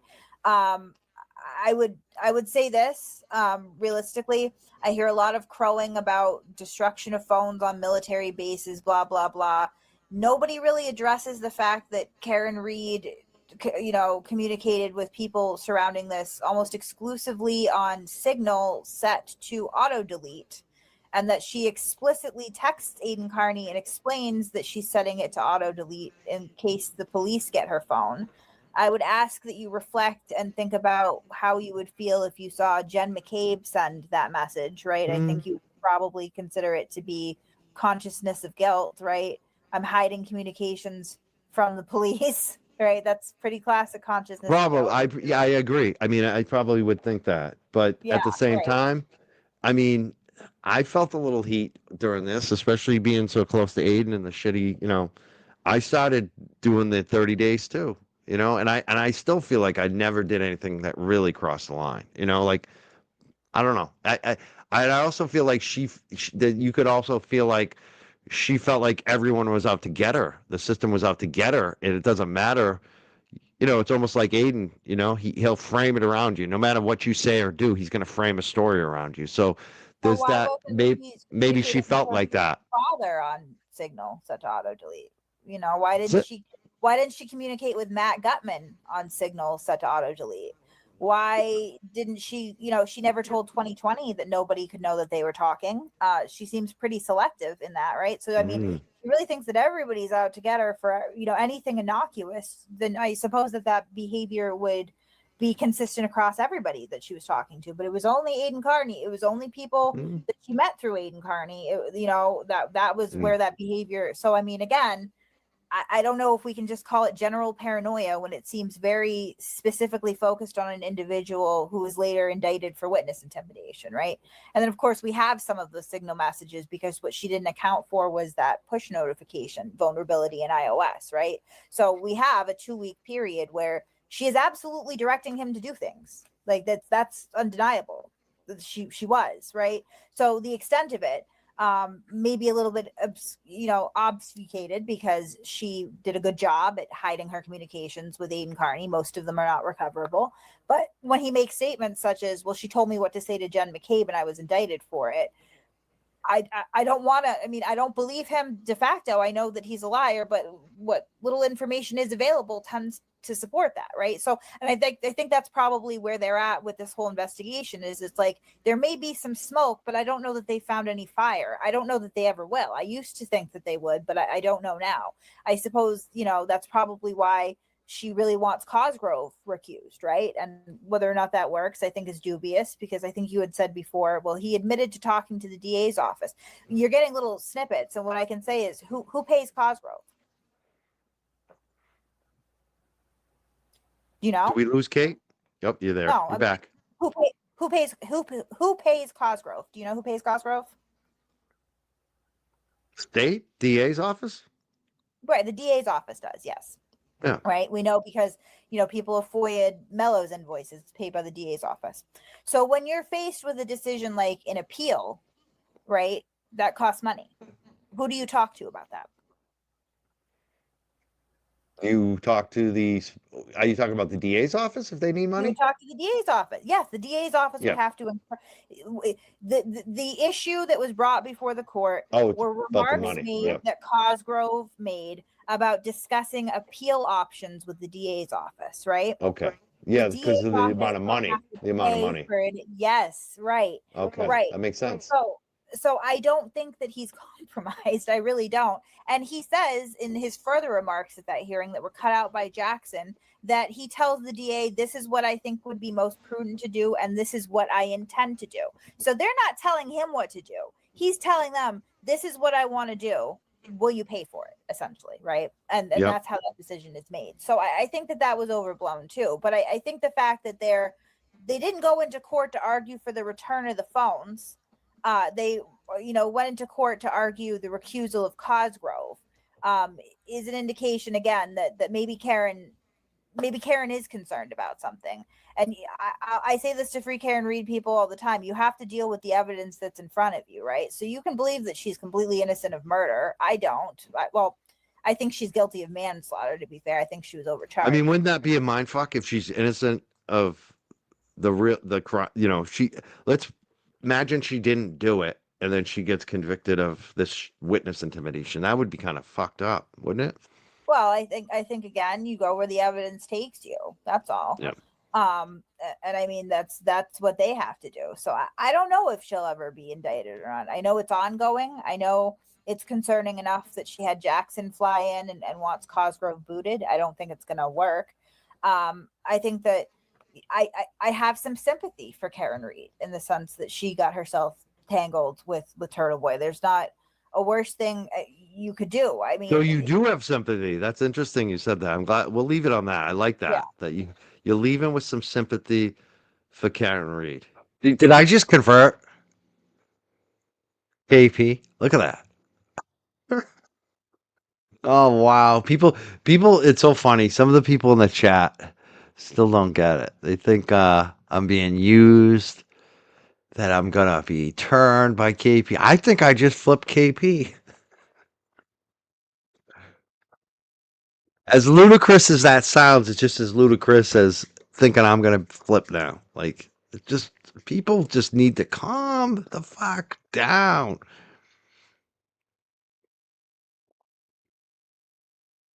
I want to thank all the super chats. Super chats. Look at this one. Another one tonight. Keep doing you and love Nan. I just talked to my boy Brian from LTL. He's got a big show coming up. They're going to be covering some Karen Reed stuff. I felt like I didn't get enough into the Karen Reed, actually. We were so focused on Turtle Boy and the drama. So what's good is Brian's going to have a second shot with getting some info about Karen Reed with attorney Nan Gallagher tomorrow night, 6:30 p.m. And he's also going to obviously discuss Enrique Delgado Garcia. It's going to be quite a show tomorrow night. Make sure you're watching that. And I might be live in the morning. Maybe I should do a bus stop live. Maybe I should cover that stuff, the drama tomorrow. Maybe I should I jack their stream tomorrow? They're going to do a stream, a fundraiser show. They jacked our stream when we did a fundraiser for Karen, right? Like, is that fair? Should I jack their stream tomorrow morning? That's what I feel like I should start doing. Is just anytime they're live in the morning, it's jack their streams and just comment over it. What they like to do to us. Isn't it time for a little payback? Should I tomorrow? What do you think in the chat before I leave? What should I do? Yeah, the chat was very generous. And the chat was very generous last night too. I got the updates. We had a very good day on the channel last night. Unbelievable. A dog walk live. I love that. You think I should jack them tomorrow? I'm not sure. We'll see. I don't know if I want to deal with those clowns at 9 a.m. in the morning. Like the first thing in the morning, I like to enjoy myself a little bit. Like to deal with those clowns. That's the only problem. I'm like, do I really want to let them invade my space at 9 a.m. in the morning? Maybe I'll do it in the evening. Maybe we'll review it. But make sure you check out Brian tomorrow, 6:30 p.m. I'm also chatting with JFK. Maybe JFK and I will do it tomorrow. JFK seemed like you might be interested. We'll see. Maybe JFK and I will be live in the morning at 9 a.m. That would be something. But I know that all of us, that crew that you saw, some of them were in the chat tonight, there's going to be a lot more shows. Brian and I are going to be doing a show on Friday night this week too as well. Yeah, sit outside, have a fatty with my coffee and laugh. Yeah, that's probably what I'll do. We'll see. If JFK wants to go up, you never know. You never know. Stay tuned. Make sure you like and subscribe. I want to, again, thank everyone on the Super Chats. I don't know. Oh, wait, let me fix this. My Super Chats, I can't see them all. Here they are. God damn. Let's see how many Super Chats we had. Let me get rid of the stock comments. Oh, here's one. He had to tell us on the way out. I'm unsubscribing for this. David, this is probably the most attention you'll ever get. Enjoy your moment. David, you think I'm upset by that when we have so many comments and super chats tonight? User, this is a comment that I should have asked. I had to start. I meant to ask it, but I ran out of time with Nan.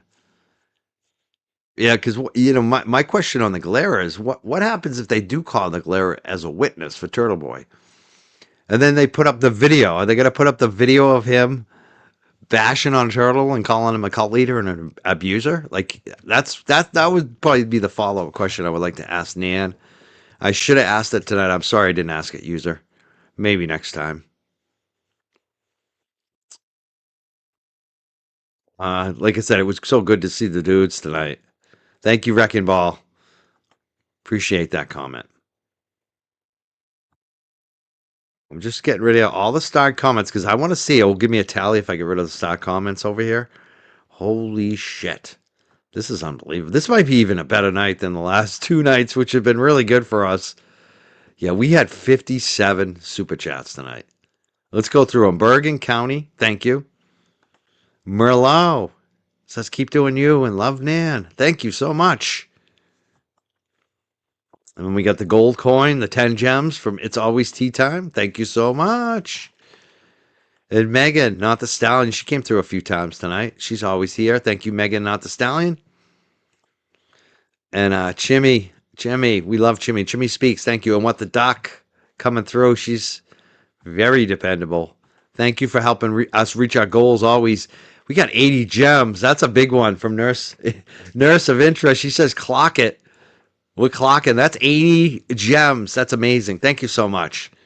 And Miss 808 reminded me July is my month. It sure feels like it. And Mitzi, thank you so much. I think we timed her out. I went at her a few times. 350 gems. You know, thinking about someone like Val, you know why I get mad? Is because she's going after Meredith. You know? And it's that whole thing. And even when she went after me sideways. She didn't go after me so much, she went after my girlfriend. It's like, why are you always going after women? Aren't you a woman? Didn't you get abused by them? Suck it up, Buttercup. Said 350 gems. Thank you so much. Wow. That's another big one. That is a big one right there. Holy shit. Wow. And not only that, PMS did it as well. And then, again, DD. Look at this. It's unbelievable how many gems we're getting tonight. And another 80 from Chimmy. Thank you, New Hampshire dude. Thank you, Mitzi, again. Brian, very much appreciate. Miss Elisa. Oh, my friend from the North Shore, Monchichi, North Shore. She says, Dan, money making Mike is a dancer. All the ladies dance with him at the JFK party in the PBD fundraiser for Free Karen Reed. The Free Karen Reed, yeah, both of those were good dance parties. They were. We did dance. I think Nan knows. Nan was at the JFK party. I think she might have been dancing around me. I remember Esty I was dancing with Esty at the that one, the JFK party. That's what I recall. Esty, dancing with Esty. And I recall at the PBD fundraiser, I was dancing with like everybody. That was crazy. Boston Beer was on the floor that night too. New Hampshire dude, thank you so much. Miss Manda Marie, just chilling in New Hampshire. Jimmy speaks again. Kelly Hill, 1676 says, let him cook. She stepped up big tonight, 750 gems. Wow. Kelly Hill coming through. Wow. And Nina, my friend from Switzerland, Law Talkers, Esoteric Empire. Thank you for the gold coin tonight. It's Annis. Good to see you. Thank you for being a member here. Harper L. It was good to see Nan tonight. Not sure now. Wow. Miss 808. I love you. Thank you so much. You're always here. Thank you so much. Nurse of Interest, another great supporter. Nurse of Interest. And I didn't even know that was Jay Walsh. Oh my God, you were controversial. If I even put your super chat up, they got very mad at me. J7. She says hashtag Montanti is a verb. I don't even know what that means, but I know who he is, sorta. Congrats to Nurse Kim. Michelle's Blessings at $9.99. Natalie D says happy poop. Happy poop. She sent 10 gems. I thank you. Thank you for the happy poop. Oh, that's funny. Law Wifey 25 says I'll have to watch the rest on replay. Always enjoy Nan and amazing folks in chat. Thank you so much, 13 Canadian. I love it. I love those Canadians. I love my Canadians. Monchichi from the North Shore. She says, great seeing you both. Mike, let's get Nan and Steve to come for pizza or Chinese food. If you know, you know. Love the show last night. Lincoln City, North Shore folks stick together. Yeah, we got a pizza spot we're going to have to hit. An Italian joint. Not a fancy place. I like it. You know where we're going to go. New Hampshire Dude 603 says, gifted 5 Young Jurks memberships. Wow. Our memberships are going through the roof lately. The paid members, I think we doubled them in a week. Like, it's just pretty wild. Thank you so much. Chimmy Speaks also coming through again, over and over again. They're just hitting me over and over again. I love it. That's why we have 58 super chats tonight. Nina again. And look at this one. This was one I kind of went crazy on. The high five. 100 gems from Jumpin' Jack's Flash. I can't say that one. And then Lady Zelda, who we love. She gifted 5 Young Jurks memberships. Again, Brian Haley.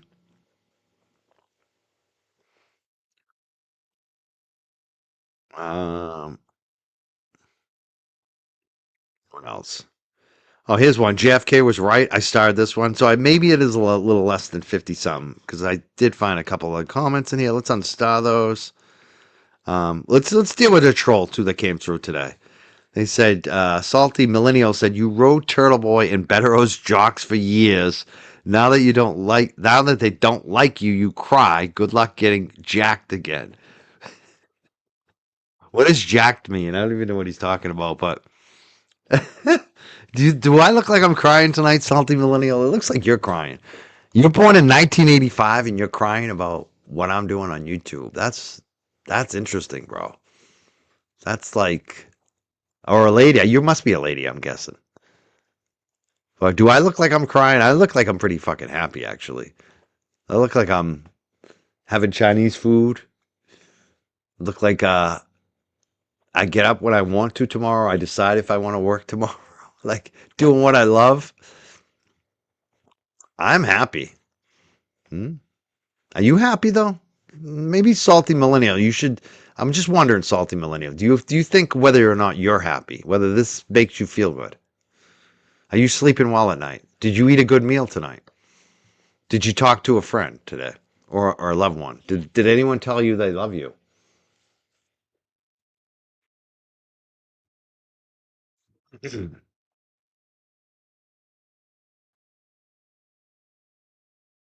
Ryan, thank you so much. We're gonna be here all night. It's just never ending. Laura Lay, I think I already thanked you. Thank you again though. Kevy Kev 781. And Kevin got it going tonight. He misspelled Nan, so he did it again, but he got people matching him. He matched up a ton of money tonight for us. Thank you, Kevy. I gotta hit Kevy's Venmo one of these nights. That's the next thing for me. I gotta hit the Venmo. Hook Kevy's Venmo up if you can. If you got Kevy's Venmo up tonight, please hit him up. Send him $5. Come on. Tell him I came from Mike. I love Kevy Kev. And you know, Kevy knew my best buddy, Michael Malta, KOP. That's how I know. That's how I knew Kev right away was great people. When the first time I met him, he brought up KOP. I was like, oh my God. Thank you, Melissa. Melissa Reynolds, 54, coming in with $10. That I really did appreciate your conversation with Kate. I hope you could have more conversations with Kate and I suppose our side going forward. I'm open to it. Hopefully she wants, if she wants to do it.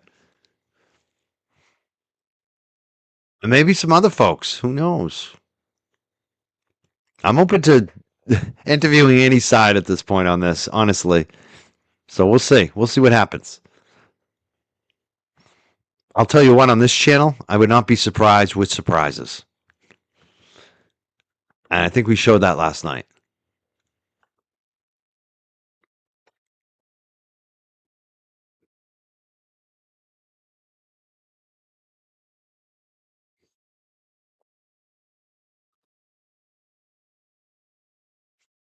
And make sure you like and subscribe, hit all notifications, and maybe check in the morning. Maybe I could be back in the morning. Maybe I want to jack their stream tomorrow. Maybe I want to jack up their stream.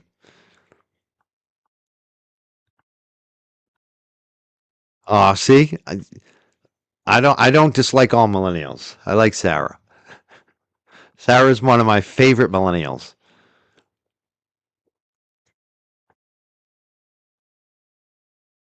Ah, wow, you knew Michael? Wow. Tell me how you knew him. What did you know about him? I love hearing the KOP stories. He's the best. Oh, thank you, Melissa. She says, so far your channel has been very friendly. We try to be, especially on mod team.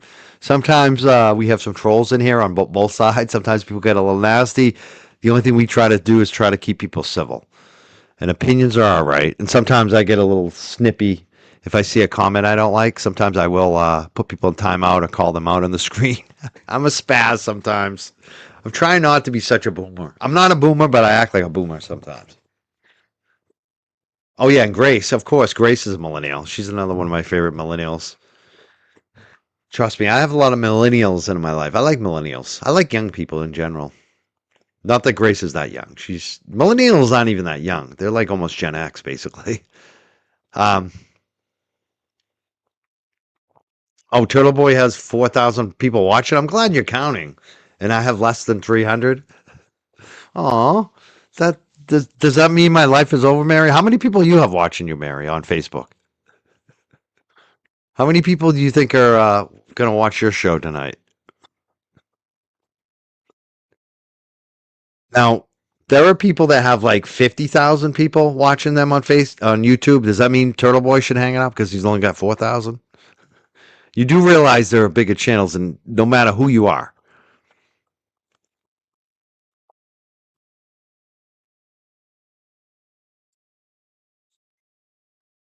And also, you want to consider those 4,000 on Turtle Boy. How many of them hate him? Because basically, I don't have many haters watching me anymore. Like, and the funny thing is, our chat a lot of times, especially earlier tonight, especially yesterday morning with Kate, especially last night with JFK and the crew, our chat. I was watching Turtle Boy's chat. I was watching the Glarus chat. Supposedly, they had more live viewers. But guess what? Our chat was moving faster, and we had more super chats. I had 56 super chats tonight with Nan Gallagher. 56 super chats. And this lady's saying, I'm a failure. If this is failing, keep failing, Mike. Keep failing. You know? You imagine if you were doing a show and you were making the kind of money we were just for a couple hours for fun and you like what you do and people are telling you you're failing? It's all free money. It's all free money.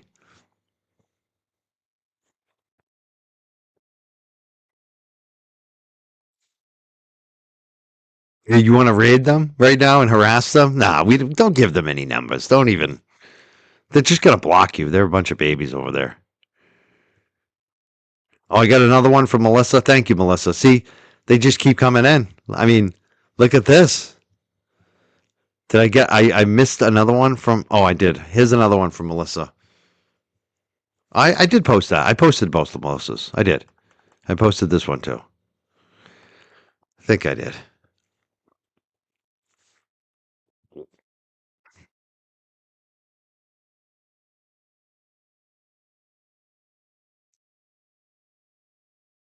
Yeah, that's the thing. I don't have to beg for money either. That's one of the beautiful things about this too. Is I'm really not begging. People are just hooking us up. If you deliver the good content, you'll make enough. Unless you have all kinds of lawsuits and criminal. I mean, that's the thing. He really needs to make that money because, yeah, right.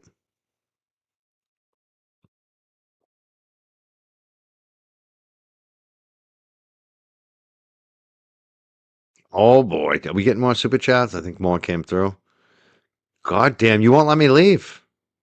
You won't let me leave tonight. Here's another one. Melissa just sent another $10 and said, I'm posting another one. I said conversation twice in my first ever super chat. It was talk to text.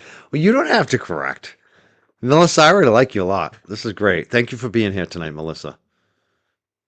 Oh, yes, I would never yell at my mods. I only yell at you folks in the chat. I don't yell at my mods. I love my mods. My mods are the best. Yeah, that's what the duck says. Mike, you haven't stopped smiling the last 3 days. I call that winning. I mean, that's the funniest shit of all. They keep saying, "Oh, Cryford, you're losing." You know, all I'm doing is just smiling. I'm just like,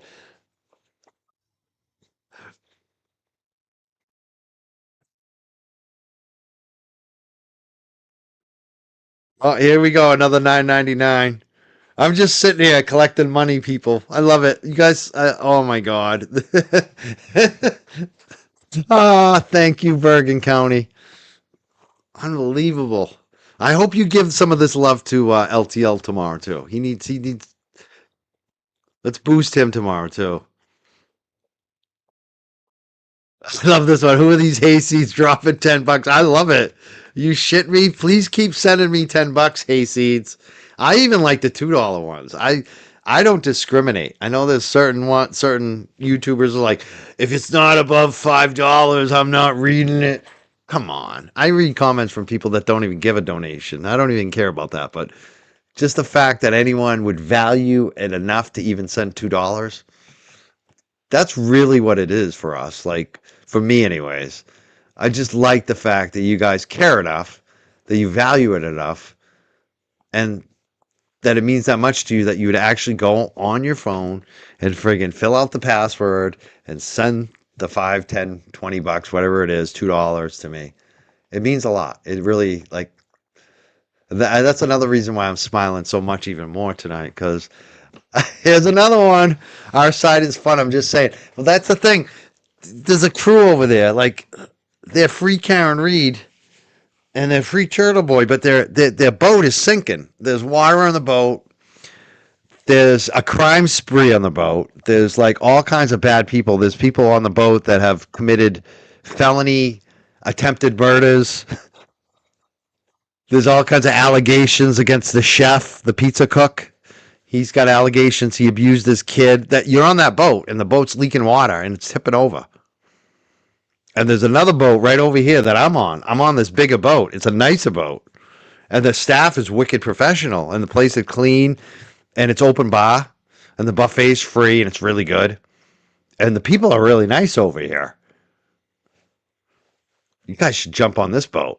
You're right, Melissa. It's much nicer over here. This boat is much nicer over here. And last night we were on a plane. I mean, we were at 39,000 feet last night.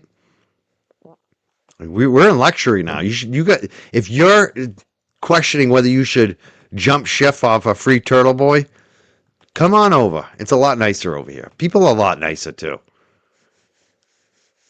And they are more supportive too.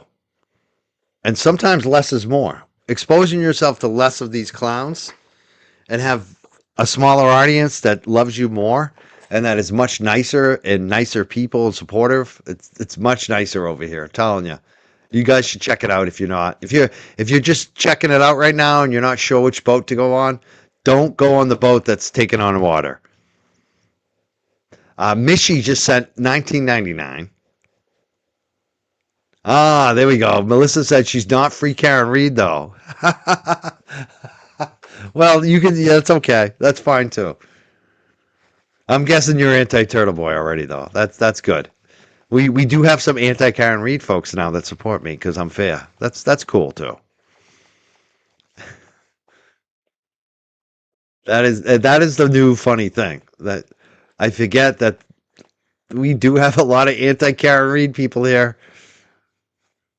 Oh, is he watching the show right now? Hi, Aiden. Do you like all the money we're making off your ass tonight? 63 super chats, Aiden. You see that? Oh, bro. It's too bad you follow the glare, huh?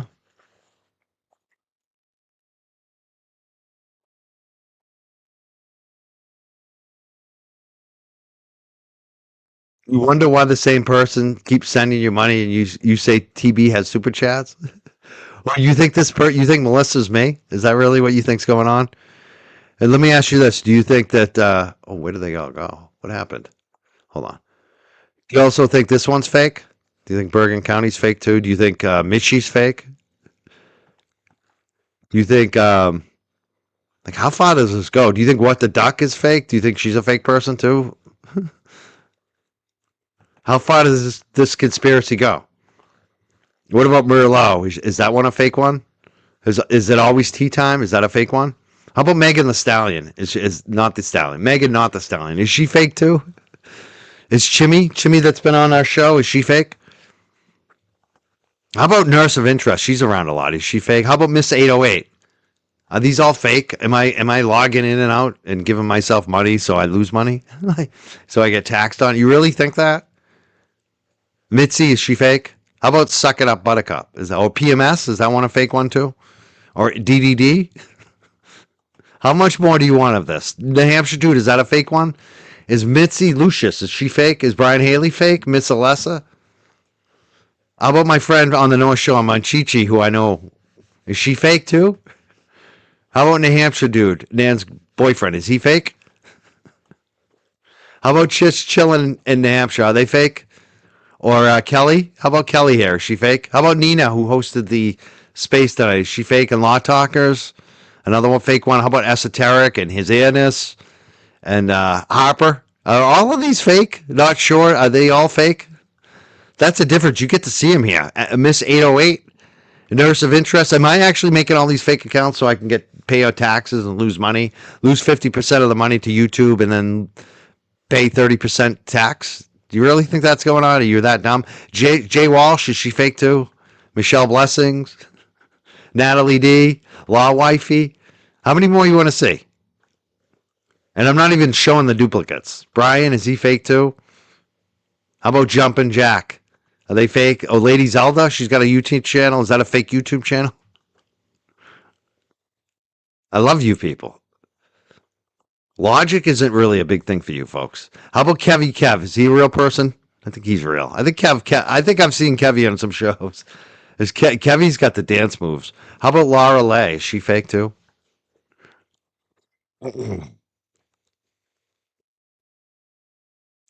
So yeah, we're up to 65 super chats today. And there we go. Another one. Clock it. Oh, Melissa wants to send a message. She says, hi, Aiden. Oh my God, 100 spot. 100 spot. Look at that. Got 100 spot, Aiden. Thank you, Aiden. We welcome everyone here. Thank you so much, Chimmy, as well.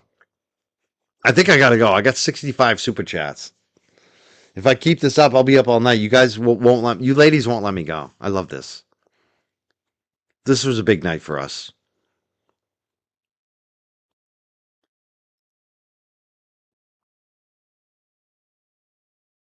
Yes.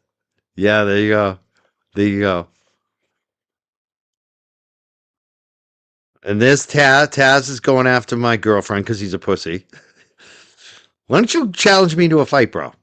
Like you really want to be a tough guy. You like to go after a woman. That's pretty weak.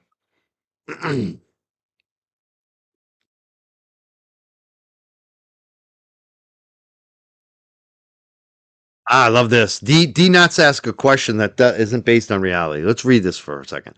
Mike, I have a serious question. Why didn't you go to one hearing or any court date for Karen Reed when she was on trial? Number one, that's not true. I went to court quite a bit. Well, I'd say maybe 5, 6 times outside of court during the trials. I met Alan Jackson, his wife, outside of court. In the little get together that for lunch. But mostly why I didn't go too much is because, the few times I went, I wanted to support the boots on the ground, and that's why I went. But I was actually invited, D Nuts. You should ask this question to a lot of YouTubers, actually. I was invited by Karen to sit in court behind her, and I chose not to. And I'm probably the only YouTuber besides JFK who said no to sitting behind Karen in court. And it's because I didn't need to be on camera. You should ask a serious question to some of these other YouTubers. Why did they feel the need to sit in court every day? When mostly they weren't doing anything. And what was I doing when Karen was in court? I was live streaming it. I was promoting it. I was making sure that everyone in the world could get to watch a clean live feed with good sound with no commentary over it. So that me and Bettero and I and Mazza could talk about it that night and review it. And so often I didn't go to court because I had a life here with dogs, and it's pretty far from me. And I would be streaming Karen's hearings during the day. And then at 5 or 6 o'clock, I would sit down with Bettero, and we'd have thousands of people watching us. And I felt like my contribution, it was more important to stream the hearing and then talk to Bettero about it at night rather than miss that and be traveling back and forth to court just so I could feel like I was somebody sitting in court behind Karen. That's why. And again, your question is dishonest. D Nuts, what I would ask you is how could you have the balls to come up here and make that question and it's not true? It's not a true who fed you that info that I never went to court?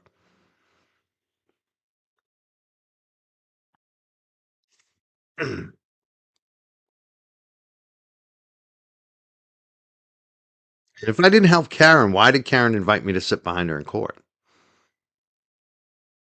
If I didn't help Karen, why did Karen invite me to the one big fundraiser she did, and it was just a dozen YouTubers that were invited? Why was I one of them? Do you know how many fundraisers I did for Karen Reed? Do you know that I basically started the fundraiser movement for Karen Reed? I want to know if you were around. What were you doing? When I was raising money for Karen Reed, where the fuck were you? 800 gems, Truth Seeking says, turn it up. Thank you so much, Truth Seeking. Yeah. So there you go. You were watching my channel when the court was in session. Are you the same one that just commented? I think you are. So there you go. You were here on the fucking channel. That's why I didn't have to go into court.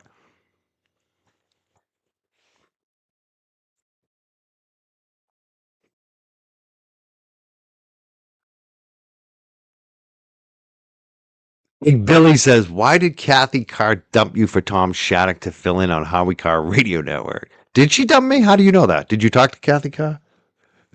I don't think so. I don't think I got dumped. Especially since I'm weekly on Howie Carr Radio Network, right? Every Friday I'm a guest. And if you really look at it, Big Billy, what do you think I want to do on Howie Carr? Do you think I'm like gearing up to be filling in for Howie Carr anytime he's out? No. The only time I ever said yes was a couple Fridays. Like that's the only time I can ever really do it with my busy life. And that's not really my goal in life. My goal in life isn't to fill in for Howie Carr on Howie Carr Radio Network. It's not really my niche. And you know who fits better? Tom Shattuck, actually. Because Tom Shattuck is available Monday through Friday, number one. And Tom Shattuck is right wing. And Tom Shattuck has a lot of radio experience. So, not that they dump me. It's more, Tom's a better fit. And I'm still on Howie Carr every week. And I'm still officially a fill-in if, a Friday comes up or Christmas comes up. Like, that's pretty much the only times I ever did it. And I was just glad to do it. And it's not even something, I don't even like filling in. I guarantee Tom Shattuck loves to fill in for Howie Carr. For me, I really enjoy doing it, like, because it was an honor, but it's stressful. It's not something I'm comfortable with. I'd rather do my show here. Like, So, you're asking dumb questions. You're asking Bo Jackson why he's not playing football when he's playing baseball. Like, you know?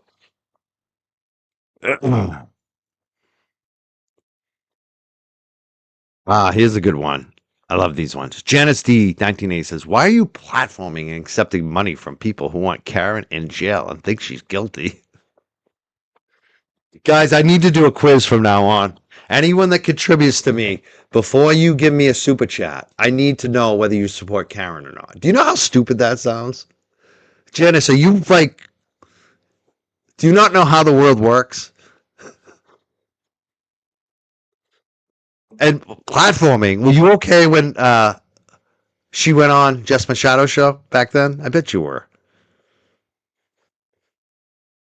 Like, are you upset that she answered questions and gave us information yesterday? Is that what you're upset about? Do you not like to know info? Did you not want to know about the documentary movie? Did you not want to know about what Bettero was saying in court? Did you not want to help Bettero? Like, do you think maybe having her on the show yesterday probably helped Bettero and Turtle a little bit? Are you against Turtle? Like, I don't know. Do you not think? Is there something wrong? Yeah, I think so. I think I just answered for you. Let me know, though. Guys, from now on, I need to know. I need to know. Don't donate money to me unless I know whether you like Chinese food or not. If you don't like Chinese food, you can't donate to me. You're anti-Chinese food. You're out of my life.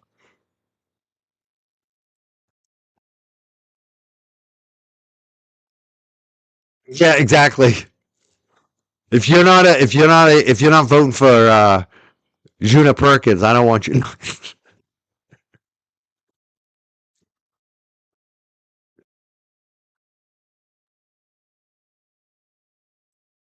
Yes, justice for John. Thank you so much. Oh, here's another one. Look at Jen. Jen, what's wrong with you? Like Jen, are you on crack? Like, look at the all caps. At least you spelled your. I will give her credit. She spelled your right. Usually they don't spell your right. But look at the all caps and all the turtle. Should have been a super chat though, Jen. Come on. Don't be cheap. Send the $2 next time. And you know what? Jen, I just want you to come back in the fall. I just hold on to that. Just let's see if you have that much energy in the fall, Jen. I don't think you will. You might be a little embarrassed. Some of your kids might take your credit cards away.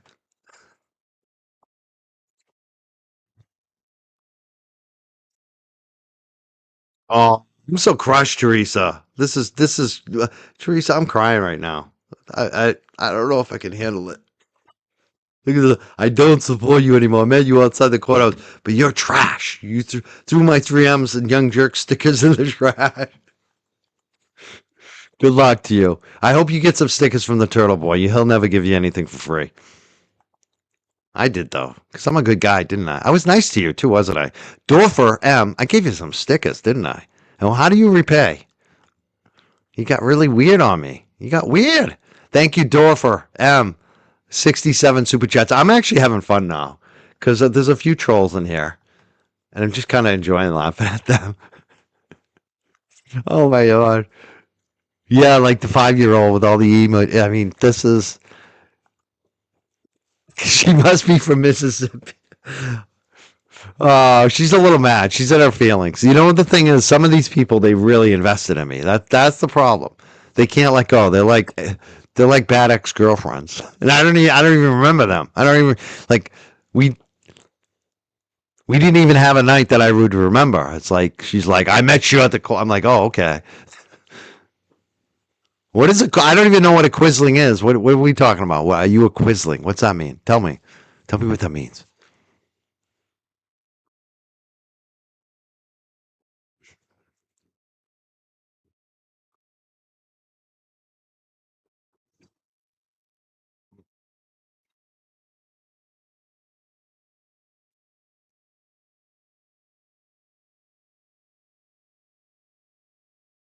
Ah, this is a good question. D Not says, who do you think will win district attorney? Is that person pro Karen? Um, I would say this. I think the person who has the best chance of winning, who isn't endorsed by Morrissey, is Juna Perkins. I think it's going to be either Juna Perkins or Greg Connor. And I would consider Juna Perkins much more pro Karen than Greg Connor.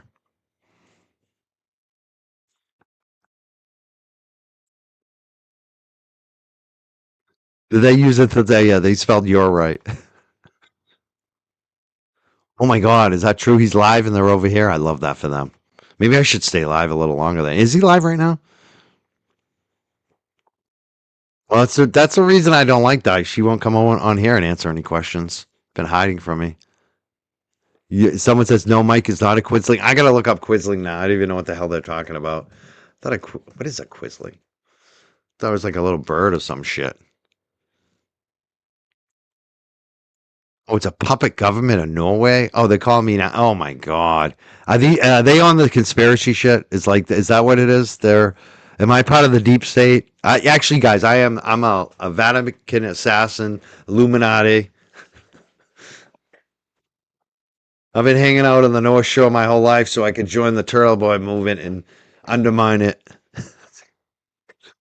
The CIA trained me to overthrow the Turtle Boy movement. They had me at a mystery school. I was at one of those highly intelligent schools. They pluck you out and they put a microchip in you.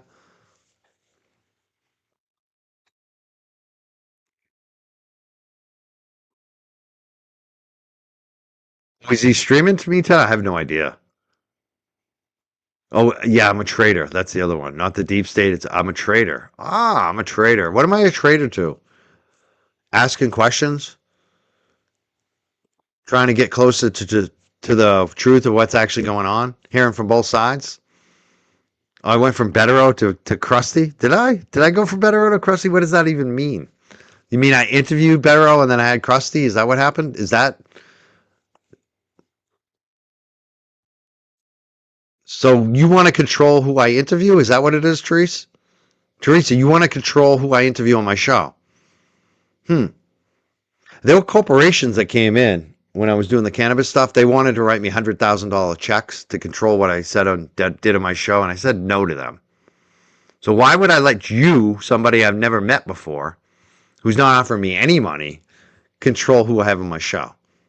Think about that, Teresa. You know the answer.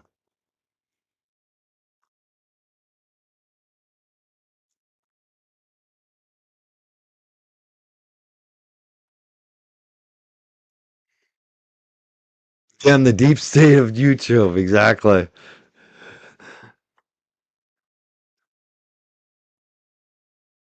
You say no one cares about who I interview, but that's all a lot of you are all caught up in that. I mean, you can't have it both ways. You just call me a traitor because I interviewed somebody, because I asked them questions.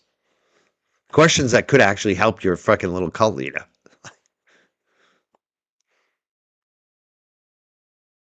Make sure you hit all notifications, and check us nightly. Check us nightly. Would I love to boost LTL if I could boost his channel? Yeah, I would boost his channel. I don't know if you're talking some other weird shit. That sounds like you have some. Are you? Am I seeing? Am I reading this right, Austin girl? Are you having some fantasies about LTL and I? Do you want me to set up an OnlyFans with LTL? Is that what it is, Austin girl? I think it might be.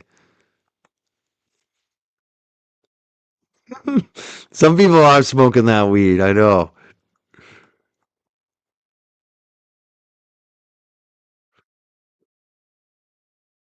Yeah, look at the mad angries. They are so mad. They're so mad because I have 190 people. I'm not even. I don't even have a guest.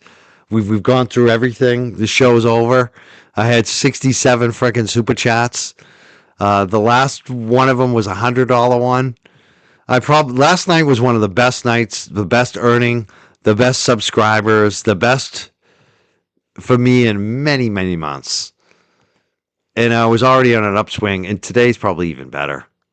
Just having Nan on 67 super chats, and they're talking about 190 viewers.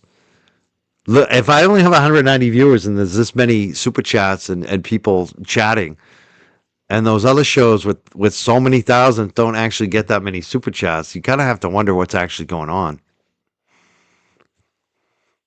People here usually like me. That's the difference. Over there, a lot of people watching silently that don't like the content, and they're not giving any donations. All right, D nuts. I like it. I appreciate that.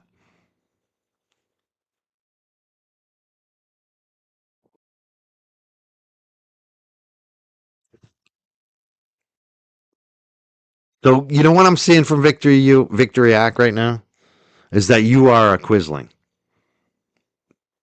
Did you turn your back on Karen Reed? Let's ask about that. Were you okay when she was called the CUNT? Were you okay when they fucked over the last 3 fundraisers for her? Are you the Quisling? Because that's what I see a lot of projection from you types. You know, pretty obvious what's going on there. You are what you accuse of.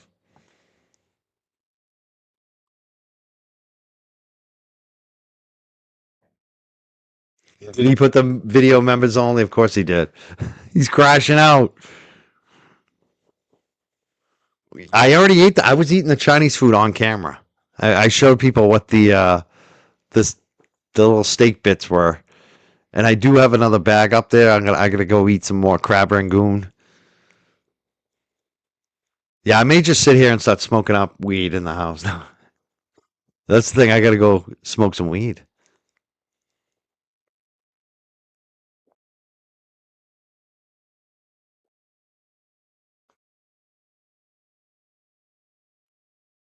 Bro, Half Shaft. Half Shaft wants me to show all the super chats. Does everyone want to see the super chats again?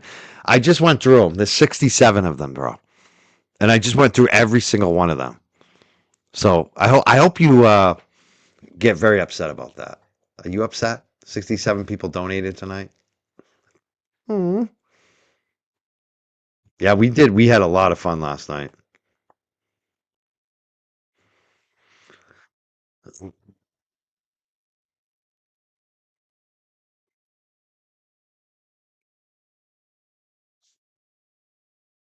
Turtle has no super chats. I know. Oh, and sometimes he gets those other what do you call them? The turtle chats, but he doesn't show them. So that's the thing. They're projected. We showed you every super chat we got tonight. He can't show his super chats. You don't know if they're real or not.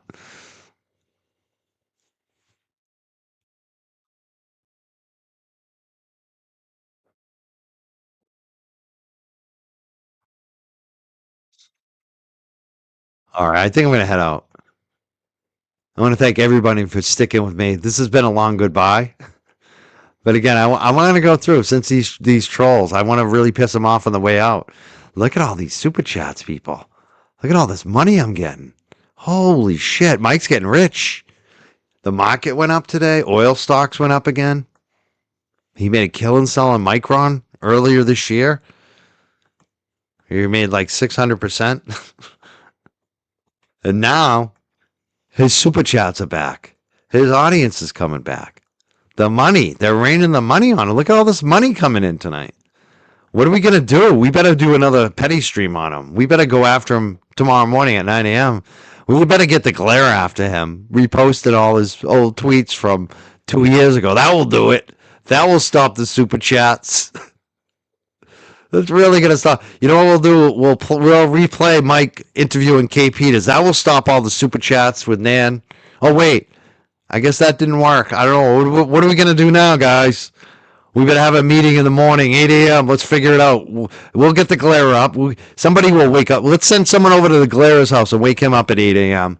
And we'll try to figure something out. How are we gonna stop young Jurks, JFK, LTL? How are we gonna stop those guys? Too many people are supporting him. They're getting too much support. Look at this guy. He's got 67 super chats tonight.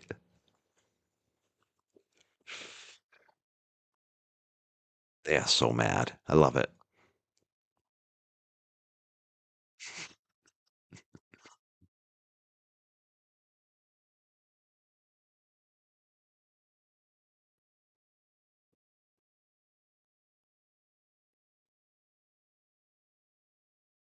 I would love to read and respond to your message, but it's unintelligible. Try harder, bro. Like, this is really bad. Like, I've seen a lot of unintelligible super chats, but this one is really get your thoughts a little more concise. And make sure they're backed up with facts, because I'm guessing they're not with how sloppy that comment was, bro. Yeah, I will be. That's the thing. I will be sleeping well tonight. The only thing I have to wake up tomorrow is figure out what I'm going to eat tomorrow. I can't do Chinese food a third day. Maybe I'll just get lobster rolls and fried clams. I'm so spoiling myself this week. I just got paid. YouTube money just came in. Facebook, I had a huge Facebook month. Yeah, that thing. That never gets old, does it, RN? That's the fact. I'll never be a rat. I'm not a rat. I don't snitch on people. I don't call the cops.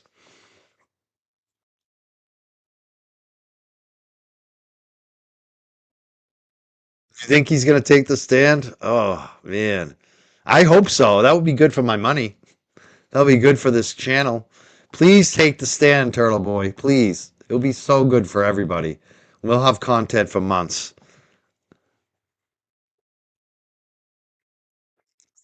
I don't play. I'm not a player. The only time I ever played was like baseball, football, basketball. Beyond that, and Dungeons and Dragons when I was like in junior high, but I kind of grew out of play. I'm not much of a player. I don't like to play. Life is just you just do your best. You don't really have to play. Sometimes I play with the dogs. That's about it.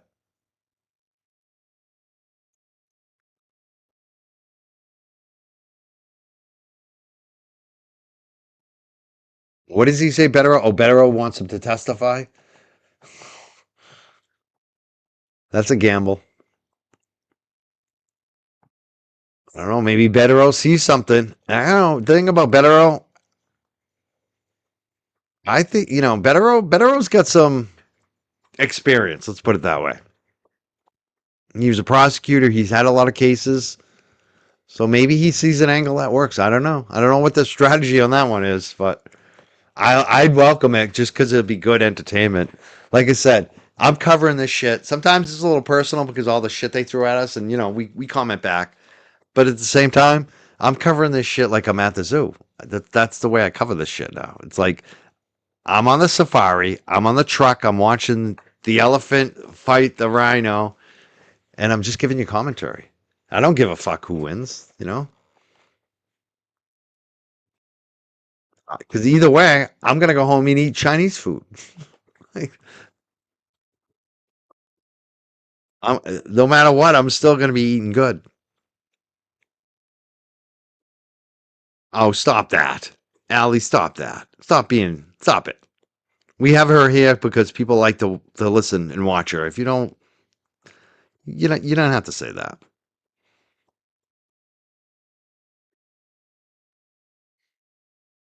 You think he's gonna get cooked? Yeah, I pretty much think he might get cooked. Yeah, they took the stand. It didn't work out too good, did it? The only one I've ever seen take the stand where it really worked out was Afro Man, right? That defamation suit. Otherwise, it's usually really a bad idea. Yeah, maybe he said no. I mean, I don't think so. I think they just don't have much choices. If they're going to fight this, they kind of have to go all out. I think that's the strategy. Oh, Lisa says, I don't care about freedom in the First Amendment. Lisa, you don't care about the victims. Lisa, you don't care about anything about but you know, your supposed First Amendment. Like nobody's infringed the First Amendment here.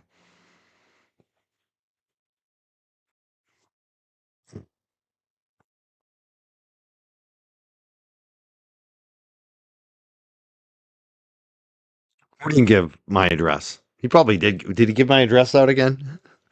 He gives out my phone number all the time. Is there a freedom of speech like the one who just said that, who said I don't care? Lisa, let me ask you this. Do you mind if I throw out your phone number tonight and tell all my people just, call you and harass you? Because that's what Turtle does to people. Do you think that's freedom of speech? I would never do that to you because I'm not a scumbag. But I'm just wondering, how would you feel if somebody did that to you?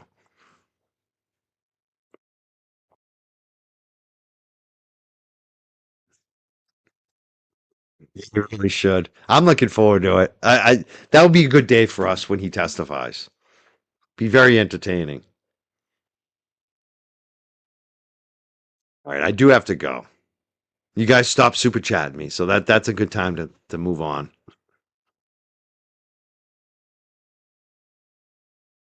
He's gonna have a parade on your street. He says that about everybody. He's not going. Nobody cares either. And if he starts doing that, people are gonna show up at his house. I mean, that's just it's like, dude, you do something to someone like that now, people are gonna show up at your house. It's pretty obvious.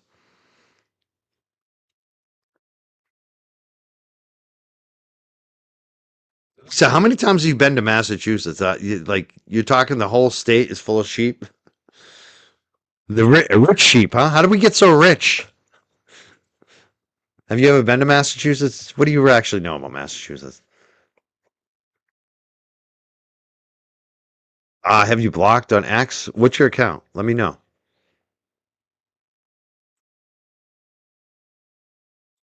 Yeah, nobody wants to drive to Holden. I will. Not that far.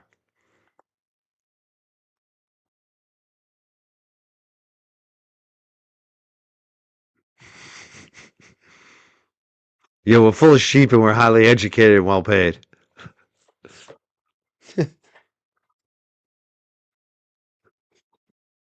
All right, I'm gonna head out. It's time to go. I've been online way too long. 5 hours. I was on how many hours last night? 8 hours with JFK. Did like a half hour with Twisted Tragedy. I did at least a couple hours of my show yesterday. So I've just been going and going and going. I love it. He tells everyone that. All right, I'll see you probably tomorrow. Maybe 9 a.m. Who knows? Check in. Check in on the YouTube. Make sure you like and subscribe. Hit all notifications. Again, thank you. 67 super chats. Love you. I love you all. Every one of you who are here tonight, every one of you. Chimmy, thank you. ADK, Peggy, thank you so much. I love it. Yeah, I haven't got much. I got to go take out Charlie again. Yeah, maybe I will rest and relax tomorrow. Who knows? We'll see. And it is time for me to book like crazy. That's the thing. I have so many guests that we're going to bring on the show. I can't wait. And different topics. We're not just going to cover Turtle Boy and Kara Reed. We're starting to go into some other topics and corruption. I'm gonna have a retired Mass State police officer back on the show. I think next week or maybe even this week. I got to figure it out. But I got a lot. A lot is going to be coming up.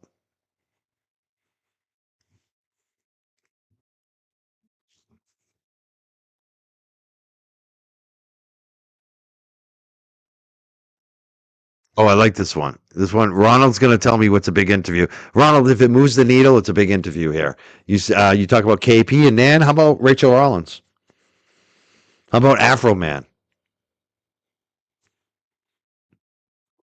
Like those are big interviews. If they're getting replayed on Turtle Boy and Melanie Little, bro, they're big interviews.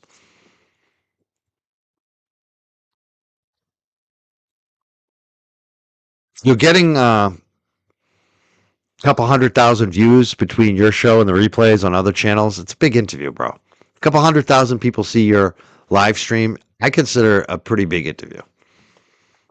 What would you consider a big interview? How many views would you get when you would consider it a big? I bet if you got 1,000 viewers total, you'd consider it big.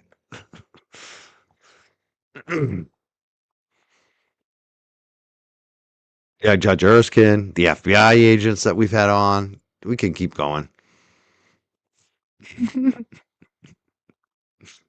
I'm winning, and you're here. I love you. Thank you, Sunshine Love. Thank you for being such a winner. You are the winner, Sunshine Love. You're really killing it in life. I can tell. Tell.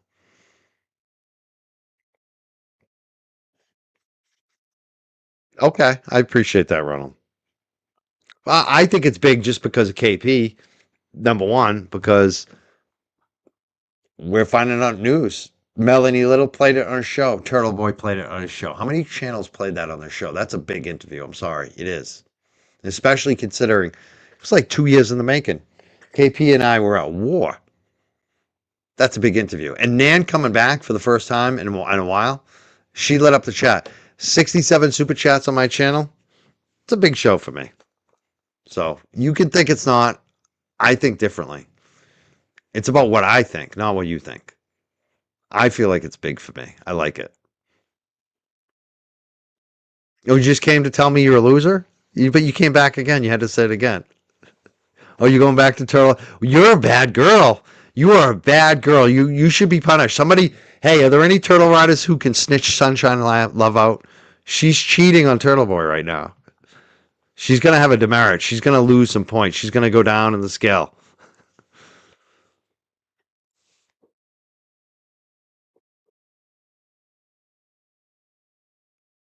Oh, I'm going to time you out, Nordic. You're gross. You're gross. And you'll be lucky if you get back in here, Nordic. You're gross. That was a gross comment. Yeah, like Kim said, absolutely a big show tonight. The chat was lit. Are you kidding me? There's a reason I'm live till 5 hours later because it was that big of a show for us. Yeah, teach her how to spell. Maybe Turtle can teach her in class. Did she leave? She went back to the Turtle cult? She's probably in there. Cry fit made me cry. All right, Jerks. Final goodbye. I will see you in the morning, hopefully. Or maybe at night. I'm not sure when. I'll see you when I see you.